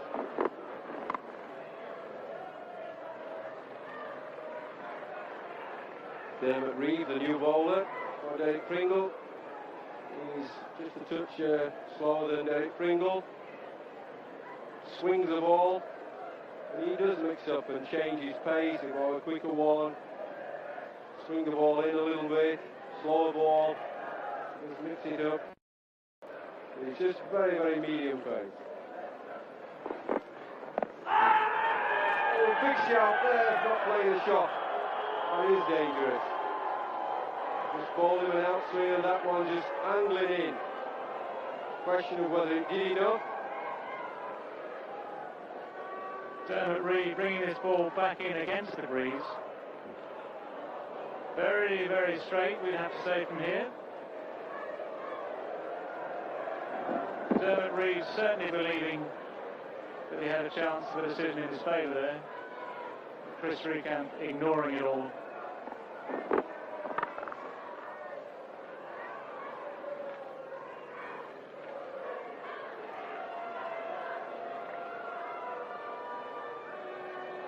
England using the medium pacers, Pringle and Reeve, to come in from the main end there. The breeze is up now. When India started bowling at the start of the game, the flags were completely dead over the main stand. Now there's a gentle breeze helping Dermot Reeve.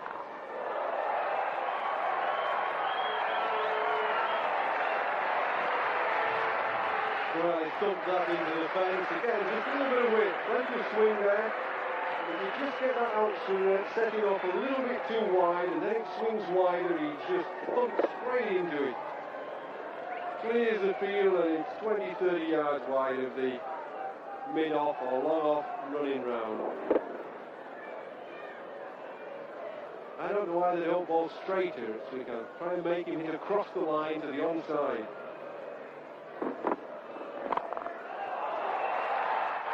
Well, he's picked that slow ball. I mentioned about the slow ball. He's picked that easily, waiting for it, and he clubbed it right hand into that.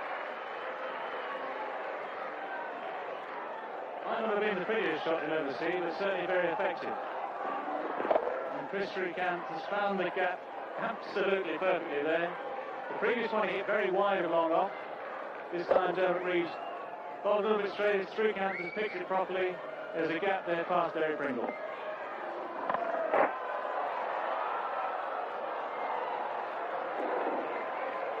Well, that was cricket in slow motion, wasn't it?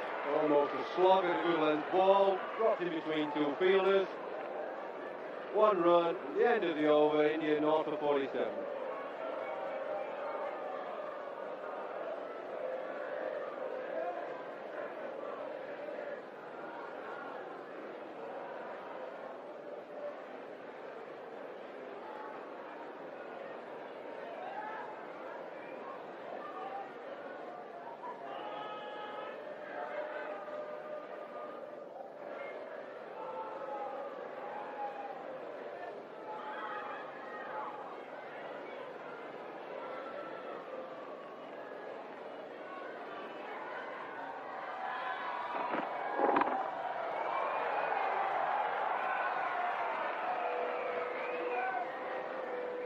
Well, this last couple of overs, India just gaining the upper hand, a bit of momentum.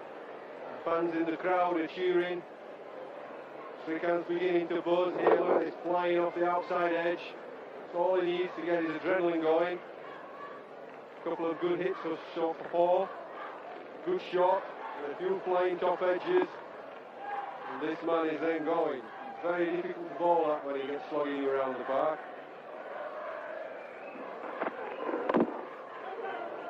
Philip de Freyt is getting away with short balls, wide. He's lucky to get away with the ball this wide and short. The difference there between Ravi Shastri, who's looking more to be the upright, straighter player. Chris Srikanth, we can almost guarantee, would have had a full go at that blue there from Philip de Freyt. Srikanth, having got going in the previous over from Dermot Reed, having survived a very, very close LBW shot, then decided it was going to be his day and flung the bat.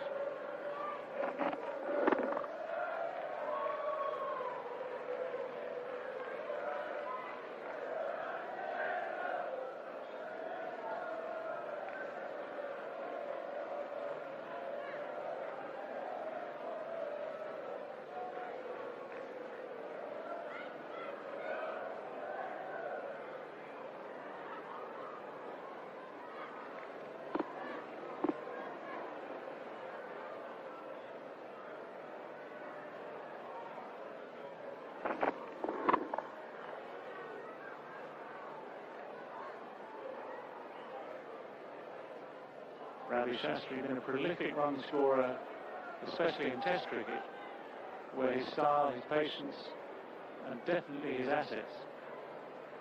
One-day cricket, not necessarily his main forte, although he is one of the few people in the world who scored 6 sixes off a 6-ball over, a maximum 36 in first-class cricket.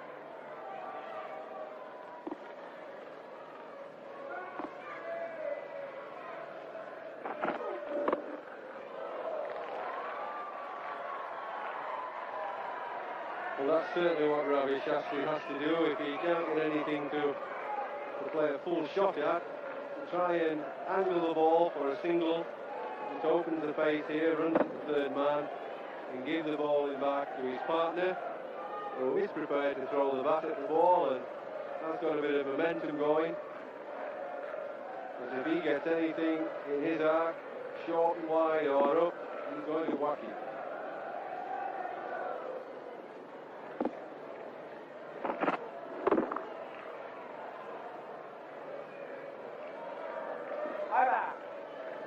India none for 49.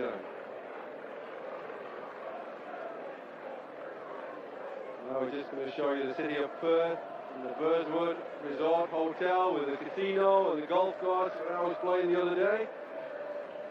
It's a super place. Certainly the golf course is. My room overlooks it. It's the Swan River near it as well.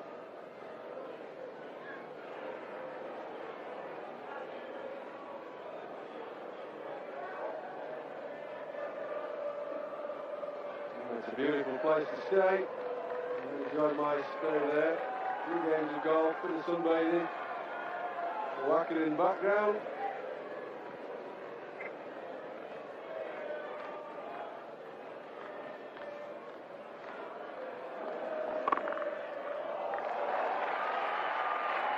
Well, while Jeff Boycott's still looking for the whack in the background, Dermot Reed still suffering as he comes into the breeze of the Wacker here. And this time it's Ravi Shastri who takes advantage of some width. Finds the gap perfectly past Chris Lewis, who's going to chase that, but we know he's not going to get there.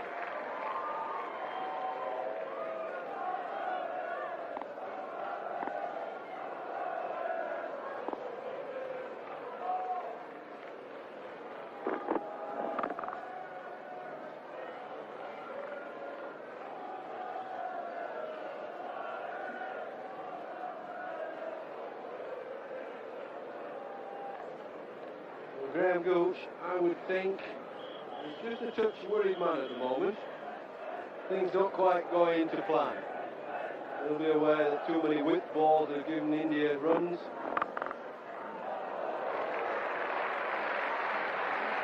No fielder there for a man who was injured an hour and a half ago. Sees the short cover, saving a single, but he saves a good solid drive. I should think he'll be thinking, shall I bowl for toughness? Shall I change the whole pace of the game?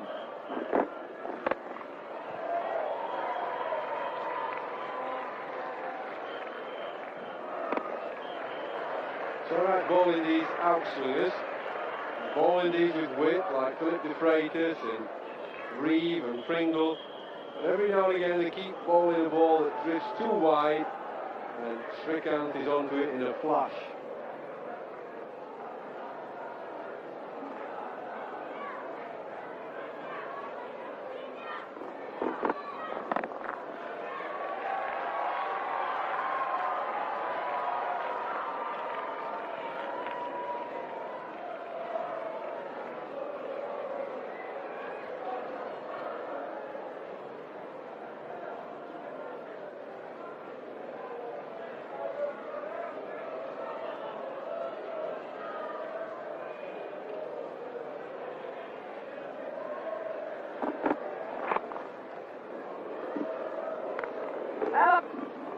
India none for 55. Nicely. I'll pass you over to the new commentators, Mike Gattin and the one and only Bruce Yardley. Thank you, Jeffrey. I reckon you're not a bad bloke. Krishnamacharli Srikanth. 4 more. Columbia boys there back in 78-9. A mouthful after that, Bruce. We just call him Chris, and he's playing the way that I've seen him play a few times. Unfortunately, I've been on the end of it one or two occasions, and very, very frustrating man to bowl to. It's marvellous, isn't it? He plays differently in Test cricket. The series here against Australia, the Test series here just finished against Australia, he tended to try and block them a bit and just didn't look like it. Yeah, he can't do that, I'm afraid. That's 4 more, I would say, over the square leg. They'll run for 4. It's a long way out there, but the outfield's fast. I think the fieldsman was hoping he was going to go for 4 because it's a long way in from there.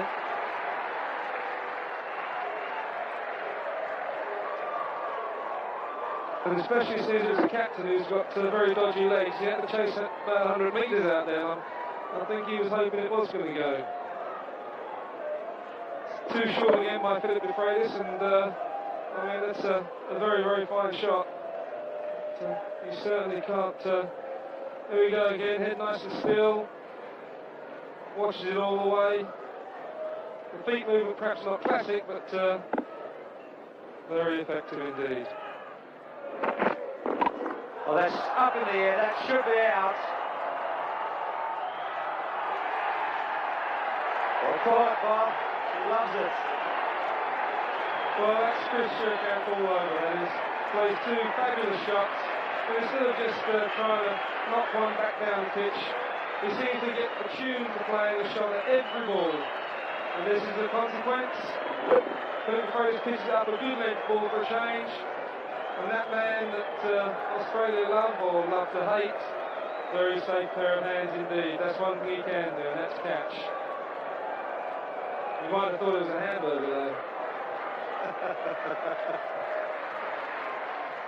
Shrikant is out for 39. It's 1 for 63. Very exciting player. Let's come to the crease. Shrikant just removed. Ravi Shastri is on strike. We'll have just a slightly different backlift here from Shastri as we did from Shrikant when he was in full flight. Yes, slightly more solid player than Chris Shrikant. Looking very determined there. And obviously a very welcome addition back to the Indian side. He didn't play much in the World Series. In fact, he went home and got himself fit. And I'm sure the Indians are very happy that he's back. Graham Gooch is going to make a decision shortly when to bring Philip Tufton along. That's another good length again, in the right place, good length, good line.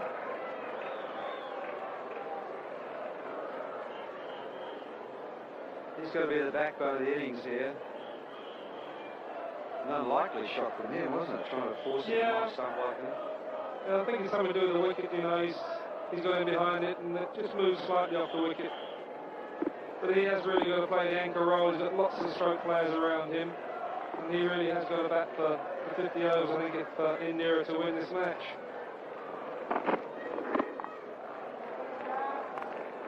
That's a bad match altogether on that over.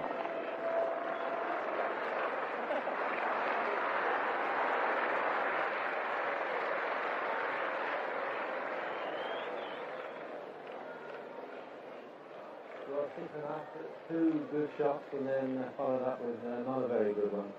Well, that's Srikanth all over again. I think he gets a little carried away when he hits a couple of boundaries. He then thinks that he's got to hit all 6 deliveries for a boundary. So that's a big blow for India. Things are looking pretty good at that stage, so Srikanth hit the ball up in the air. Well, since we spoke last, I mean, the openers have done a very good job and they turned the thing round in their favour and certainly on top. Yes, and that's what I mean. If Srikanth had stayed on, it would have been India sitting in a very, very comfortable position. Now Mohammad Azharuddin, the man out of form, will have to start it all over again. Dermot Reeve. And that is out. That is a brilliant catch. A magnificent diving catch by Alex Stewart. And stations. And that's a really important wicket there for England. A great delivery received first ball. He's left him off the pitch, bounced, and Alex Stewart completed a very fine catch. Great line, just left him. And a fine catch there by Alex Stewart, just tumbling to his right. And that is a very, very big blow for India. And you can see Azhar there, disgusted. It was a good delivery. I don't think he could have actually done much about it. It was off stump, left him. He was good enough to nick it. And the score is 2 for 63 here at the Wacker. Azhar's got confidence.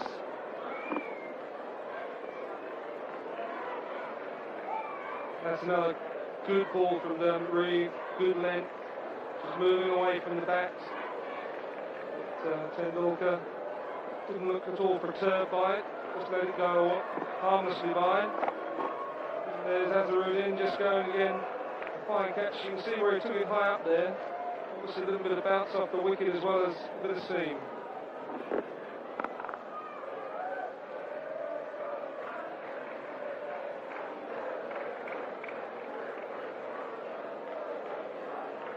You'll be a happy man. None for 63 India were a few balls ago. They're now 2 for 63.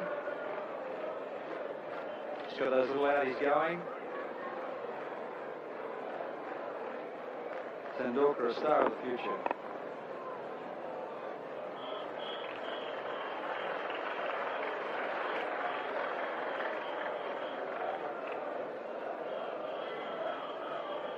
Career one-day matches for Tendulkar, only 18 years of age, 31 matches, 894 runs, an average of 33.11, strike rate of 75, that's pretty important. And he's got his first run down to third man.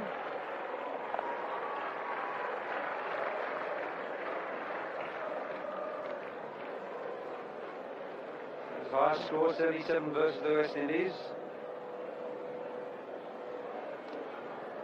Together in the World Series matches. He takes them all on. He scored a brilliant century here against Australia in the Test match, the last Test here, against some very, very quick, fiery bowling. Tended to rock onto the front foot and it was short, just stood up and covered. Sensation stuff. And that was a pretty good over from Dermot Reeve. Brilliant stuff. 2 for 64.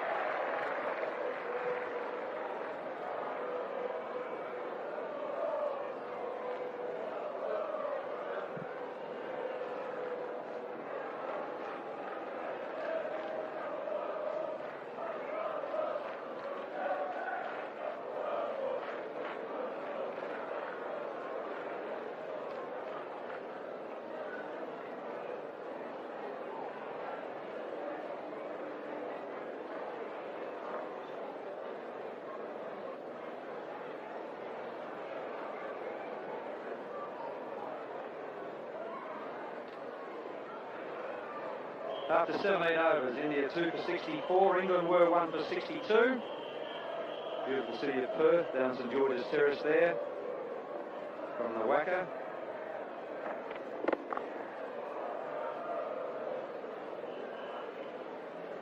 The Englishmen will be back on their toes now.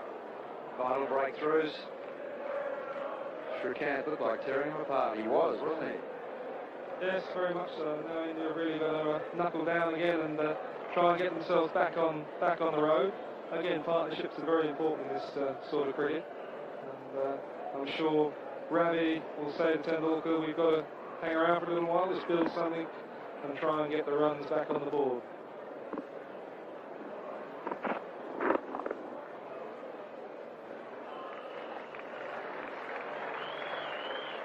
As England proved in their innings, it only takes a partnership to get going, and you can find yourself in a very, very positive position.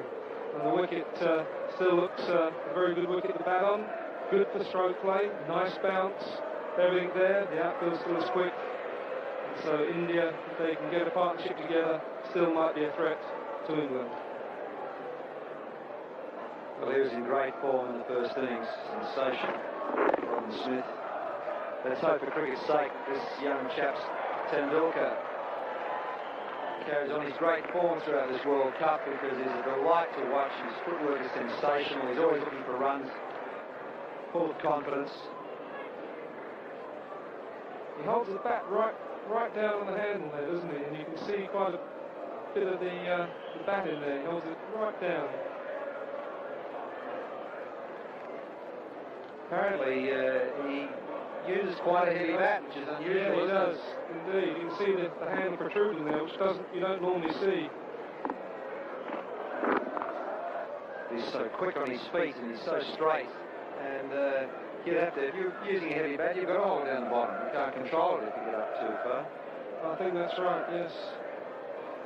But it's the first time I've really watched the guy play, and looking at the way he's lining it up, he looks very straight, very correct, and it'd be very nice to see him get a few, but not too many.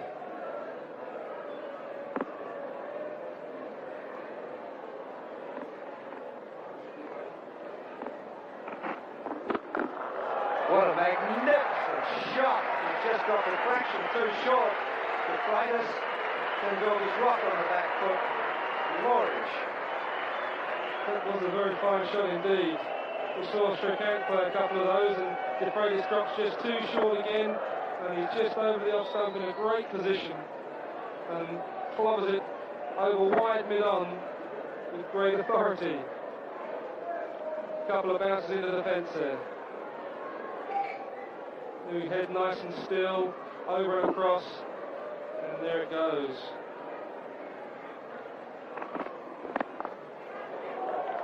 His shot through point, he'll pick up a single. And the word from Ravi Shastri, get your head down there, son.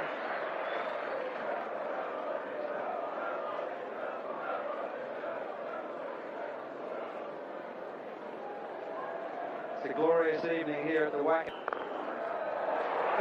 We've just seen a glorious on drive there from Sachin Tendulkar.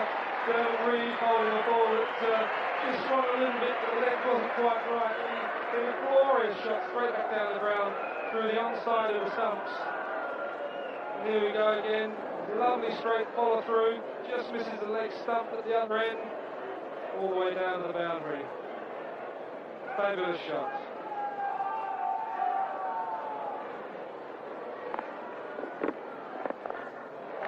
Oh, he's after them. What a magnificent. It's a push through mid-wicket. A run 3 and might run for 4. With Derek Pringle, they run 4. It's a long boundary out there. It's really another class shot. He just got himself in a position over by the off stump. He goes over the off stump there, just leans into it, but it's very noticeable how straight that back comes through. It's gone through straight as mid-wicket there. Another very fine shot. And obviously, what looks like a very classy player. It might sound ridiculous, but Dilly Richards used to do that, didn't he? Come around. He certainly did. Very, very similar. I'm not sure if Bill actually played it that straight, but he always used to hit it quite hard through there. You start comparing them to the great Dillian Richards, they're not bad. He's got a long way to go, really. Yeah, he wasn't a bad player.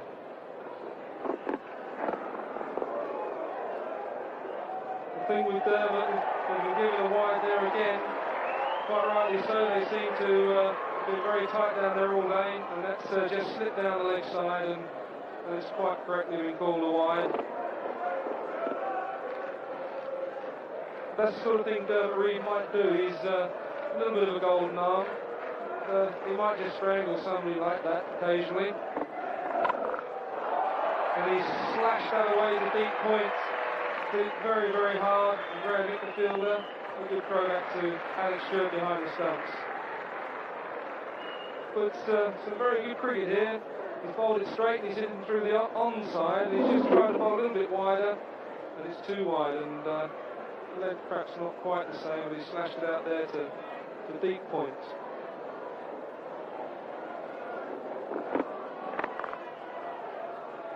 I guess the whole scene here would excite any young up-and-coming 18-year-old under lights, first World Cup match.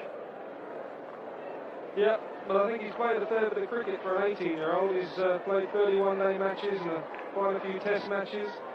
He's obviously had the tour here.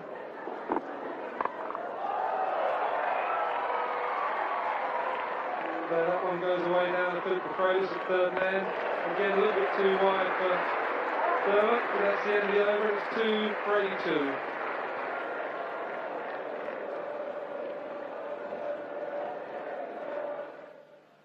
Well, quite an expensive over there for Dermot Reed. I think Gooch must be thinking about some change of bowlers. I mean, we asked this before. Well, I think the way Sachin Tendulkar is batting, I think not much is going to be of any use by any change of bowling. He hit pretty good deliveries to boundary just now. He's a tremendous player. I mean, really, there's nothing much wrong in what Dermot Reed bowled to him just now. All right, well, that's going to strike a fear in the hearts of a few English fans, I'm sure. Let's go back to the Wacker ground at Perth. And, India need to win 155 from 31 overs. That's a run rate required of 5 per over. Current run rate of 4.32. The wickets in hand, very, very important. That's a very good delivery, and every time Philip Freitas has pitched it up, he's looked a far more dangerous bowler. And over the last 6 or 7 overs, he's tended to drop just a little bit too short, and that's a fine delivery. Good length, good line, everything. And England really have got to try and drag it back a bit here, because Dermot Reed's been very expensive. He's bowled 4 overs for 28, and Philip Freitas has bowled 4 overs for 21. And I think we might have to see some bowling changes very shortly. We've got Philip Tufnell and Ian Botham yet to bowl. I think Philip Tufnell will spin him on this pitch. Well, I think he's certainly going to bowl this end, the end that Philip Freitas is bowling, to use that little bit of breeze that's blowing across the ground to assist his drift into the right-handed batsman. And obviously both of them would like to bowl the other end, and try and use his away swing with the breeze too.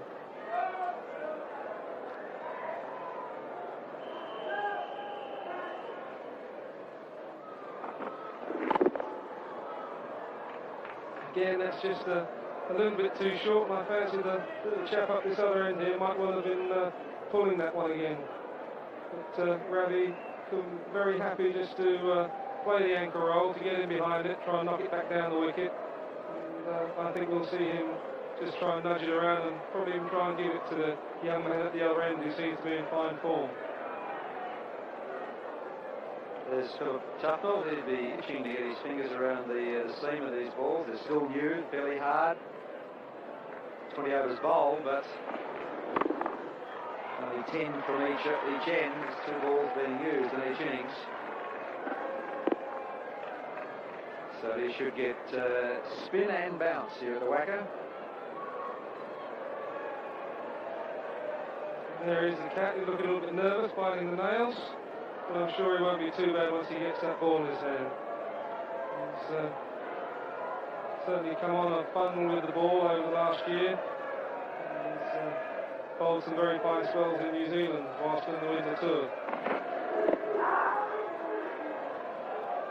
And again, a better, fuller length from Philip de Freitas, and getting the respect that that sort of length ball deserves. He's looking to score, isn't he, Tendulkar, off every ball, and that's a class act. I know I must sound excited about this guy, but the 100 he scored here in Perth, I thought he might struggle because he made 100 in the test in Sydney on a slow pitch. Yeah. Had this fast, bouncy pitch in Perth and powered them up as well there, so, you know, it's pretty special.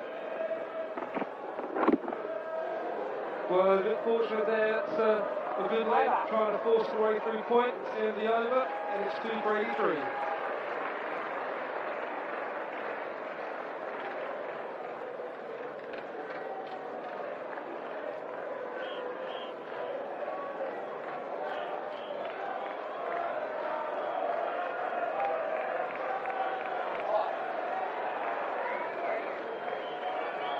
Goldman's on.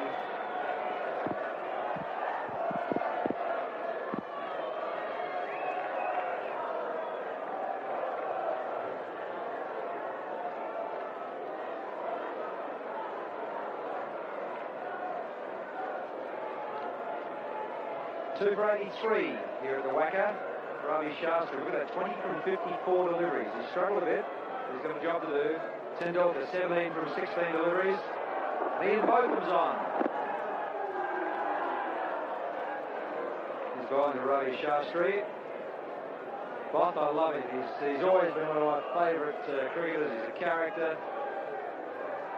Always attacking with the bat, ball, or the mouth. Yeah, he certainly does well, and it's always good to see him perform for England. Always something happens when he's on. Yeah, he gets wickets, guys. Yeah, he gets wickets, or he does tend to, unfortunately, at this stage of his career, go for a few quietly, but as you say, there's always something happening. Fine cricketer. He'll be sorely missed when he actually does retire.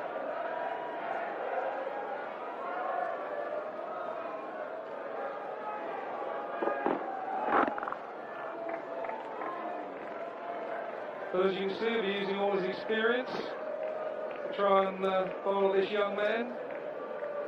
He'll bowl it nice and straight, won't give him any width. And there's both stats. Well, what can you say? Average 29, 124 wickets, age 36. I didn't realise he was that old. It's not that old, 36. And the economy rate, well, 66.9. The best of 445 versus the West Indies at Edgbaston. I remember that.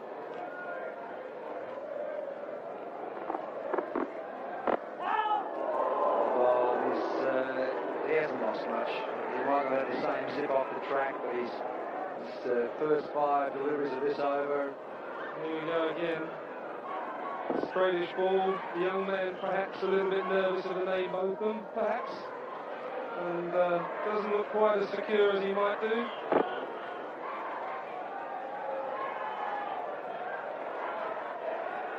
He does complete the man's education when he faces Botham.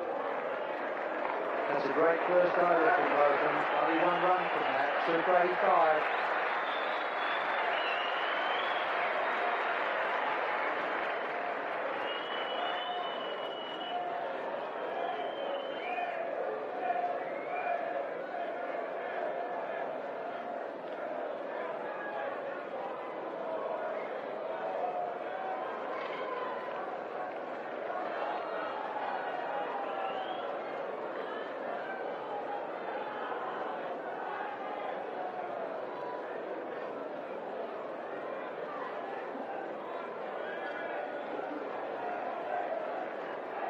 Welcome back. The sun's setting in the west. Artificial light just taking over from the natural light. Glorious scene here at the WACA. India 2 for 84. Same stage. England were 1 for 76.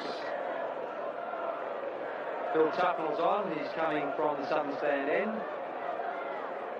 And I've been predicting right from the time we checked out the wicket this morning, Gaff, that this is going to turn. I think you might be right. There we are.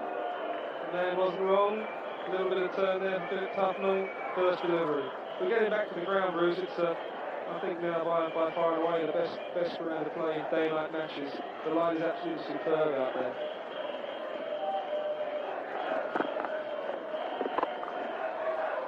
Just a little turn, a slow turn. It's worked away behind point by Shastri. They'll pick up 3. Tendulkar's pretty quick.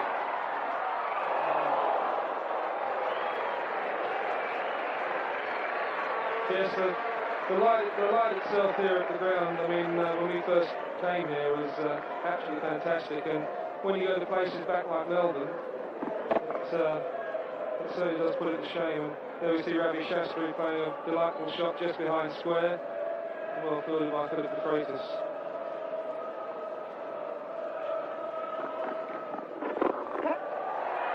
Oh, that's just cleared the mid-wicket there. He's gone on the back foot.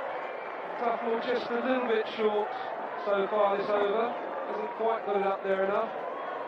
And, Tendulkar was onto that quickly and pulled it well over mid-wicket for a couple of runs.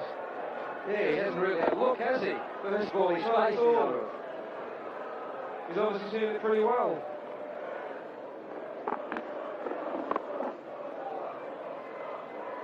And that's a lot better length by Philip Tufnell. If he gets it up there, because it isn't that quick, it's going to be difficult to score.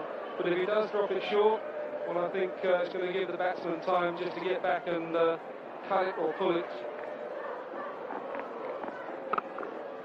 It's too wide. That's a magnificent back cut. That is 4 runs. Glorious shot from Tendulkar. I think with this very quick outfield and superb timing that little man's got, I would like to see the back of him very shortly, actually, for England's sake. Here we go again, just a bit too wide, but in a great position and rolls the wrist and gets obviously a lot of power. With that heavy bat as well, and the quick outfield, rushed over for 4.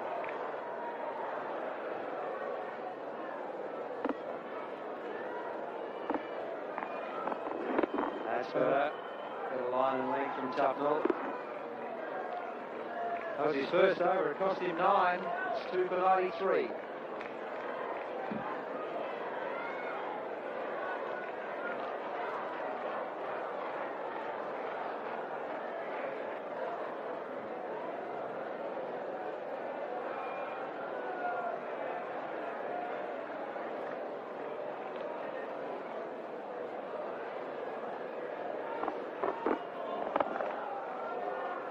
Botham to Shastri. It's 2 for 93. Tendulkar's 23. Shastri's 24. There's been a couple of changes in the bowling lineup. We've got change in the commentary positions. Ian Chappell and David Gow. Thanks, Bruce.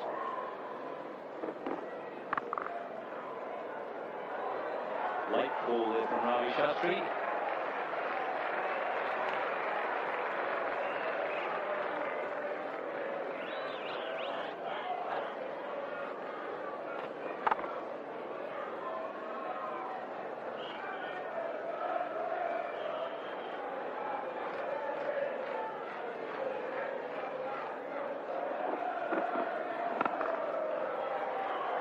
good save. Neil Fairbrother getting the left hand on it. That could well have got away. I think Pringle might have just cut it off. It was pretty well hit.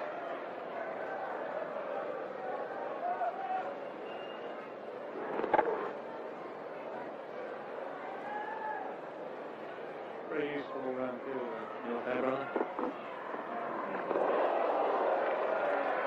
Just a bit of movement there, and quite late movement.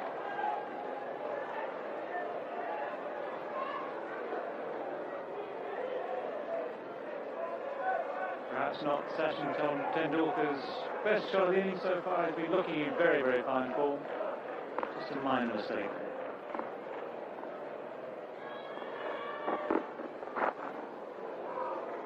It's interesting to watch the England keeper, Alex Stewart, when he's squatting, waiting for the bowler, he doesn't actually line up square on. He lines up with the left foot in front of the right foot, almost as though he's getting into a position to take off.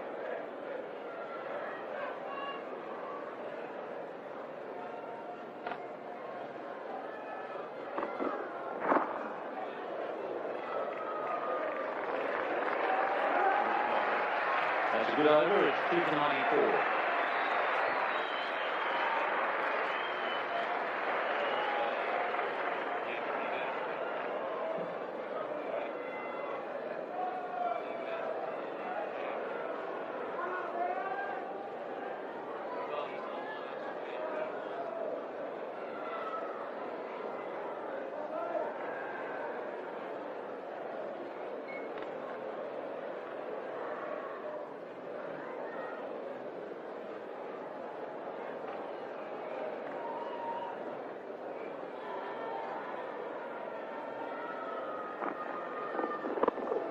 Shastri likes to get after the spinners. He doesn't take much of a backlip to the quickies, but he certainly does take a bit of a backlip to the spinners, and he can hit them a long way. Has hit 6 sixes off and over in first-class cricket, and that was off a spinner. And that's where he loves to hit, through the offside.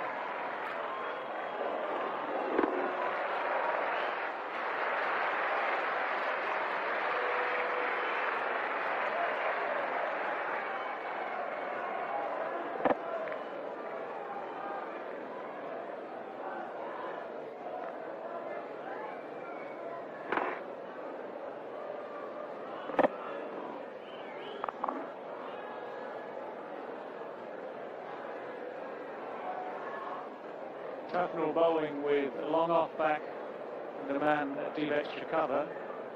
Leon is on the edge of the circle, encouraging Shastri to play onto the offside and tempting him to hit over the onside. A bit of flight there and spin. Really does make the ball drop, and drop quite quickly. Phil Tufnell.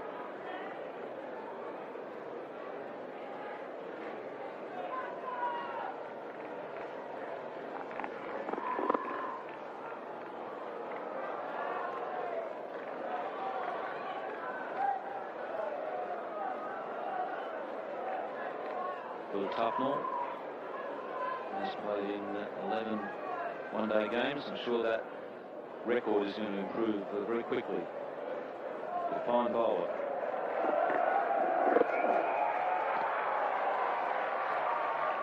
Philip Freitas, deep cover. It's 2 for 97 after 24.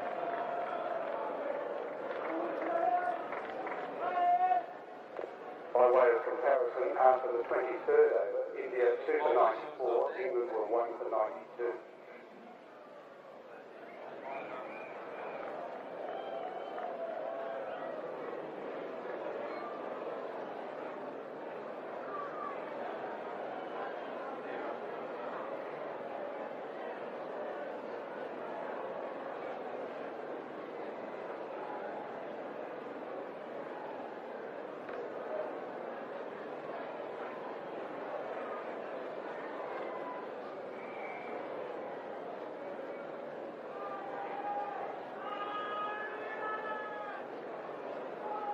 India need 140 for victory of 26 overs.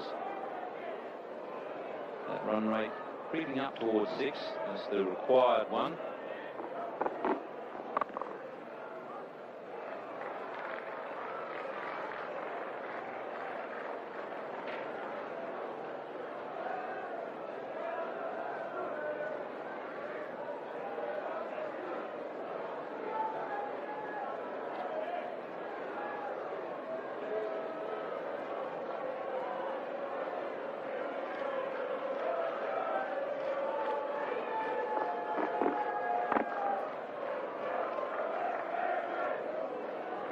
Tendulkar in a very aggressive mood.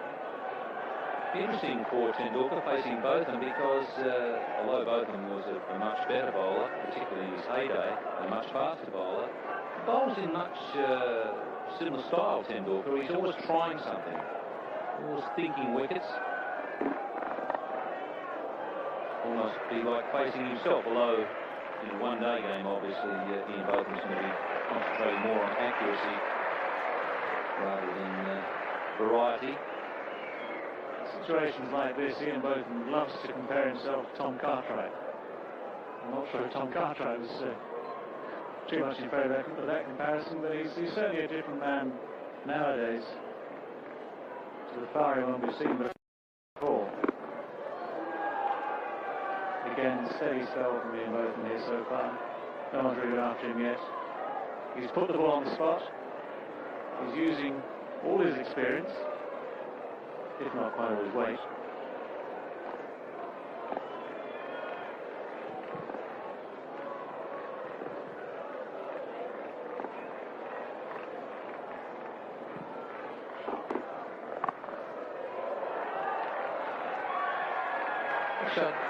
Never played against Tom. Was he like Derek Shackleton?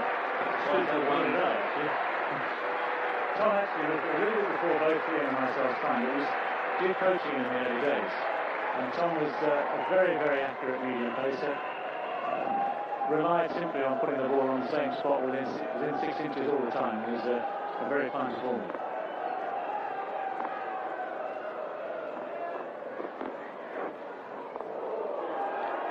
Just got away with that one. It's 2 for 100.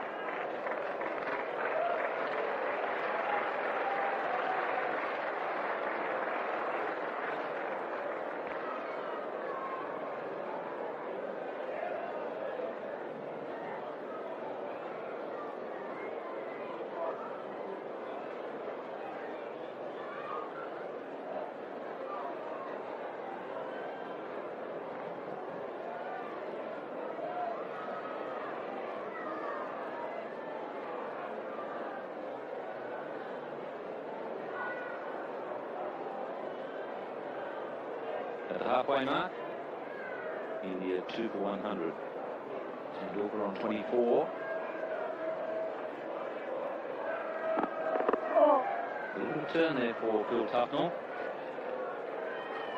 He didn't play against Cartwright, but I played against Derek Shackleton. He was also a pretty very accurate medium pacer. I reckon he bowled me for about 11 overs one day at Southampton. Suddenly, out of the blue, one just slipped down leg side, not by much, probably 6 inches. And I got the shock of my life. Shaq apologised to me. He said, "Sorry, mate." So I don't think I've ever heard Ian Botham apologise too much when he's been bowling, especially to Australians. Mind you, he has had enough to apologise for.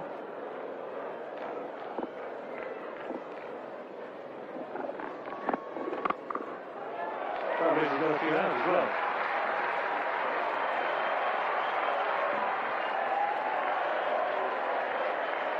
Great saving a run there. Long chaser, and it's plenty of territory out there for him to protect.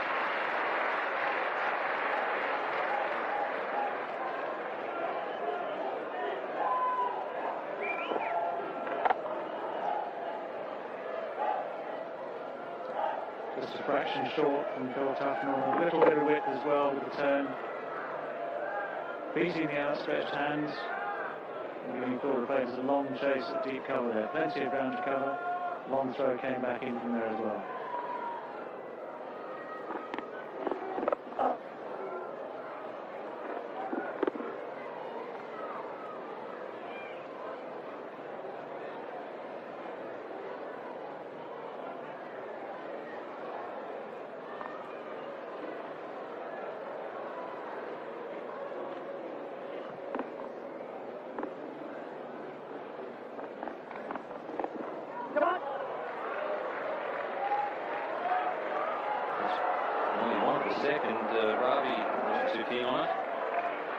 Andorfer was going to be going to the danger end.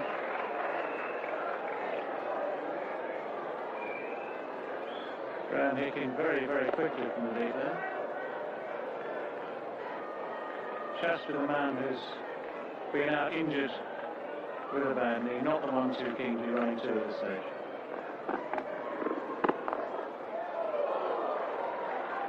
Tufnell may have been just impeded there by Tendulkar.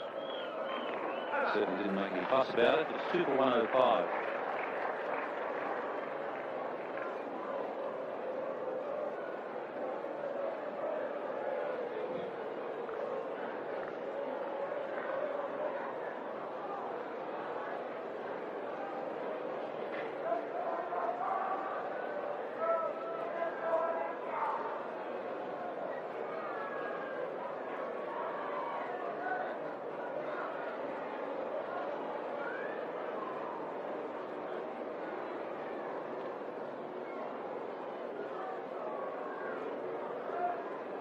.132 India require for victory.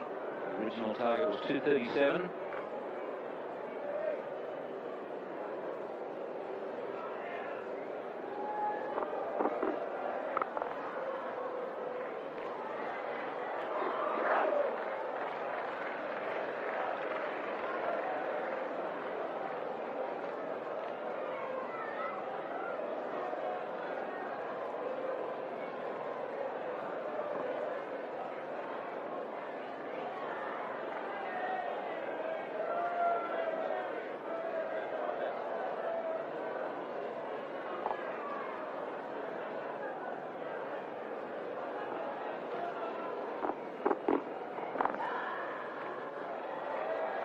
Andorfer was very quick.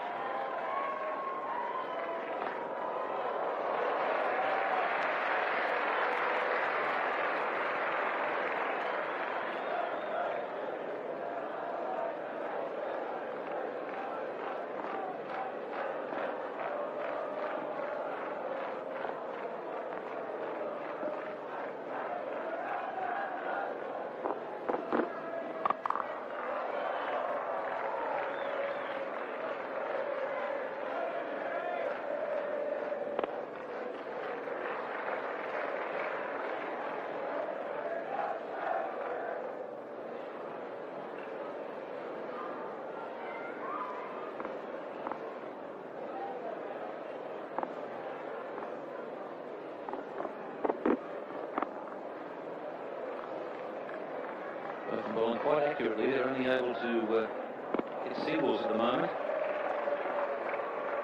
Tendulkar really looks like he wants to break out, hit a couple of boundaries.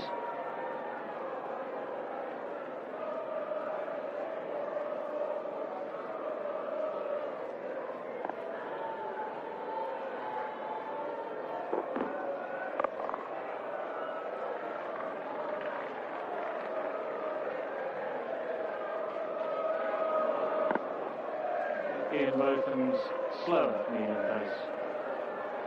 Special delivery.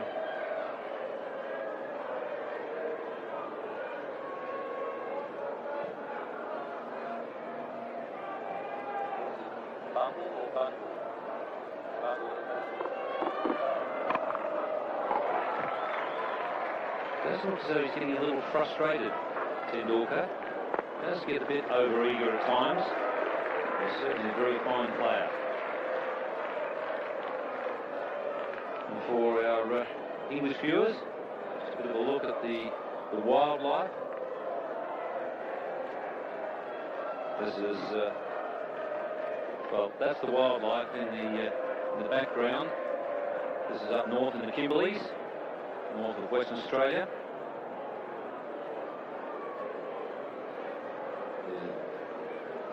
Kangaroos look about my speed. Forget about the crocs. And the fruit bats hanging upside down. You know a fair bit about this, David. You're an expert. But you're a wildlife man, aren't you? Indeed, I was at a dinner last night here in Perth for the David Shepherd Conservation Foundation, and he auctioned a painting there from the Bungle Bungles.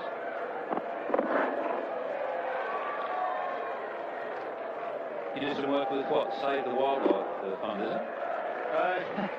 Yes, there are two foundations. One is a local charity here in Perth called SAVE, run by a friend of mine called Nick Duncan.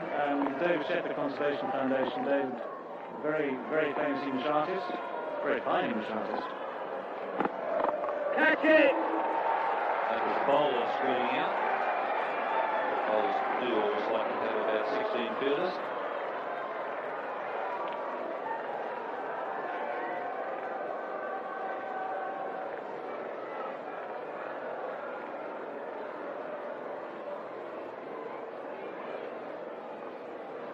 Gooch dropping back at long on now, so mid-off on the fence.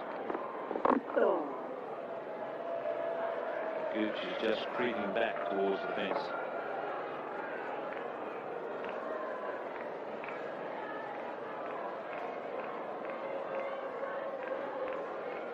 Just 10 metres inside the fence.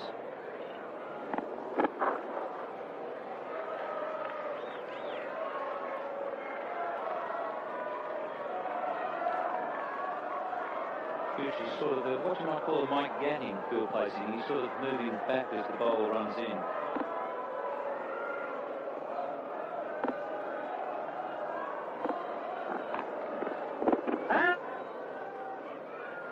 Gatt will be delighted to know that there was a bit of a bloom here in the Test series. The last Test, I think here in Perth, one of the Indian fielders was moving back as the bowler, back and around as the bowler was running in, and Tom Moody went berserk.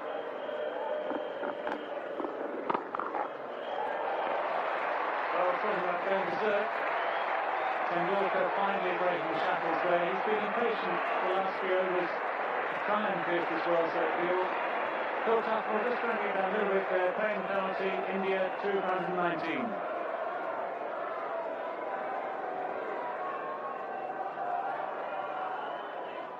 Sunny Gavaskar in Hong Kong. Evenly poised, or do you think fortune favouring India slightly at the moment? At the moment, I think India look to be the favourites. The way they're batting very, very sensibly. Shastri and Tendulkar taking the singles and not wasting the bad balls. So it does look as if India is on top at the moment, but they still have a fair bit to go. 2 for 119 India, so the comparison is pretty similar after 28 overs. Shastri the sheet anchor.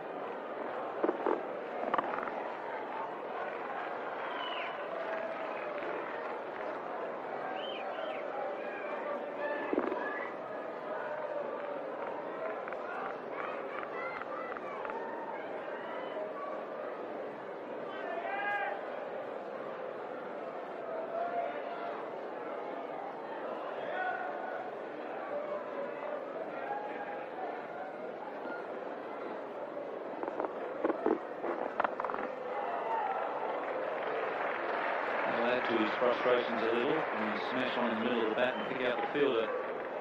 Doesn't do much for the anxiety.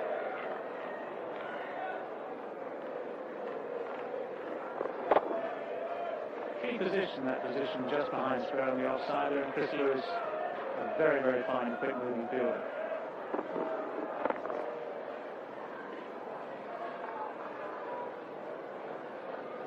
Tendulkar feels that he should be doing more against both of them, but both of them is bowling pretty accurately and just doing enough to keep the batsman under control.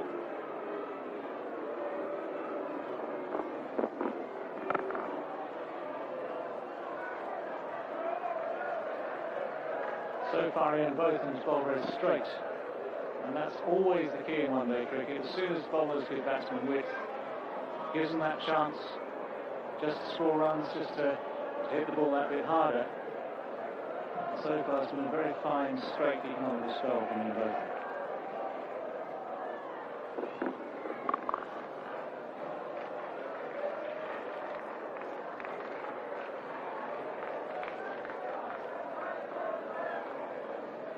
Ravi Shastri, of course, very much a patient batsman. Sachin Tendulkar, the younger, less experienced player, then will be itching to get hold of him both and make sure this run rate doesn't get too high.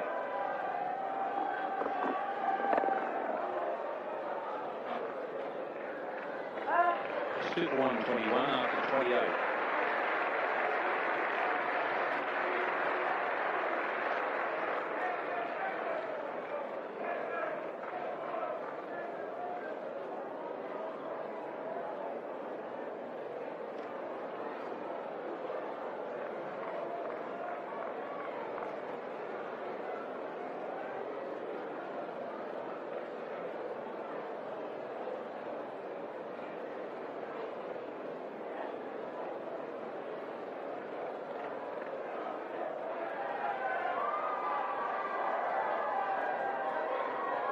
And 16, some of India's supporters there. They seem well pleased with the situation. Anybody who pays their money and gets to see a decent Tendulkar innings should go home well rewarded. He's a terrific cricketer to watch. Obviously the gentleman there in the yellow turban agrees.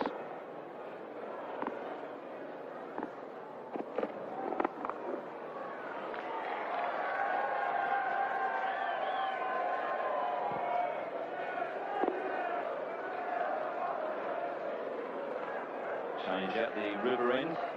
Phil Tufnell going out of the attack. 4 overs for 25. It was a bit expensive. Chris Lewis coming in to replace him.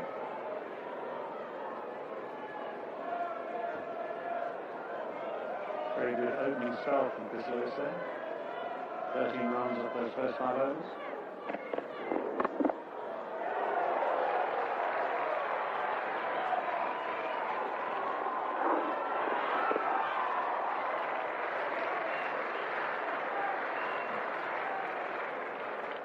I think Graham Gooch would like a wicket here. And he's feeling that India are only 2 wickets down and matching England's scoring rate at the moment. He'd like to just have a little breakthrough, get a couple of new batsmen to the crease.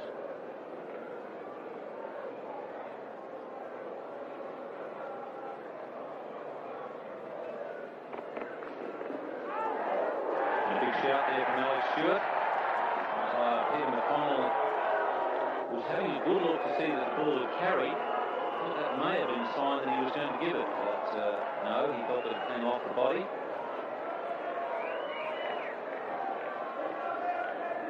This ball's come back very fiercely there from Chris Lewis. Ravi Shastri making it very clear on his actions that he's got nowhere near the ball. You can see the ball coming off high on the thigh there and carrying through to Stewart, but no inside edge on the way through. Umpire McConnell suitably unmoved.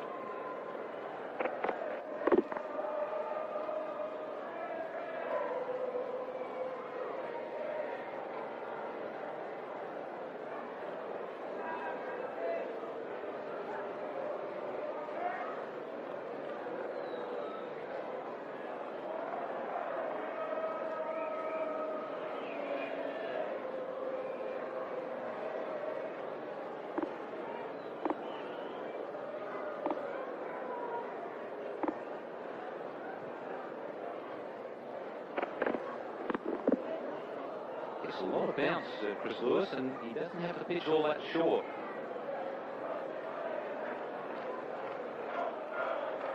It's a good high action, Chris Lewis's. If there is bounce in the track, you'll find it. And the England team rate him very highly nowadays. They've watched him develop over the last 2 or 3 years. He's blossoming into a very fine international cricketer.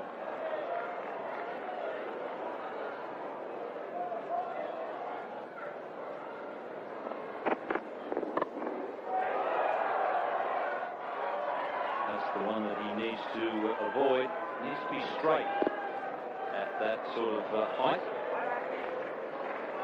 Single from Ravi Shastri takes it to 2 for 124.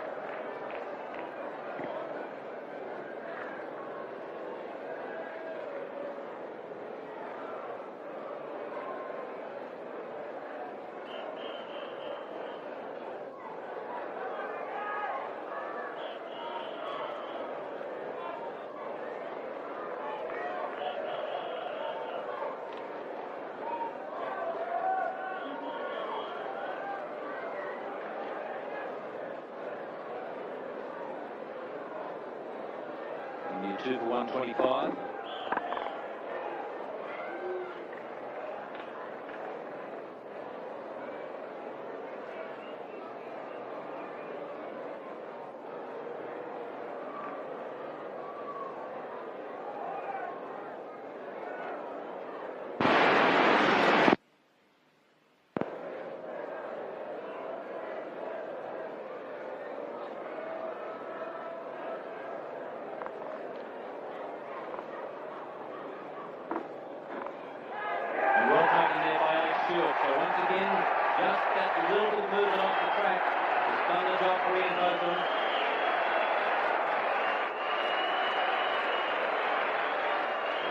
good wicket for England at this stage. Tendulkar looking very good, played very well again today. You can see him already. Just defeated there by Ian Botham. Open him up. The outside edge for Alex Stewart. Ian Botham's learned a jig from somewhere. It's not the same jig he used 15 years ago when he first started playing cricket for England. India Street 126.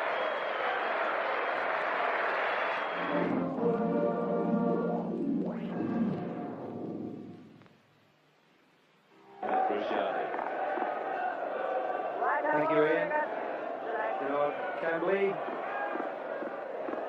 mate Sachin Tendulkar's apparently, and his kids in the college match. The story is they put on 600 once. But both of them, there he is. He's loving this. Back in the limelight, and doesn't he enjoy it? And he was just too good for the kid, Tendulkar.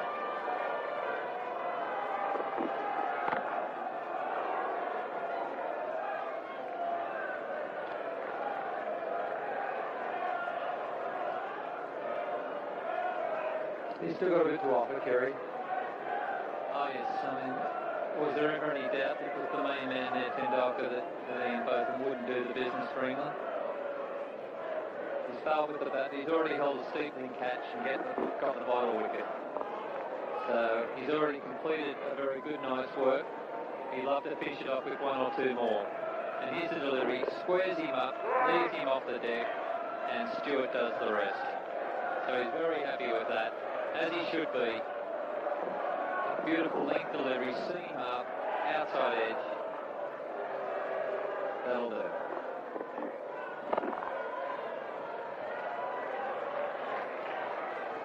Vital breakthrough it was, and just checking this young chap Camberley out also. That's a big high backlift, this kid. It looks like there might be something happening here also. Obviously likes to get after them.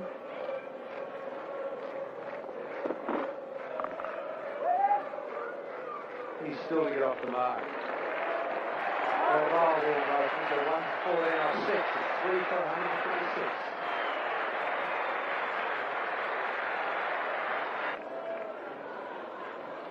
Thunders into the thigh pad, and that's very, very good bowling on this whacker pitch. It's hard and it's fast. And we've seen it this afternoon and this evening. Whenever a batsman's been given any width at all. You draw praise from your wicketkeeper for their delivery, and you just hear that wide call from the umpire. But that's a limited over game. And that'll be another wide down leg side that time. Straight either side of the stumps, paid the penalty. The umpire's been vicious down leg side tonight, haven't they, on the wides? And unfortunately, the thing is, Shaftesbury should be looking now to get that on ball, because although the run rate's creeping close to 6, he only has Am Ray and a few of the all-rounders to go. So he really now must, if India are to win, take a dominant role.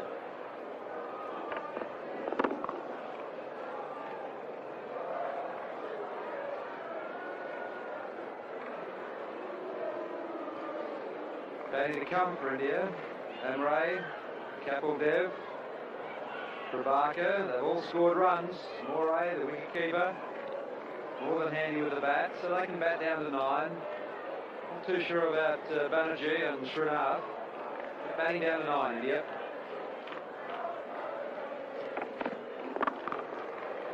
That's a good shot, that should be 4. Straight down the ground. A long boundary straight here with the whacker. Through the infield and get 4 runs. 3 for 132.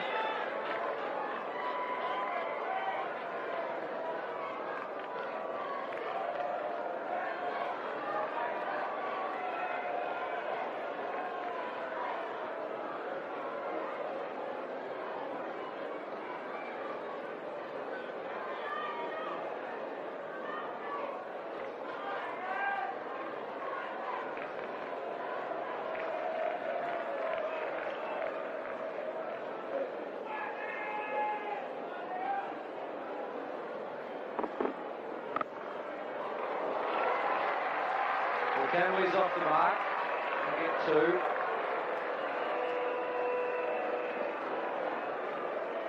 But we're just throwing a bit wide there.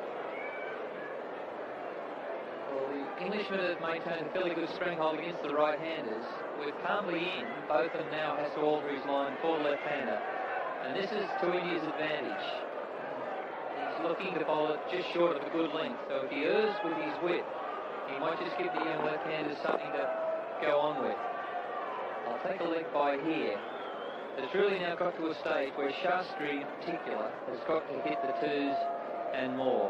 He's hit a beautiful on drive for 4 in the last over, but he's in cahoots with Cambley, who's only just been added to this Indian squad, and he has the young Amray, who's desperately short of cricket in next, and then the all-rounders. So it's up to this veteran, a double centurion in the Test series against Australia. He's got to win it for his country. I'll pick up 2 here. It's ricocheted off Hogan's shins, I think. And 2 runs.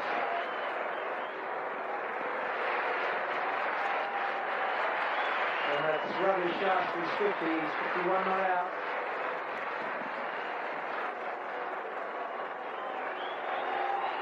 That's a fine 9 people runs. This is the man you'd love to unseat, Ravi Shastri. Young Cambley already starting to give the impression that he's prepared to go at the ball on the up. He looks with a flowing back lift, heavily laden with gold.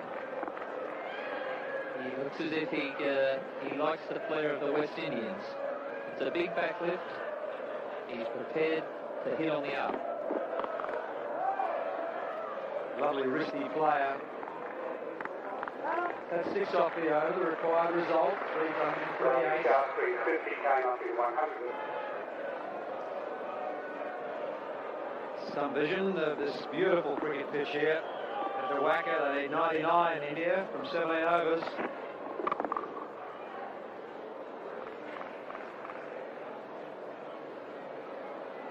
They're not going to get him that way. He got a little bit busier than that, Ravi, I think. His 50 came up from 95 balls in 131 minutes. So he's done a job, but now he's got to look to take this attack apart. The interesting scenario is, of course, if India do win, then the 2 favourites to this competition may have gone down in the first weekend of games. And that would really open it up for a bolter, a South Africa, perhaps even a New Zealand, with the first and second favourite down at the first hurdle. It really does throw this competition well open. So Gooch knows that it's important for his team to get away to a winning start. He helped with a half century earlier in the day, and he's trying to urge them on here. They're under some pressure. India still has a lot to do, but this is a good deck, and there's some good players at the crease. That's a magnificent delivery from De Freitas, and Gooch has been ringing the changes with his bowlers. Look at that. Just roll his fingers down the seam. Beautiful leg cutter.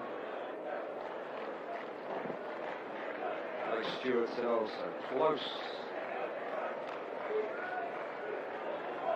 The thing here, Lewis was coming into Shastri, forcing him back, and here's De Freitas just snaking things away from him. So he's being fully tested.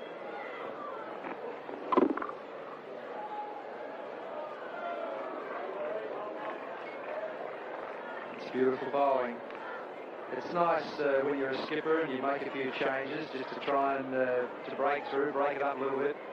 The bowlers come on and do the job.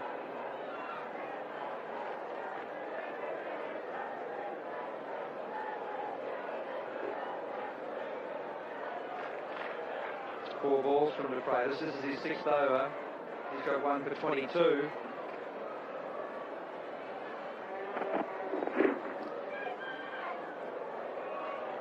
The leg by, but it's the first run from this over.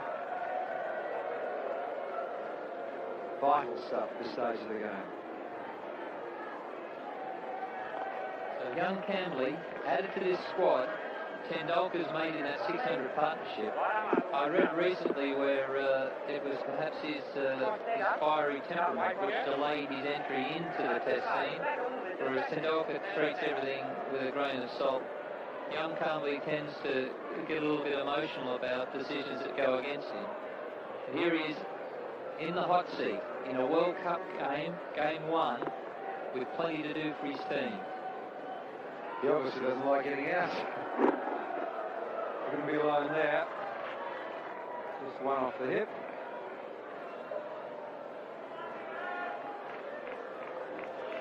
Well bowled, Philip de Freitas. 3 for 140.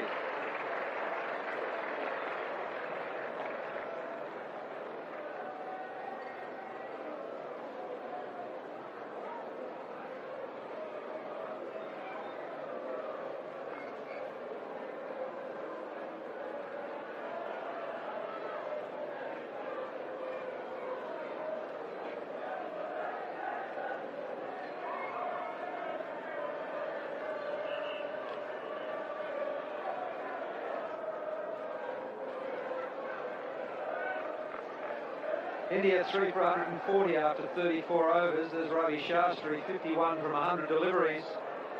England at the same time, 3 for 150. So it's pretty even here.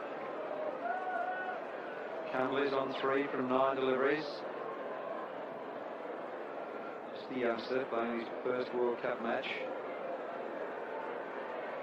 Fantastic cricket ground, the WACA. Ian Botham, the old master.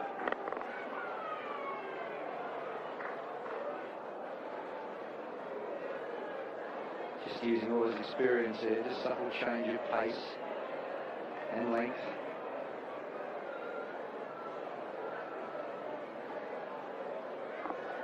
This is the view that young Kambli will have down the pitch. That's some vision. He's out, he's caught. Graham Hick has taken a great catch.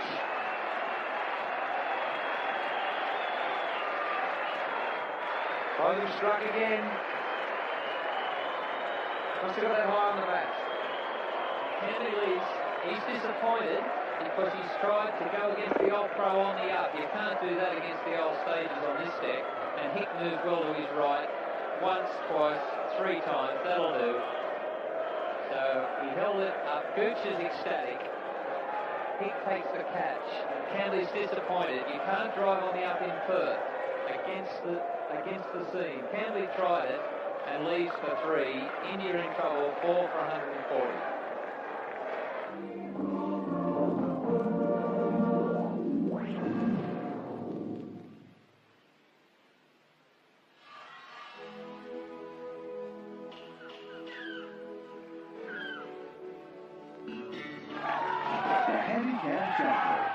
Small and light and so easy to use.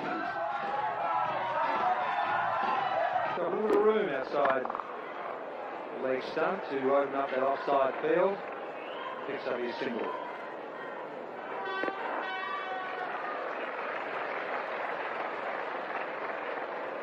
The wiles of Ian Botham. Kambli trying to go on the up, wide of mid-on. And Hick running back over his head at the 3rd attempt completes the catch. Botham plays his 2nd. He's been economical as well, conceding just 19 runs in this his 8th over. So really, he's back for this World Cup. He's announced himself here tonight at the WACA. Henry takes 1. He's looking for the 2nd when the ball was about a foot from him. So Ian Botham can't believe it. These young bucks are trying to put it to him.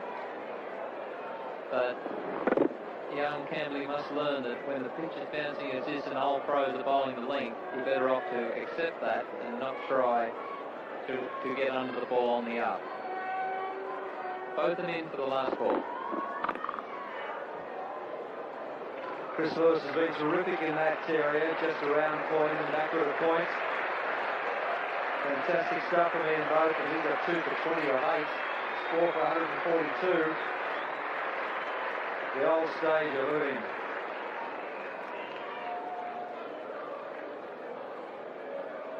A fabulous tourist spot just north of Perth, Monkey Mire, great for fishing. Look at that. I've never caught anything like that, a Spanish mackerel. Looks like a big Jewy, big Jewfish, snapper. The Monkey Mire dolphins, look at them. Absolutely gorgeous. The kids could feed them the fish. It's a great tourist spot just north of Perth, and that is very, very close to the outside edge. Having seen that Monkey Mire stuff and this good delivery, you can go out and walk your dogs around Hull and Luton. Very good on the other side of the world at the moment. Take your brollies with you.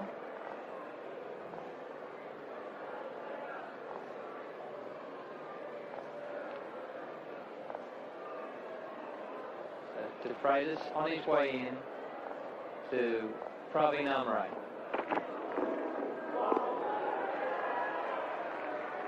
I feel a little bit for Amre, Bruce. He's been on the tour the whole time, and he's played in all these up-country games. He's been away from the mainstream. He's stuck solid with his work in the outfield whenever he's been called upon.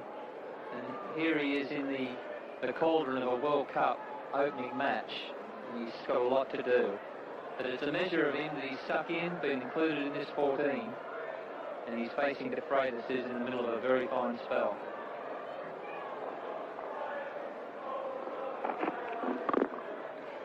That's it. If you're going to go after the outswing here at the Wacky, you've got to go with it and try and hit it square. The great Terry Alden has picked up a lot of wickets, as Ian Botham along the way, with players trying to hit the outswinger straight and nicking into the first and second slip.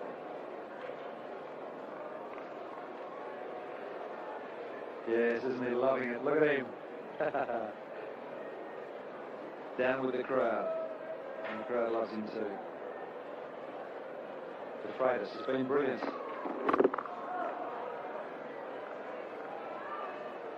Yeah, when you had Ravi Shastri, he's been there for well over 100 deliveries so far. He still can't get him away. He's checking the scoreboard. He knows he's got to get after him soon. 14 overs after this.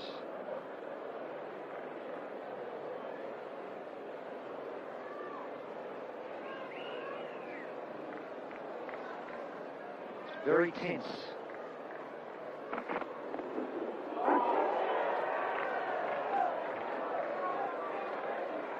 And it's not so much that Ravi Shastri isn't capable of winning this game from here, it's the fact that there's been so much precise bowling from these Englishmen. De Freitas, Botham, Lewis, they've really found that length that's so hard to get away on this Perth pitch. Just short of a good length, bouncing, cramping in with off cut, and occasionally just leading with a bit of leg cut. It's been a fine example of seam bowling here tonight. Once again, he's denied any width. At the end of the over, India 4 for 143.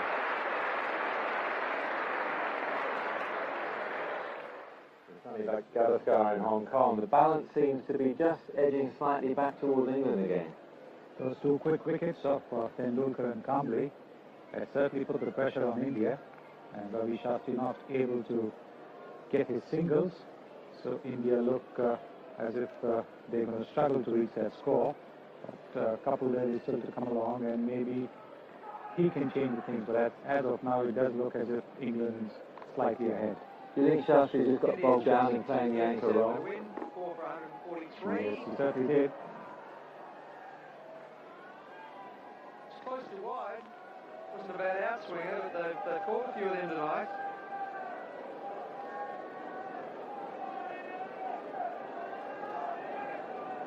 Umpire Julius Bulgens from Sri Lanka has done a pretty good job tonight.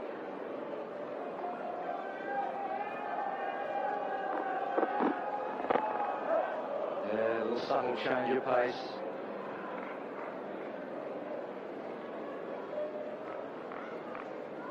It's been a good crowd in here today and this evening for this first game of the World Cup in Australia. It's been exciting.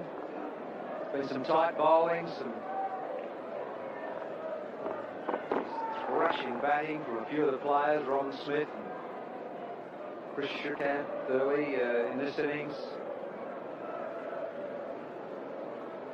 Everything that they would have expected, having paid their money to see two top sides in action.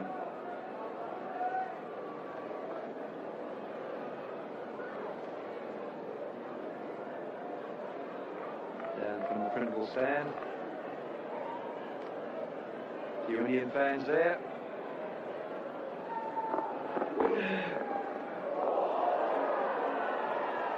And how smart is that from both of them? Shastri's given himself some room, isn't he? Outside, stepped away outside leg stump, and Bowden's chased him. Brilliant bowling.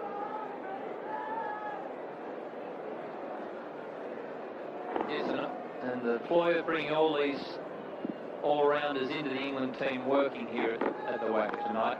And that's over the wicketkeeper's head. Hucknall makes ground from third man. Ravi Shastri takes two from a very thickish edge. But it appears that Ravi, with that backlift, is incapable of driving people like Botham down the ground on the up. So he's really now looking for these edges and hoping the odd one goes for four. So an ugly looking stroke, but he'll take two.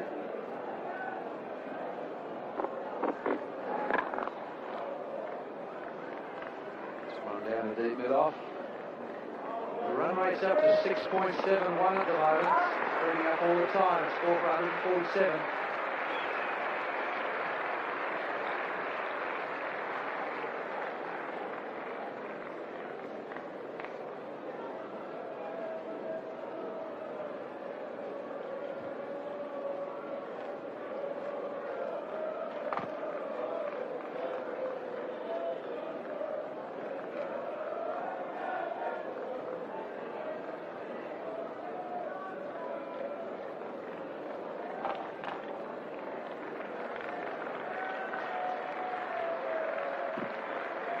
India need 90 to win. And 13 overs remaining. That's nearly 7 over.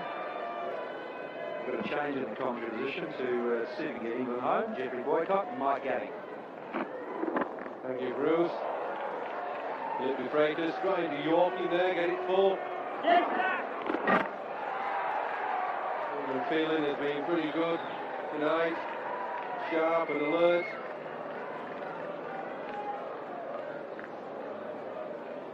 Yes, I think the screw just beginning to turn now, Jeffrey. The Ravi's looking a shade desperate out there. Philip de Fraser's bowled some very good balls, and now he's trying to separate the leg and whack the ball. So I think signs of desperation showing, and I think perhaps England, dare I say it, are getting a good grip on the game. Well, there's desperation there. De Fraser dropped, he's going to really have to get there. Well, what a calamity for Shastri. Great feeling by Philip de Fraser after dropping the catch. Well, there we go, that was total desperation, wasn't it, Jeffrey? He was trying to knock Daffy out of the way. He got so far down the wicket, up it goes, just short of the net. Philip de Fraser goes to catch it.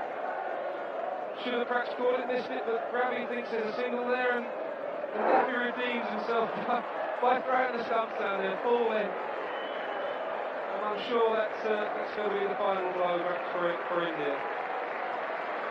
But one mustn't obviously forget Kapil Dev, who is on his way out to the wicket, I'm sure now. And India high at 149.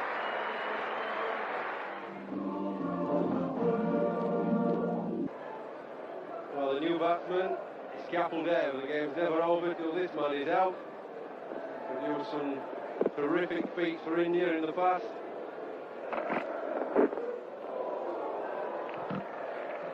An absolute jaffer to meet Kapil Dev there, and Philip has bowled a tremendous spell which we needed desperately, and here again he gets a let.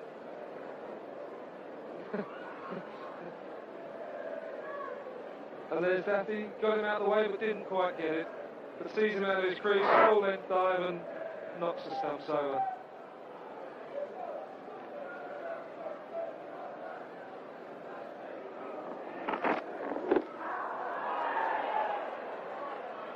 Ball going down leg stump.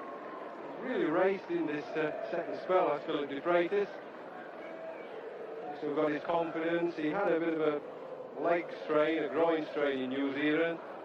A bit of rhythm now, and Shastri just had a bit of desperation there. Quick thinking, Philip de Freitas is able to redeem himself from missing the catch. His bowling's good, good rhythm.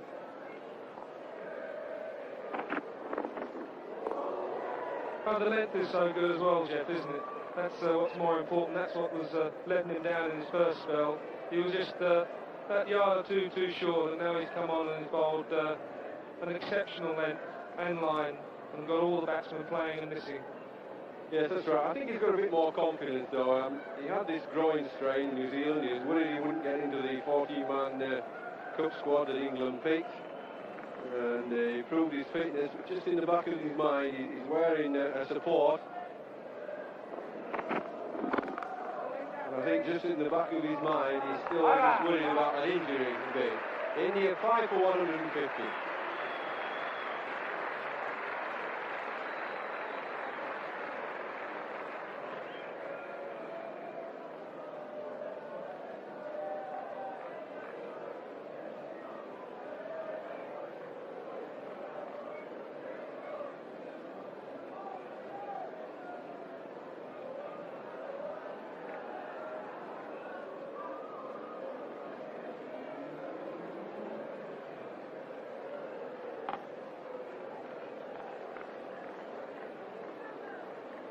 Well, Strickland there at the top of the order, and Shastri making the runs. But then there's just been a little bit of a mini collapse. Ian Bolton to continue.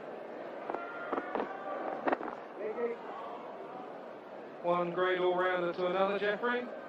Ian Botham to Kepil Dev. I think probably Kepil's bowling is a little bit livelier than Both's at the moment, but Ian showing that he's still can put it there or thereabouts and contain even the best.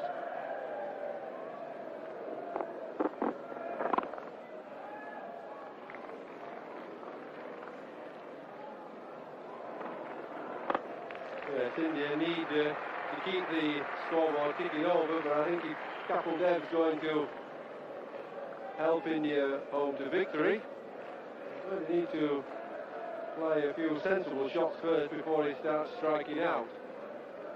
He's got a very high striking rate, 94.4. Still the ball is swinging. In Bolton, military medium now, but the line, the length is good. And even the ball after 38 overs is swinging. I think what we mustn't forget, Jeff, is that we've got two balls. And really the ball is actually only 19 overs old. And the ball 19 overs old is still quite new. That's probably why it's still swinging around. Well, that's well run by Kapil Dev. It was a non-striker, you could hear his call very clearly.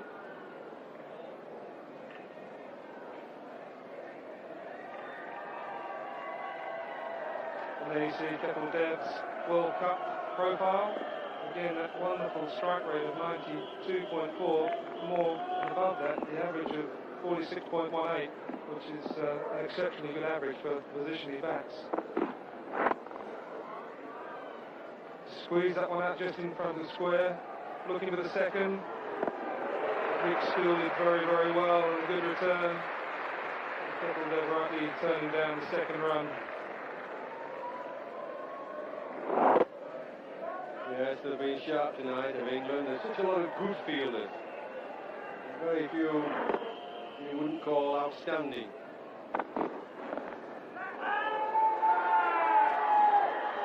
Well, he was looking to get away with not being wide for that Ian Bolton. They're appealing for a catch. India 5 for 153.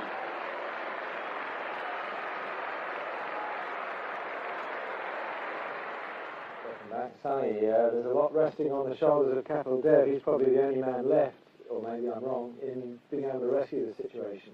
He is the only man left, although Manoj Tripathi is a fighter. Kapil Dev has the shots, because now the asking rate has gone up, and it's only Kapil Dev who can really play the shots and get India to a victory. One worrying, I'll tell you what, we'll leave this to the next time we're on. I think we've got commentary back. Let's go back to the Wacker ground.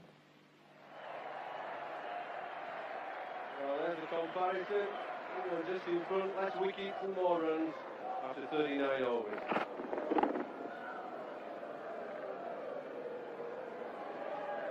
Ian Bolton completing his 10 overs.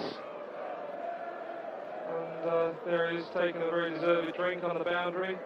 2 for 27. That's unlike Botha. It looks like it's a soft one. I'm sure he'll be having a beer or two in the dressing room afterwards, though. You don't know what's inside that container, Mike.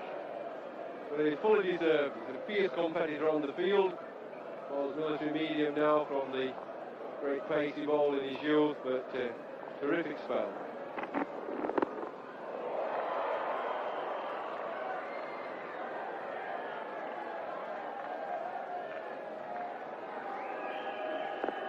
Interesting looking shot there that he almost corrected himself. A little bit of swing there again, Philip de Freitas, and looked like he was hitting it straight and then had to adjust slightly. And ended up getting over gully there, down to third man for 2 runs.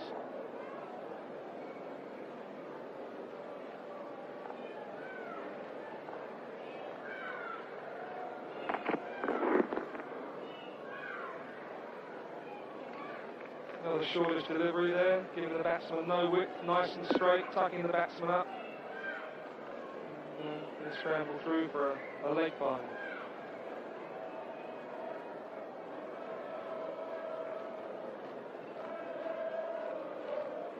The crowds are coming in good voice, Jeffrey. A lot of singing going on out there now. A lot of flags waving. I think that most of the crowd is supporting England. There are some supporters for the Indian team. Oh, good shot. Rocked back on the right foot, waited for it and paddled it round.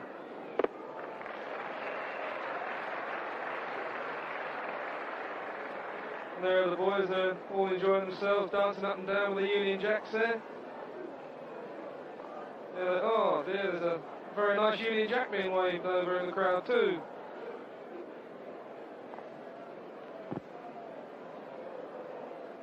All very loyal supporters, all painted up with the Union Jack.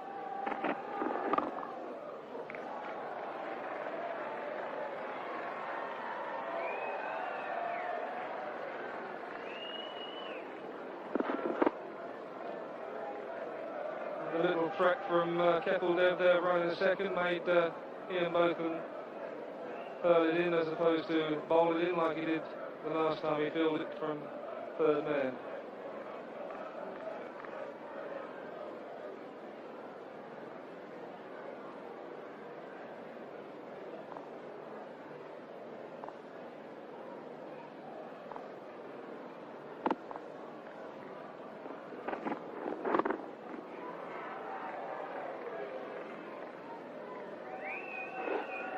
Single to Amri off the last ball.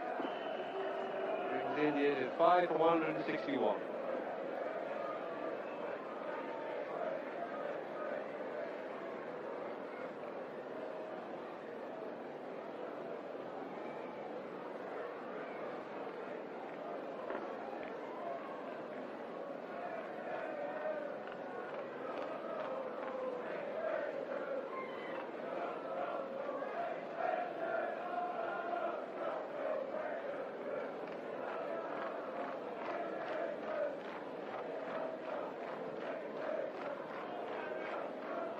Well, Derek Pringle is now the bowling place of Ian Bolton.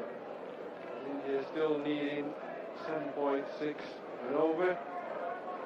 Once the team needs to score or run a ball, they've got problems. And problems mount if you've lost 5 of your best batsmen. Yes, indeed, and I'm sure Derek Pringle will use the breeze again just to get a little bit of drift on the ball, and also use a bit of variation of pace.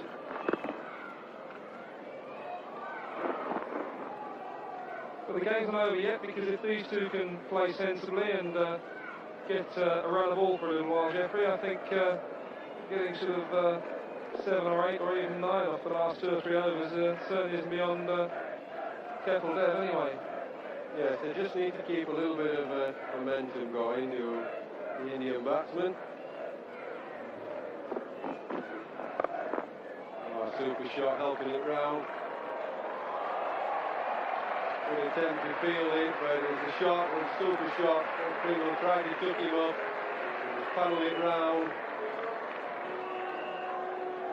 Such a good player, world-class all-rounder, Kapil Dev. Yes, hits that very well, and the unfortunate fielder down there, Philip Tufnell, makes a valiant effort. But Keppel's got on that very well. That looked a very confident appeal, nice and straight. So, might just have been going down the leg side. Well, it's fairly straight, but I think probably just going down the leg side. Pretty good of these umpires. Yes, the umpires have done a good job here tonight. Very consistent with the wides.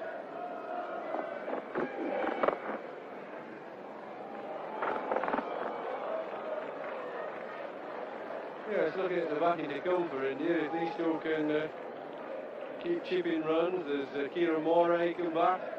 Ravaka certainly can, yes. S.A. Banerjee can strike the ball, so perhaps there is a glimmer of hope for India.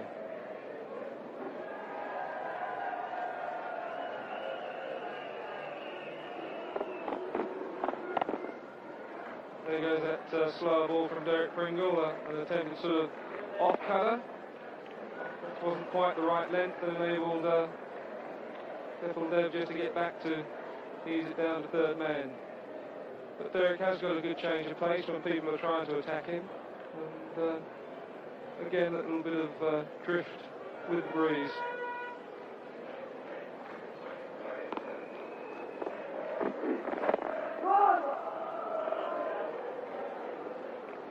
Well, no run off the last ball. Steady over from Derek Pringle, India 5 for 169.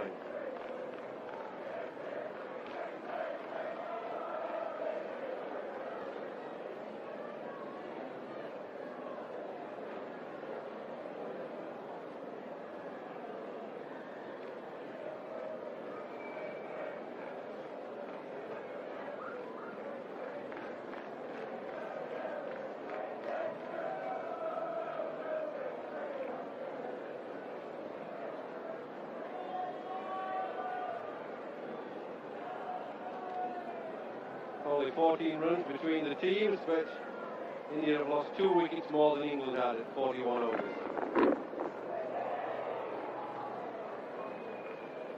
Another very good delivery there from Philip de Freitas. Kapil Dev aiming to turn it on the leg side, and the ball obviously just straightened up on him a bit, and it ended up down at third man off a thick outside edge. Goes to turn it round and lies in almost off the back of the bat, down to the third man. This has been a very fine spell from Philip de Freitas. Probably looked like he was getting a little bit tired towards the end of the last over, but that ball was in the right place. Again, perhaps just a little bit too short, but didn't quite get on to that one.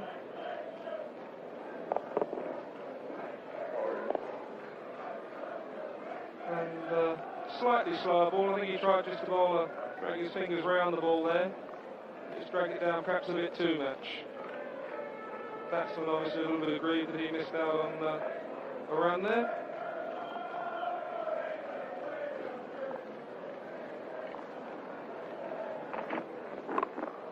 Another short delivery. I think Philip certainly is getting a bit tired here. He looks a little bit worn. He's really giving it everything he's got. He's just dragging the ball down a little bit too often now. And he knows it too. He goes back shaking his head there. He knows he's got to get it up there. But his body's just a little bit tired, I think.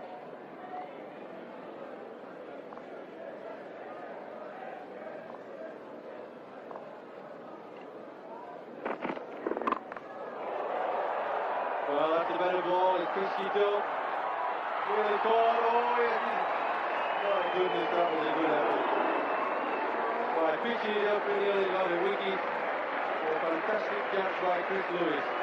I don't think anybody else would have got that close, would they, Jeff? I mean, that was unbelievable. He ran back from deep gully. Ball slices off the bat, up in the air. Chris Lewis running, ball coming over his shoulders, gets his hands to it, nearly holds it. Oh, and a second attempt.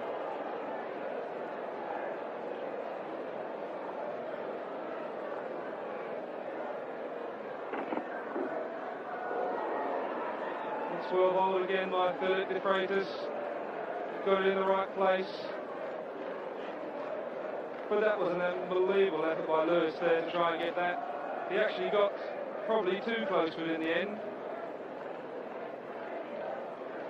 He's bringing his hand there. The ball obviously hit in hard. What a fine fielder man is. Here it goes again. It's up in the air. And there he goes. He's sprinting back after it. In fact, just gets a little bit too close to it. Brilliant.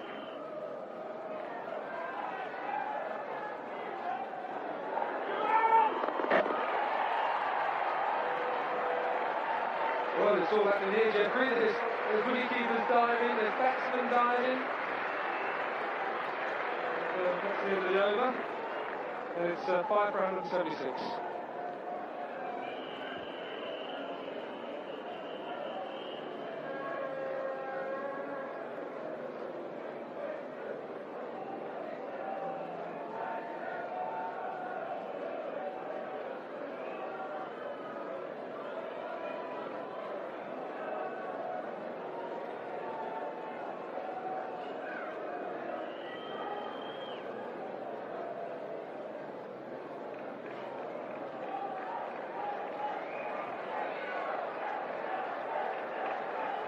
Welcome back. I hope all our viewers in India and Hong Kong and in England through Sky Sports are enjoying the cricket.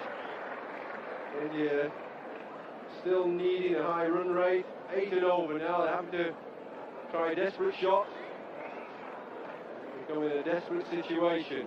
8 and over. 5 wickets in hand. Got to try and get a boundary or two. Yeah, mustn't forget the Kiwis, Jeffrey, who've had a great result today, beating Australia in the first match. Tremendous effort. Oh, he hit that down the pitch. Nice there. I thought he got to get a boundary or two. He used his feet beautifully, Captain there.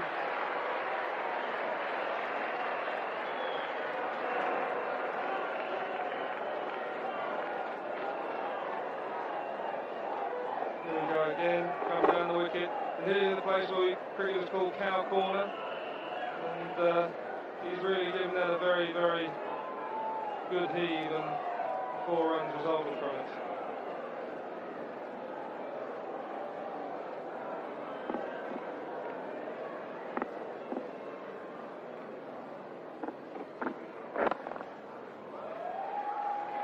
Captain there, once he gets going, he's a very, very dangerous batsman.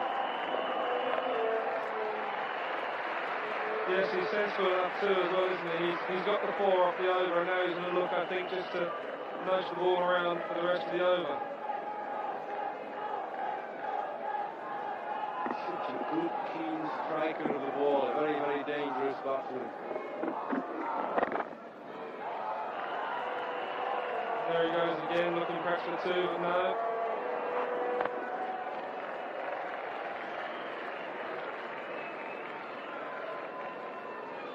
Oh, there's Chris Lewis after this great attempt at the catch. I don't see many better attempts at such a really high sky ball into the light and looking up. Nearly got it, and he got a second attempt. Well bowled, Derek Pringle. Lost spinner there, just to try and confuse the batsmen.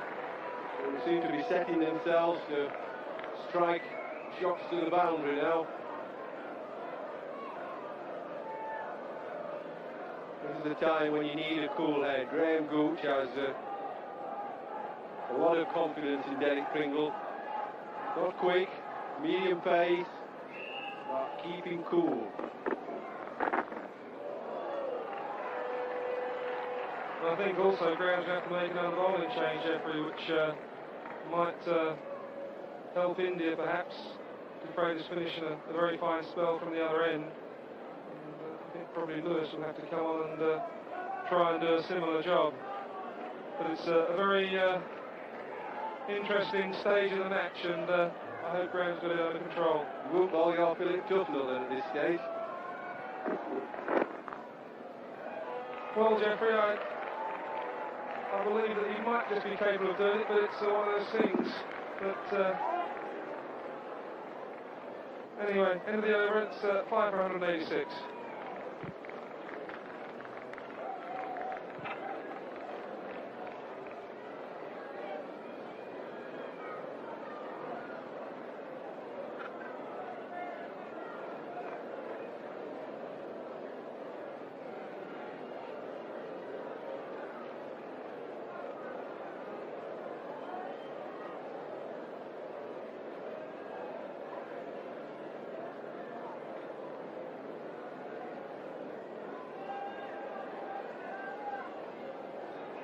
Well, look at the scores.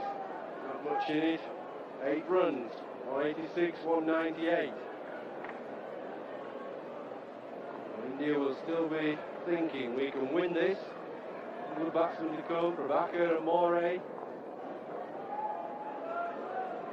Actually, I'm a little bit surprised that Chris Lewis hasn't been brought back on. I know Dermot's got a good change of pace, but he did bowl extremely well earlier on. Oh, good chance to run out, he's missed the ball. Who's the fielder?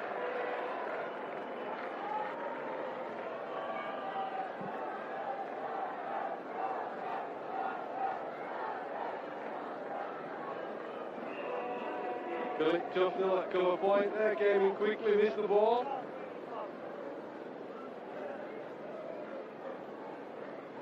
Happens to the best of us, Jeffrey. Well bowled, beautiful slower outswinger. He's a great competitor, that's for sure, Dermot Reed, Jeffrey. He's a man for a crisis at times, and he's very cool in the crisis. And he's a great, great competitor. You won't get a better ball than that.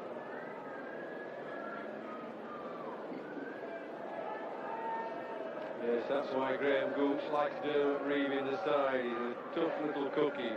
Mild and pleasant exterior, but inside, tough. Born in Hong Kong, Jeffrey, as well.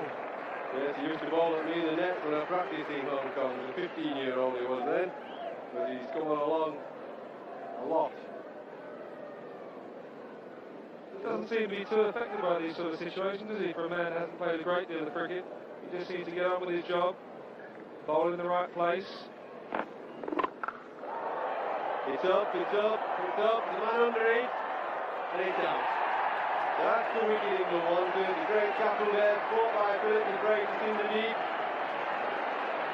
He's laughing there, Jeffrey, so I think it actually bobbled out a bit there, and he, the one he dropped off Ravi Shastri of his own bowling, I think that just came out for a bit of air. And he finally clung onto it at the end.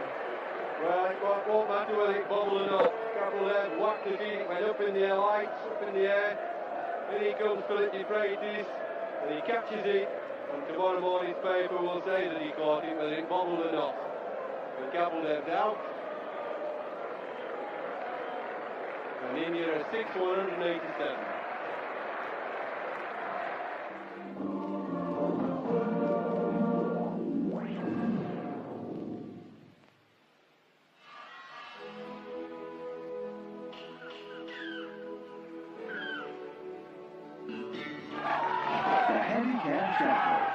Small and light and so easy to use.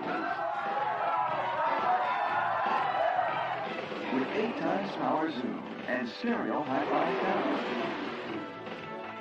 Bring it all home with the TR-75. Watch out for the TR-45 too. It's a Sony. Yes, a little bobble there, as Mike Gattin said. It nearly got out, but it didn't. That's what matters as a fielder. It stays in. Just sneaks a little bit on the top of the ball, and then it cuts.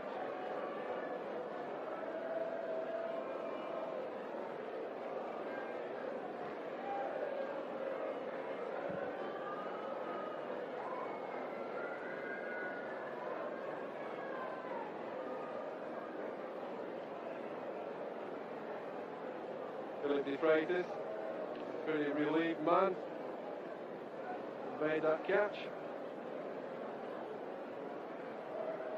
This is the time of the innings when captains have to discuss with bowlers, get the field set. The game's never over, and you've actually won it, and somebody's lost it. Seems such a simple statement to say, but there's many a slip at the end of a game when you thought you'd won it, in comes some guy and keeps slapping the ball all over the park, gets you rattled. I'm going to change of commentators, Davey Gower and Ian Chapman. Thanks, Jeffrey. Change of bat for Praveen Amre. A bit of wood in that one. He might, this might be the slogging bat. Well, he's going to need it. This ball's got to travel a bit now for the Indians to get ahead of England's total.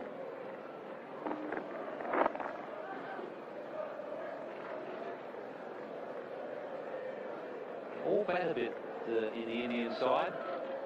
Even though Srinath is coming in at 11, he's certainly he's no rabbit. And not only can he bat a bit, but he gives him a bit of a touch. He'll hit the ball pretty hard.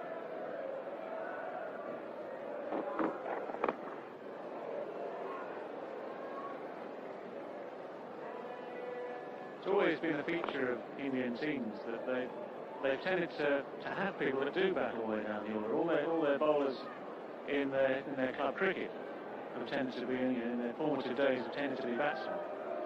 And it's just that the fact that you can only bat 11 doesn't mean that number 11 is going to be a complete rabbit.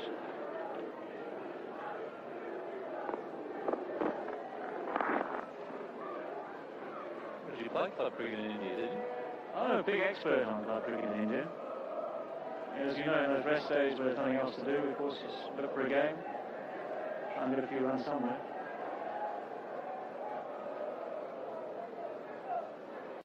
Keep chipping runs as Kieran Moray come back. Praveen certainly can, yes. S.A. Banerjee can strike the ball, so perhaps there is a glimmer of hope for India.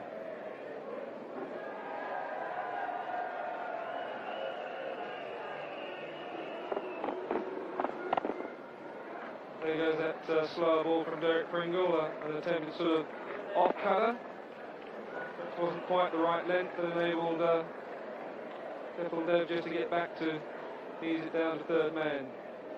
But Derek has got a good change of pace when people are trying to attack him.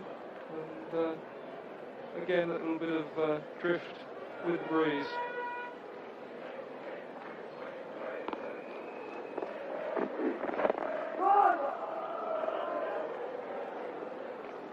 Oh, no run off the last ball. Steady over from Derek Pringle, India 5 for 169.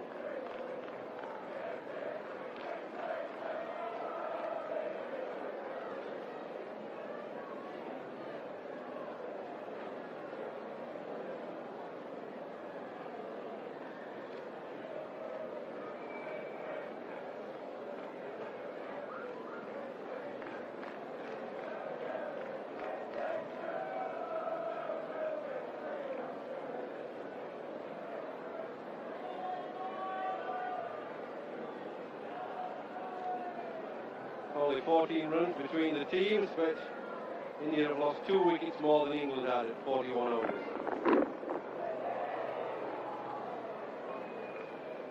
Another very good delivery there from Philip de Freitas.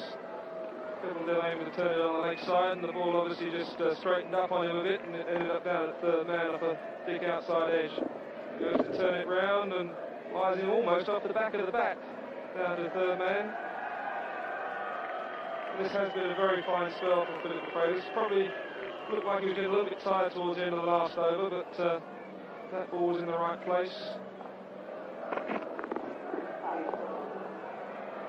Again, perhaps just a little bit too short, but didn't quite get on to that one.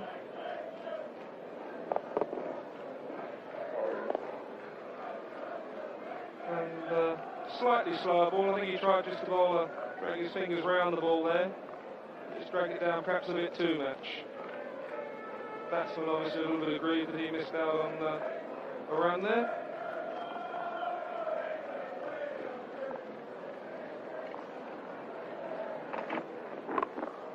Another short delivery. I think Phillips certainly is getting a bit tired here. He looks a little bit worn. He's really giving it everything he's got. He's just dragging the ball down a little bit too often now. And he knows it too. He goes back shaking his head there. He knows he's got to get it up there. But his body's just a little bit tired, I think.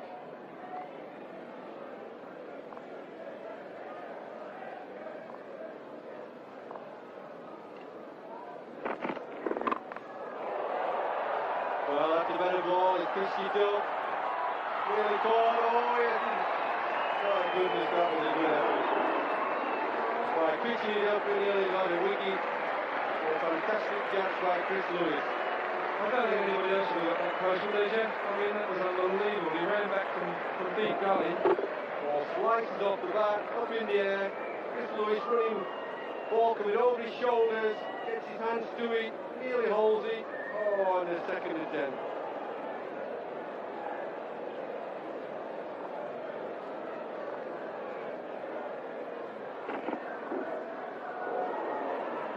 It's well bowled again by Philip de Freitas.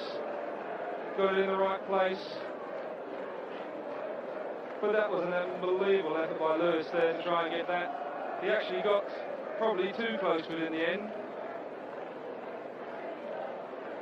He's bringing his hand there. The ball obviously hit in hard. What a fine fielder the man is. Here it goes again.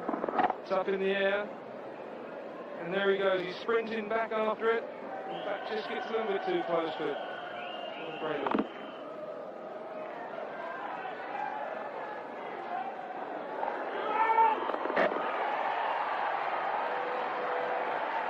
Well, it's all happening here, Jeffrey. There's wicketkeepers diving, there's batsmen diving. That's the end of the over. And it's 5 for 176.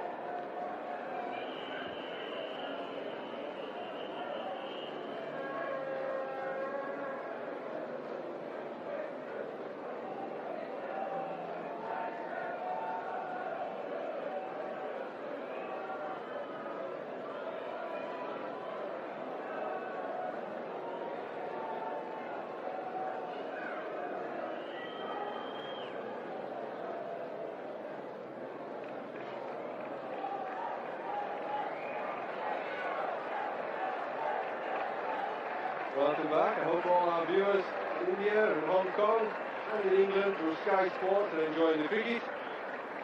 India still needing a high run rate, 8 and over now. They're having to try desperate shots. Becoming a desperate situation. 8 and over, 5 wickets in hand. Got to try and get a boundary or two. Yeah, mustn't forget the Kiwis, Jeffrey, who've had a great result today, beating Australia in the first match. Tremendous effort. Oh, he hit that down the pitch. Right there, I thought he got to get a boundary too. He used his feet beautifully, Captain there.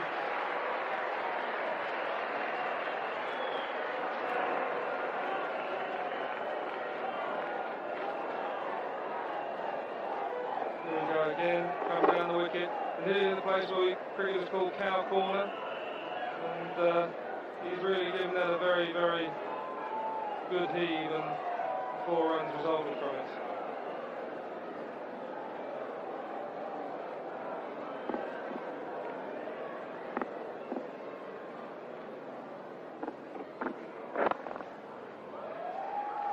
Well, Captain Dev, once he gets going, is a very, very dangerous batsman.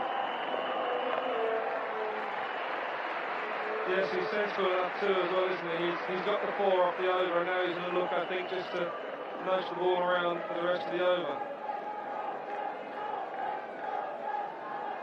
Such a good, keen striker of the ball, a very, very dangerous batsman.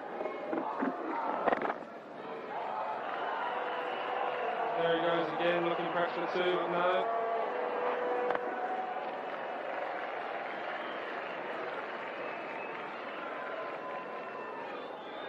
Chris Lewis after this great attempt at the catch. I don't see many better attempts at such a really high sky ball into the light and looking up. Nearly got it, and he got a second attempt. Well ball, Derek Pringle.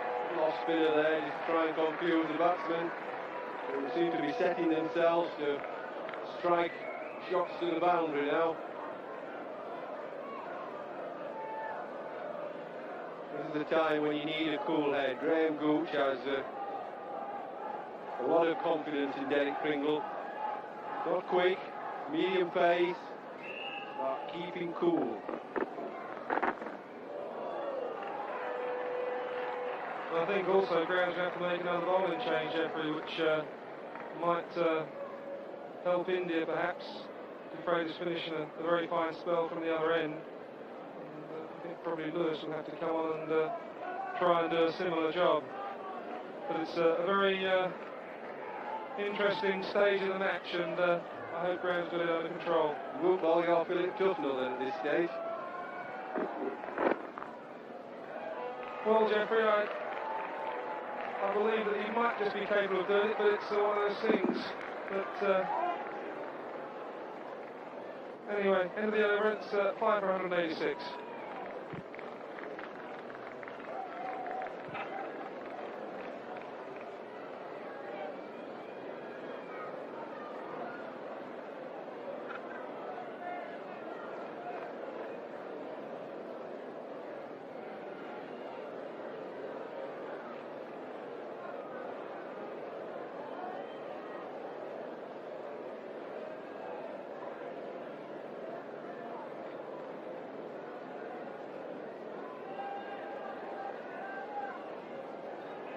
Well, look at the scores. Not much in it. 8 runs. 186, 198. India will still be thinking we can win this. Good batsmen to come, Prabhakar and Morey. Actually, I'm a little bit surprised that Chris Lewis hasn't been brought back on. I know Dermot's got a good change of pace, but he did bowl extremely well earlier on. Oh, good chance to run out, he's missed the ball. Who's the fielder?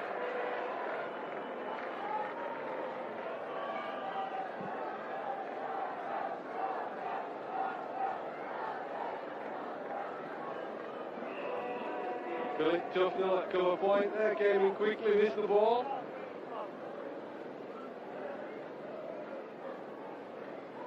Happens to the best of us, Jeffrey. Well bowled, beautiful slow outswinger. He's a great competitor, that's for sure, really, Jeffrey. He's a man for a crisis at times, and he's very cool in the crisis. And he's a great, great competitor. You won't get a better ball than that.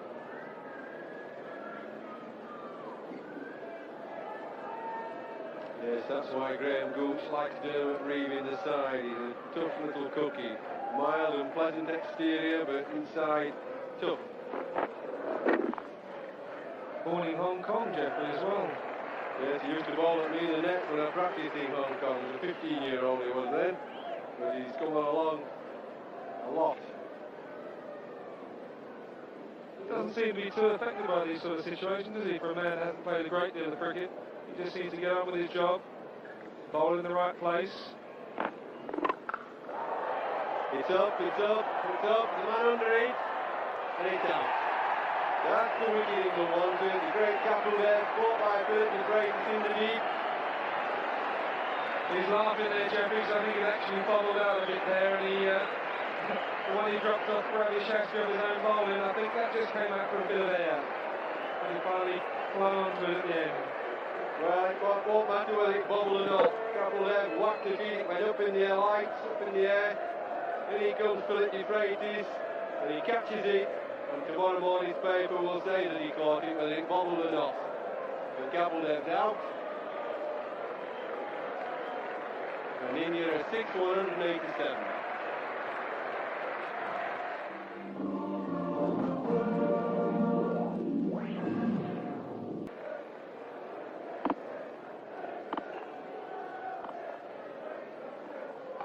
Dermot Reeve the ball. Waxing over cover. Oh, they're scampering too. Fielder. Good throw right to the top. Neil Fairbrother. Bullet-like throw, but the batsman was quick. We haven't seen much of Neil Fairbrother, but the new batsman there, Subrata Banerjee.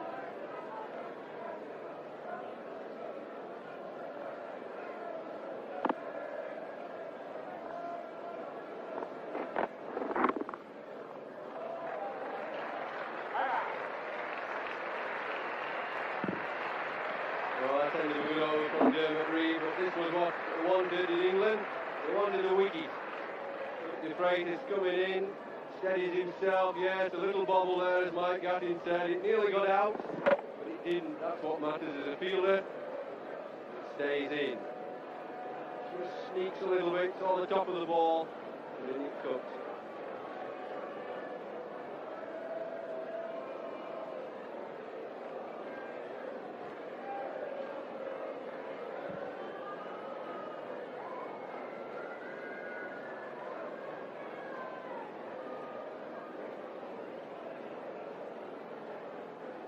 Philip De Freitas, pretty relieved man, made that catch. This is the time of the innings when captains have to discuss with bowlers, get the field set. The game's never over, and you've actually won it, and somebody's lost it. Seems such a simple statement to say, but in many a slip at the end of a game when you thought you'd won it, in comes some guy and keeps slapping the ball all over the park, gets you rattled. You want to change your commentators, Davey Gower and Ian Chappell. Thanks, Jeffrey. Change your bat for Praveen Amre. A bit of wood in that one. He might, this might be the slogging bat. Well, he's going to need it. This ball's got to travel a bit now for the Indians to get ahead of England's total.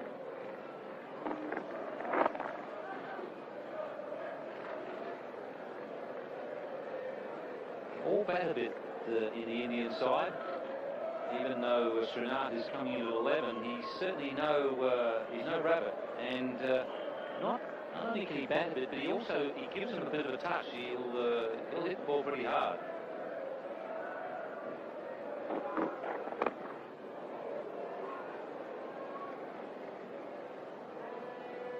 It's always been a feature of Indian teams that they've tended to have people that do bat all the way down the order. All their bowlers in their club cricket have tended to be in their formative days have tended to be batsmen.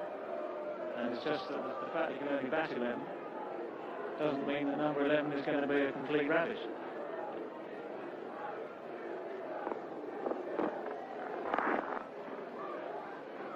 Did you play club cricket in India, did you? I'm a big expert on club cricket in India. As you know, in those rest days where there's nothing else to do, of course, just look for a game, try and get a few runs somewhere.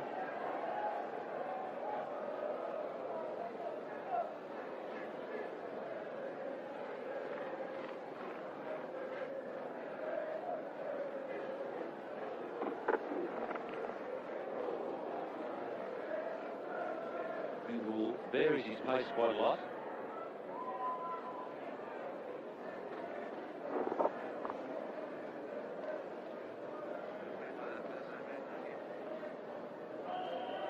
Really does bring his hand over virtually like an off spinner, that one, Derek Pringle.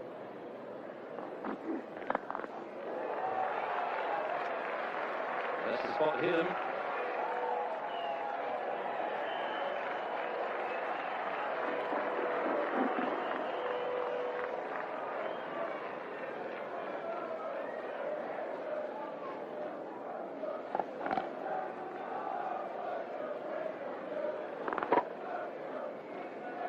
Straight down the ground, and a neat bit of footwork coming out here. Advantage of the English professional cricketer being a keen football fan as well. Tucknell at fine leg, or short fine leg. Someone's going to be run out. And now the question is who's got to go. And Peter McConnell is pointing to Armory and saying he is the one who's got to go. That was a real mix-up.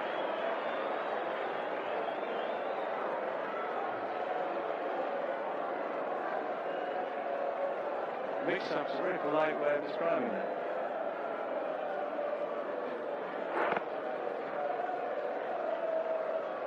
Good piece of fielding here from Phil Tufnell. He did well to keep his eye on the ball, pick it up cleanly there. And although his first throw missed the stumps, good backing up. Amray was well out of his ground, didn't really seem to have any communication at all with his partner. India 7 for 194.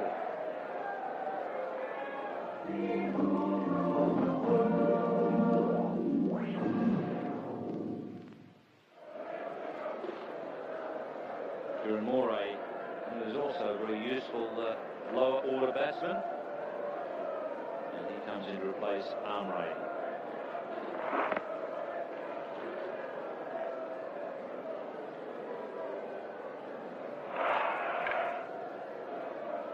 That was very gentle, Alex Stewart.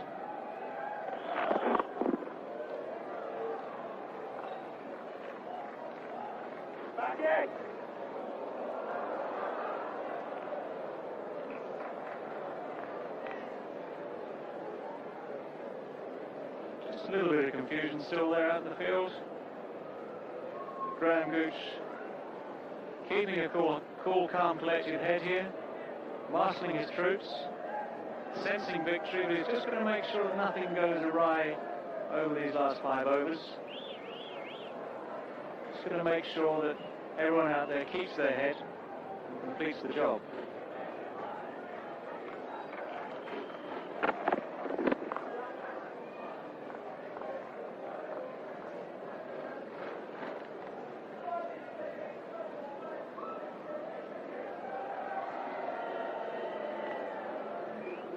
Graham Gooch should be quite happy. But it's only singles the Indian batsman can manage over these last few overs.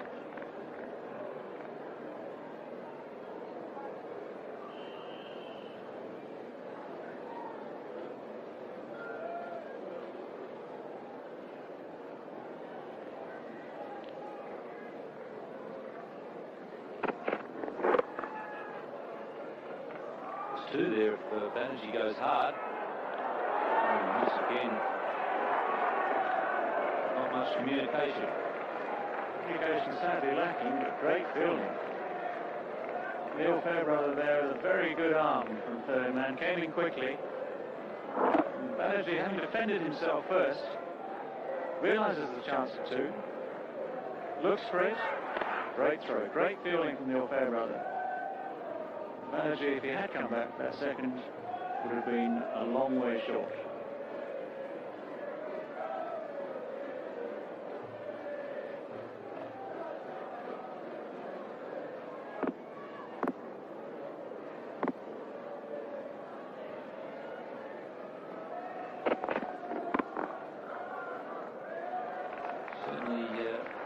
A bit suspicious about the bounce there, Kieran Moray. He is, I think as Sonny Gavaskar, our commentator during the summer, described him, a step, hop and jump player.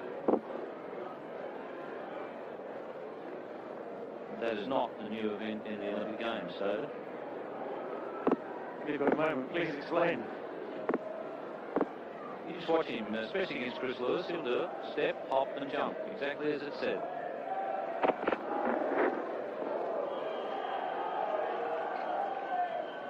Step, hop and jump with room.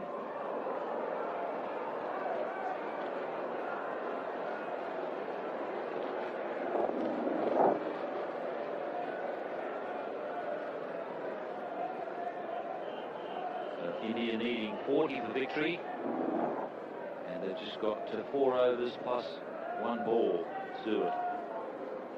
25 balls for 40 runs.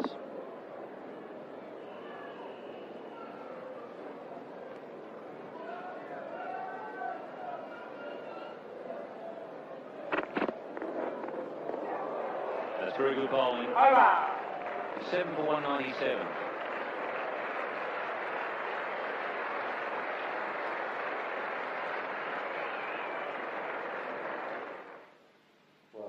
we go after Ian Chappell to explain step, hop and jump.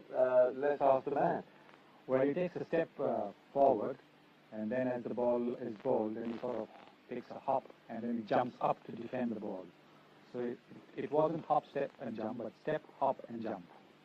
But I think Ian Chappell got it right in the end. He did, yes. Okay, right, well, let's hand back to him at the Wacker Ground in Perth.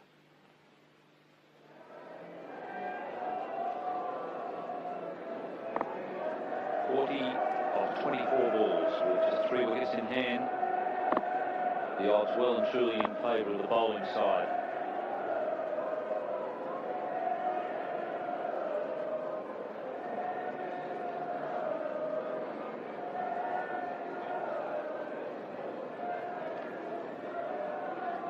Reeve coming back into the attack.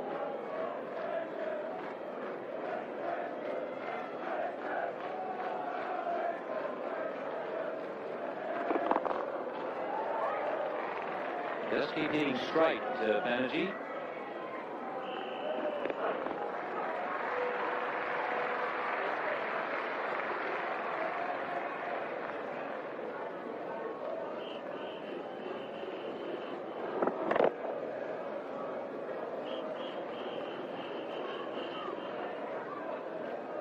Straight down the ground, and even though Robin Smith is quickly round from long off, still a comfortable 2.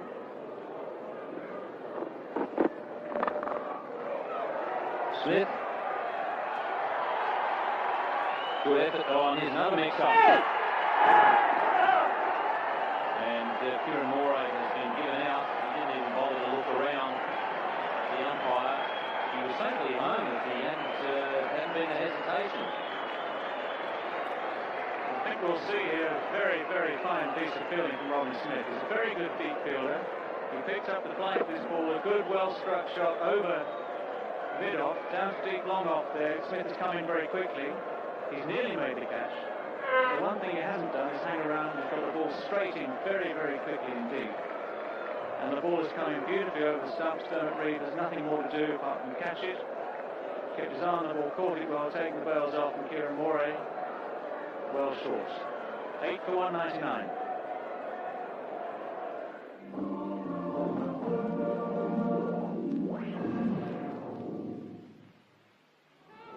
British Open, 1972, Muirfield, Scotland. Jack Nicklaus. New batsman at the crease is Manoj Prabhakar, not a fast runner. He's just jogged through for a single there after Kieran Moray was run out.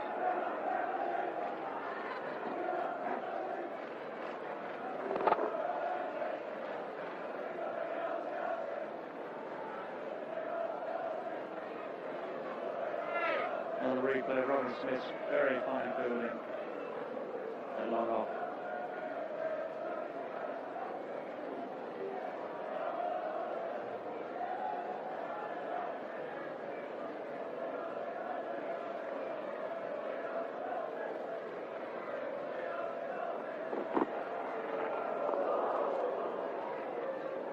Can't afford air swings when you've got a tough task like this.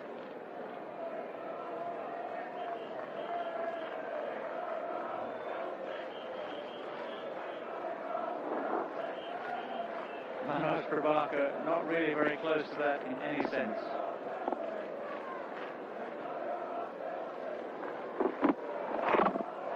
More that one. May have been a little inside edge before it hit the stumps. Dermot Reeve doing the job here and finishing out with Chris Lewis.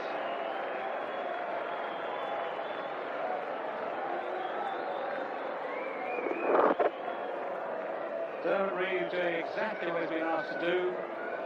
Give him the last 2 overs to bowl from one end here to finish off this Indian innings. We've had 2 wickets already this over.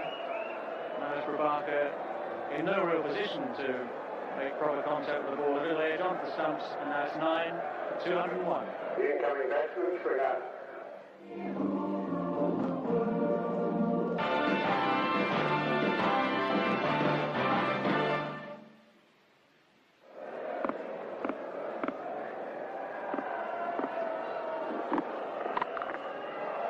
Nicely struck.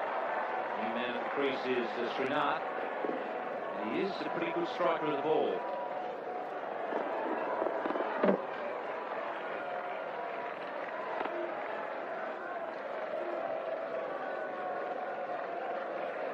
Srinath opening up his first ball there.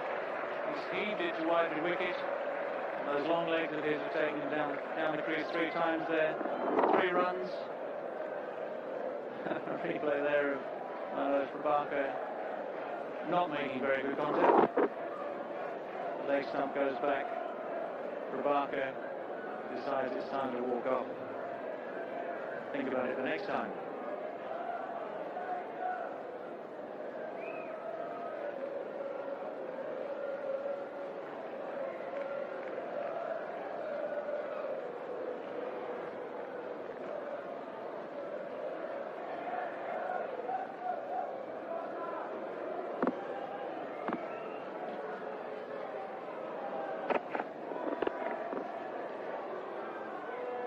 Quite capable with the bat, Srinath, but I'm not sure that he and his partner are capable of the enormous task ahead of them.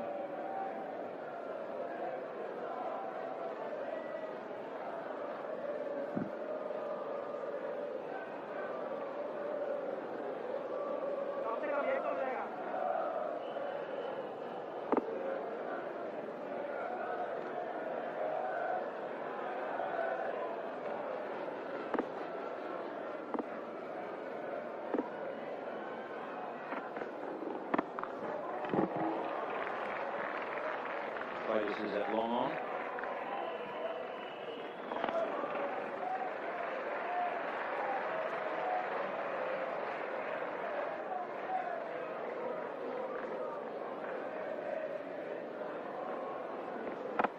Still 30 runs needed for victory for India over these last best part 3 overs left in their innings.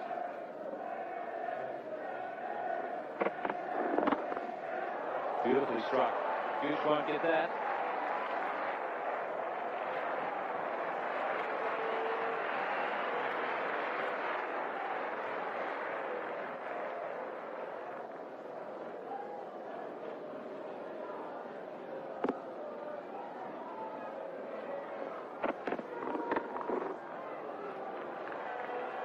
Right, this is long on.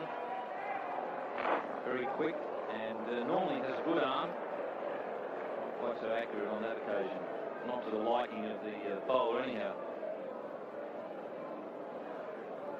Former teammates at Leicestershire, Philip Freitas and Chris Lewis. Another full swing of the bat. Philip Freitas there, a little smirk of embarrassment with that throw. Quite a few ex-Leicestershire people around here.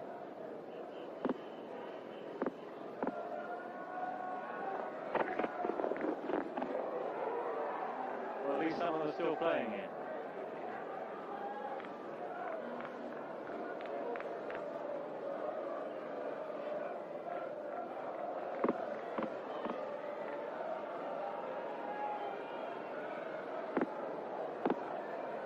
Almost 2 runs to ball now.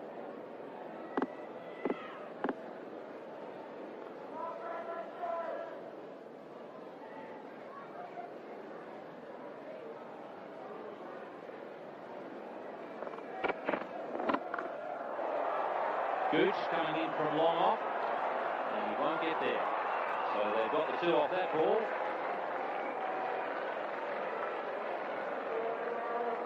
Well, you have to say that 2 all is not impossible. And it doesn't matter how you get them, whether you find the gap by hitting the ball high into the gaps or by placing it specifically into the gaps. There's a lot of space on this big Wacker ground.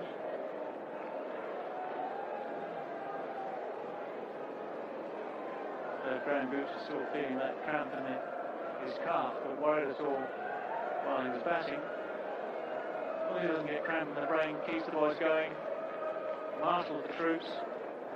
England will be looking forward to this first win of the campaign. But anyway, 23 runs needed, 12 balls remaining. India's last wicket pair at the crease, and bats are swinging everywhere. Derek Pringle coming back. The defender will stand behind him.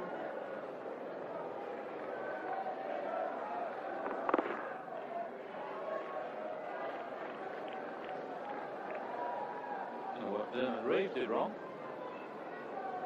I'm surprised that he's been replaced by Derek Pringle. Well, Derek Pringle and Graham Gooch, of course, teammates at Essex. Derek Pringle, very experienced, bowling the last overs of one-day matches. And England captain preferring his county colleague, the Warwickshire man Reeve. Comes in for second window.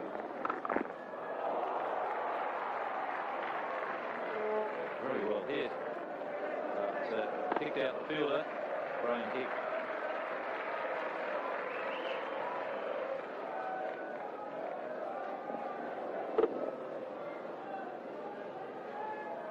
Authentic hook shot. Srinath. Only one run for it, and indeed specifically there for it.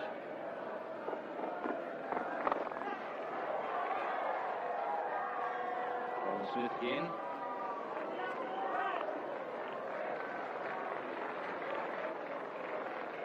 Ron Smith giving a cool head long off, in very quickly again. Got the ball back in. That was the secret of the run out earlier. Robert Smith getting the ball back in very quickly, giving the batsman no chance to come back for the second.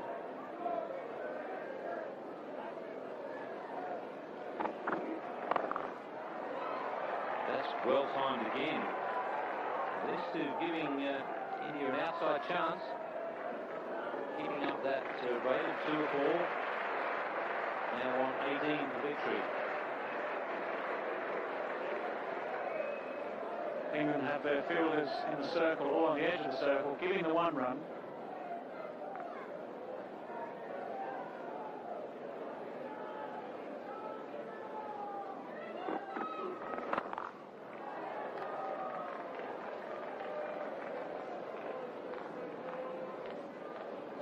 Now of 7 balls.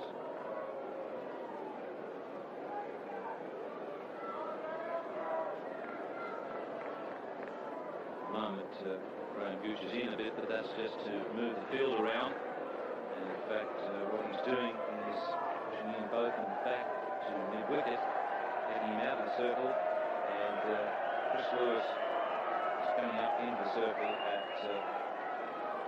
third man.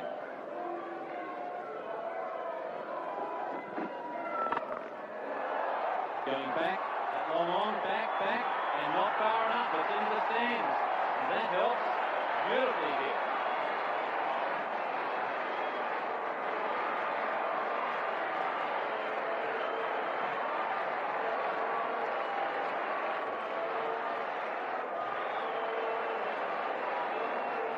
Well, that really has put the head amongst the pigeons.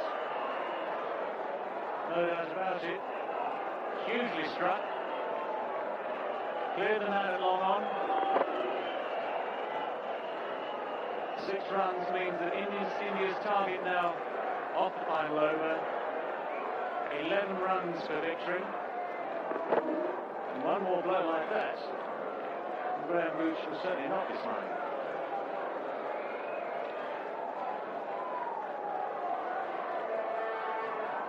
See, I think what Graham Gooch did there, he forced Banerjee to go straighter because he put the man out of mid-wicket, took away that option, and probably did Banerjee a favour because in doing, taking away that option, maybe he hit a bit straighter. Certainly hit well. Well, whatever the cause and effect, Graham Gooch set the field back to cover that sort of shot. And if the batsman hits it that well, then you're always limited by the size of the field.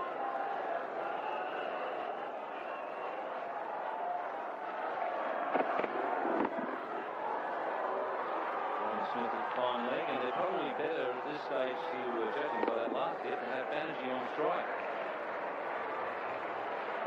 Well, he's under pressure now. He said he's torn out once. Chris Lewis will be horribly aware of how well Banerjee can strike the ball. I'm sure the men down here at long on, Philip de Freitas at long on, will also be pondering the fact that there could be a ball winging its way towards him any moment now, on which this game could hang. This is what one-day cricket, dare I say, is all about. pressure of the final balls, and Chris Lewis coming in again.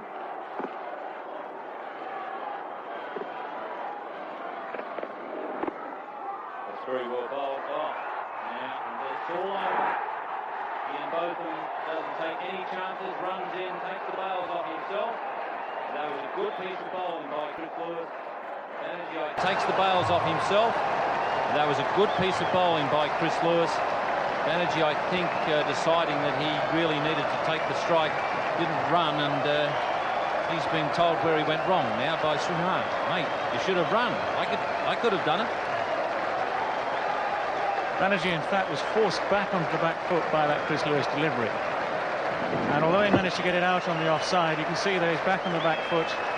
Ian Botham is in, genuinely saving the one, keeps his head. There's a lot of good cricketing sense in that head of Ian Botham's. He's kept his head there. He spotted Srinath on his way down. Ian Botham wraps up the game for England, who will be relieved. They've been tested there by India. Relieved to win it, and they get off to a good start in this competition. The Indian scorecard, all out for 227 with Srinath run out with 4 balls remaining in the game. Banerjee, a very good knock there, 25 not out. But once again, as India had problems during the summer in the World Series Cup competition, nobody really going on with the job. You've got the start there at the top from Srikanth and Shastri, but no one really going on and getting the big score as Smith did in the England innings. Tendulkar, a very good 35. Good bowling performance from Ian Botham. In fact, Ian Botham was probably the man who got England back into the game when things were running along quite nicely for India. A very important wicket when he got rid of Tendulkar, a very dangerous player.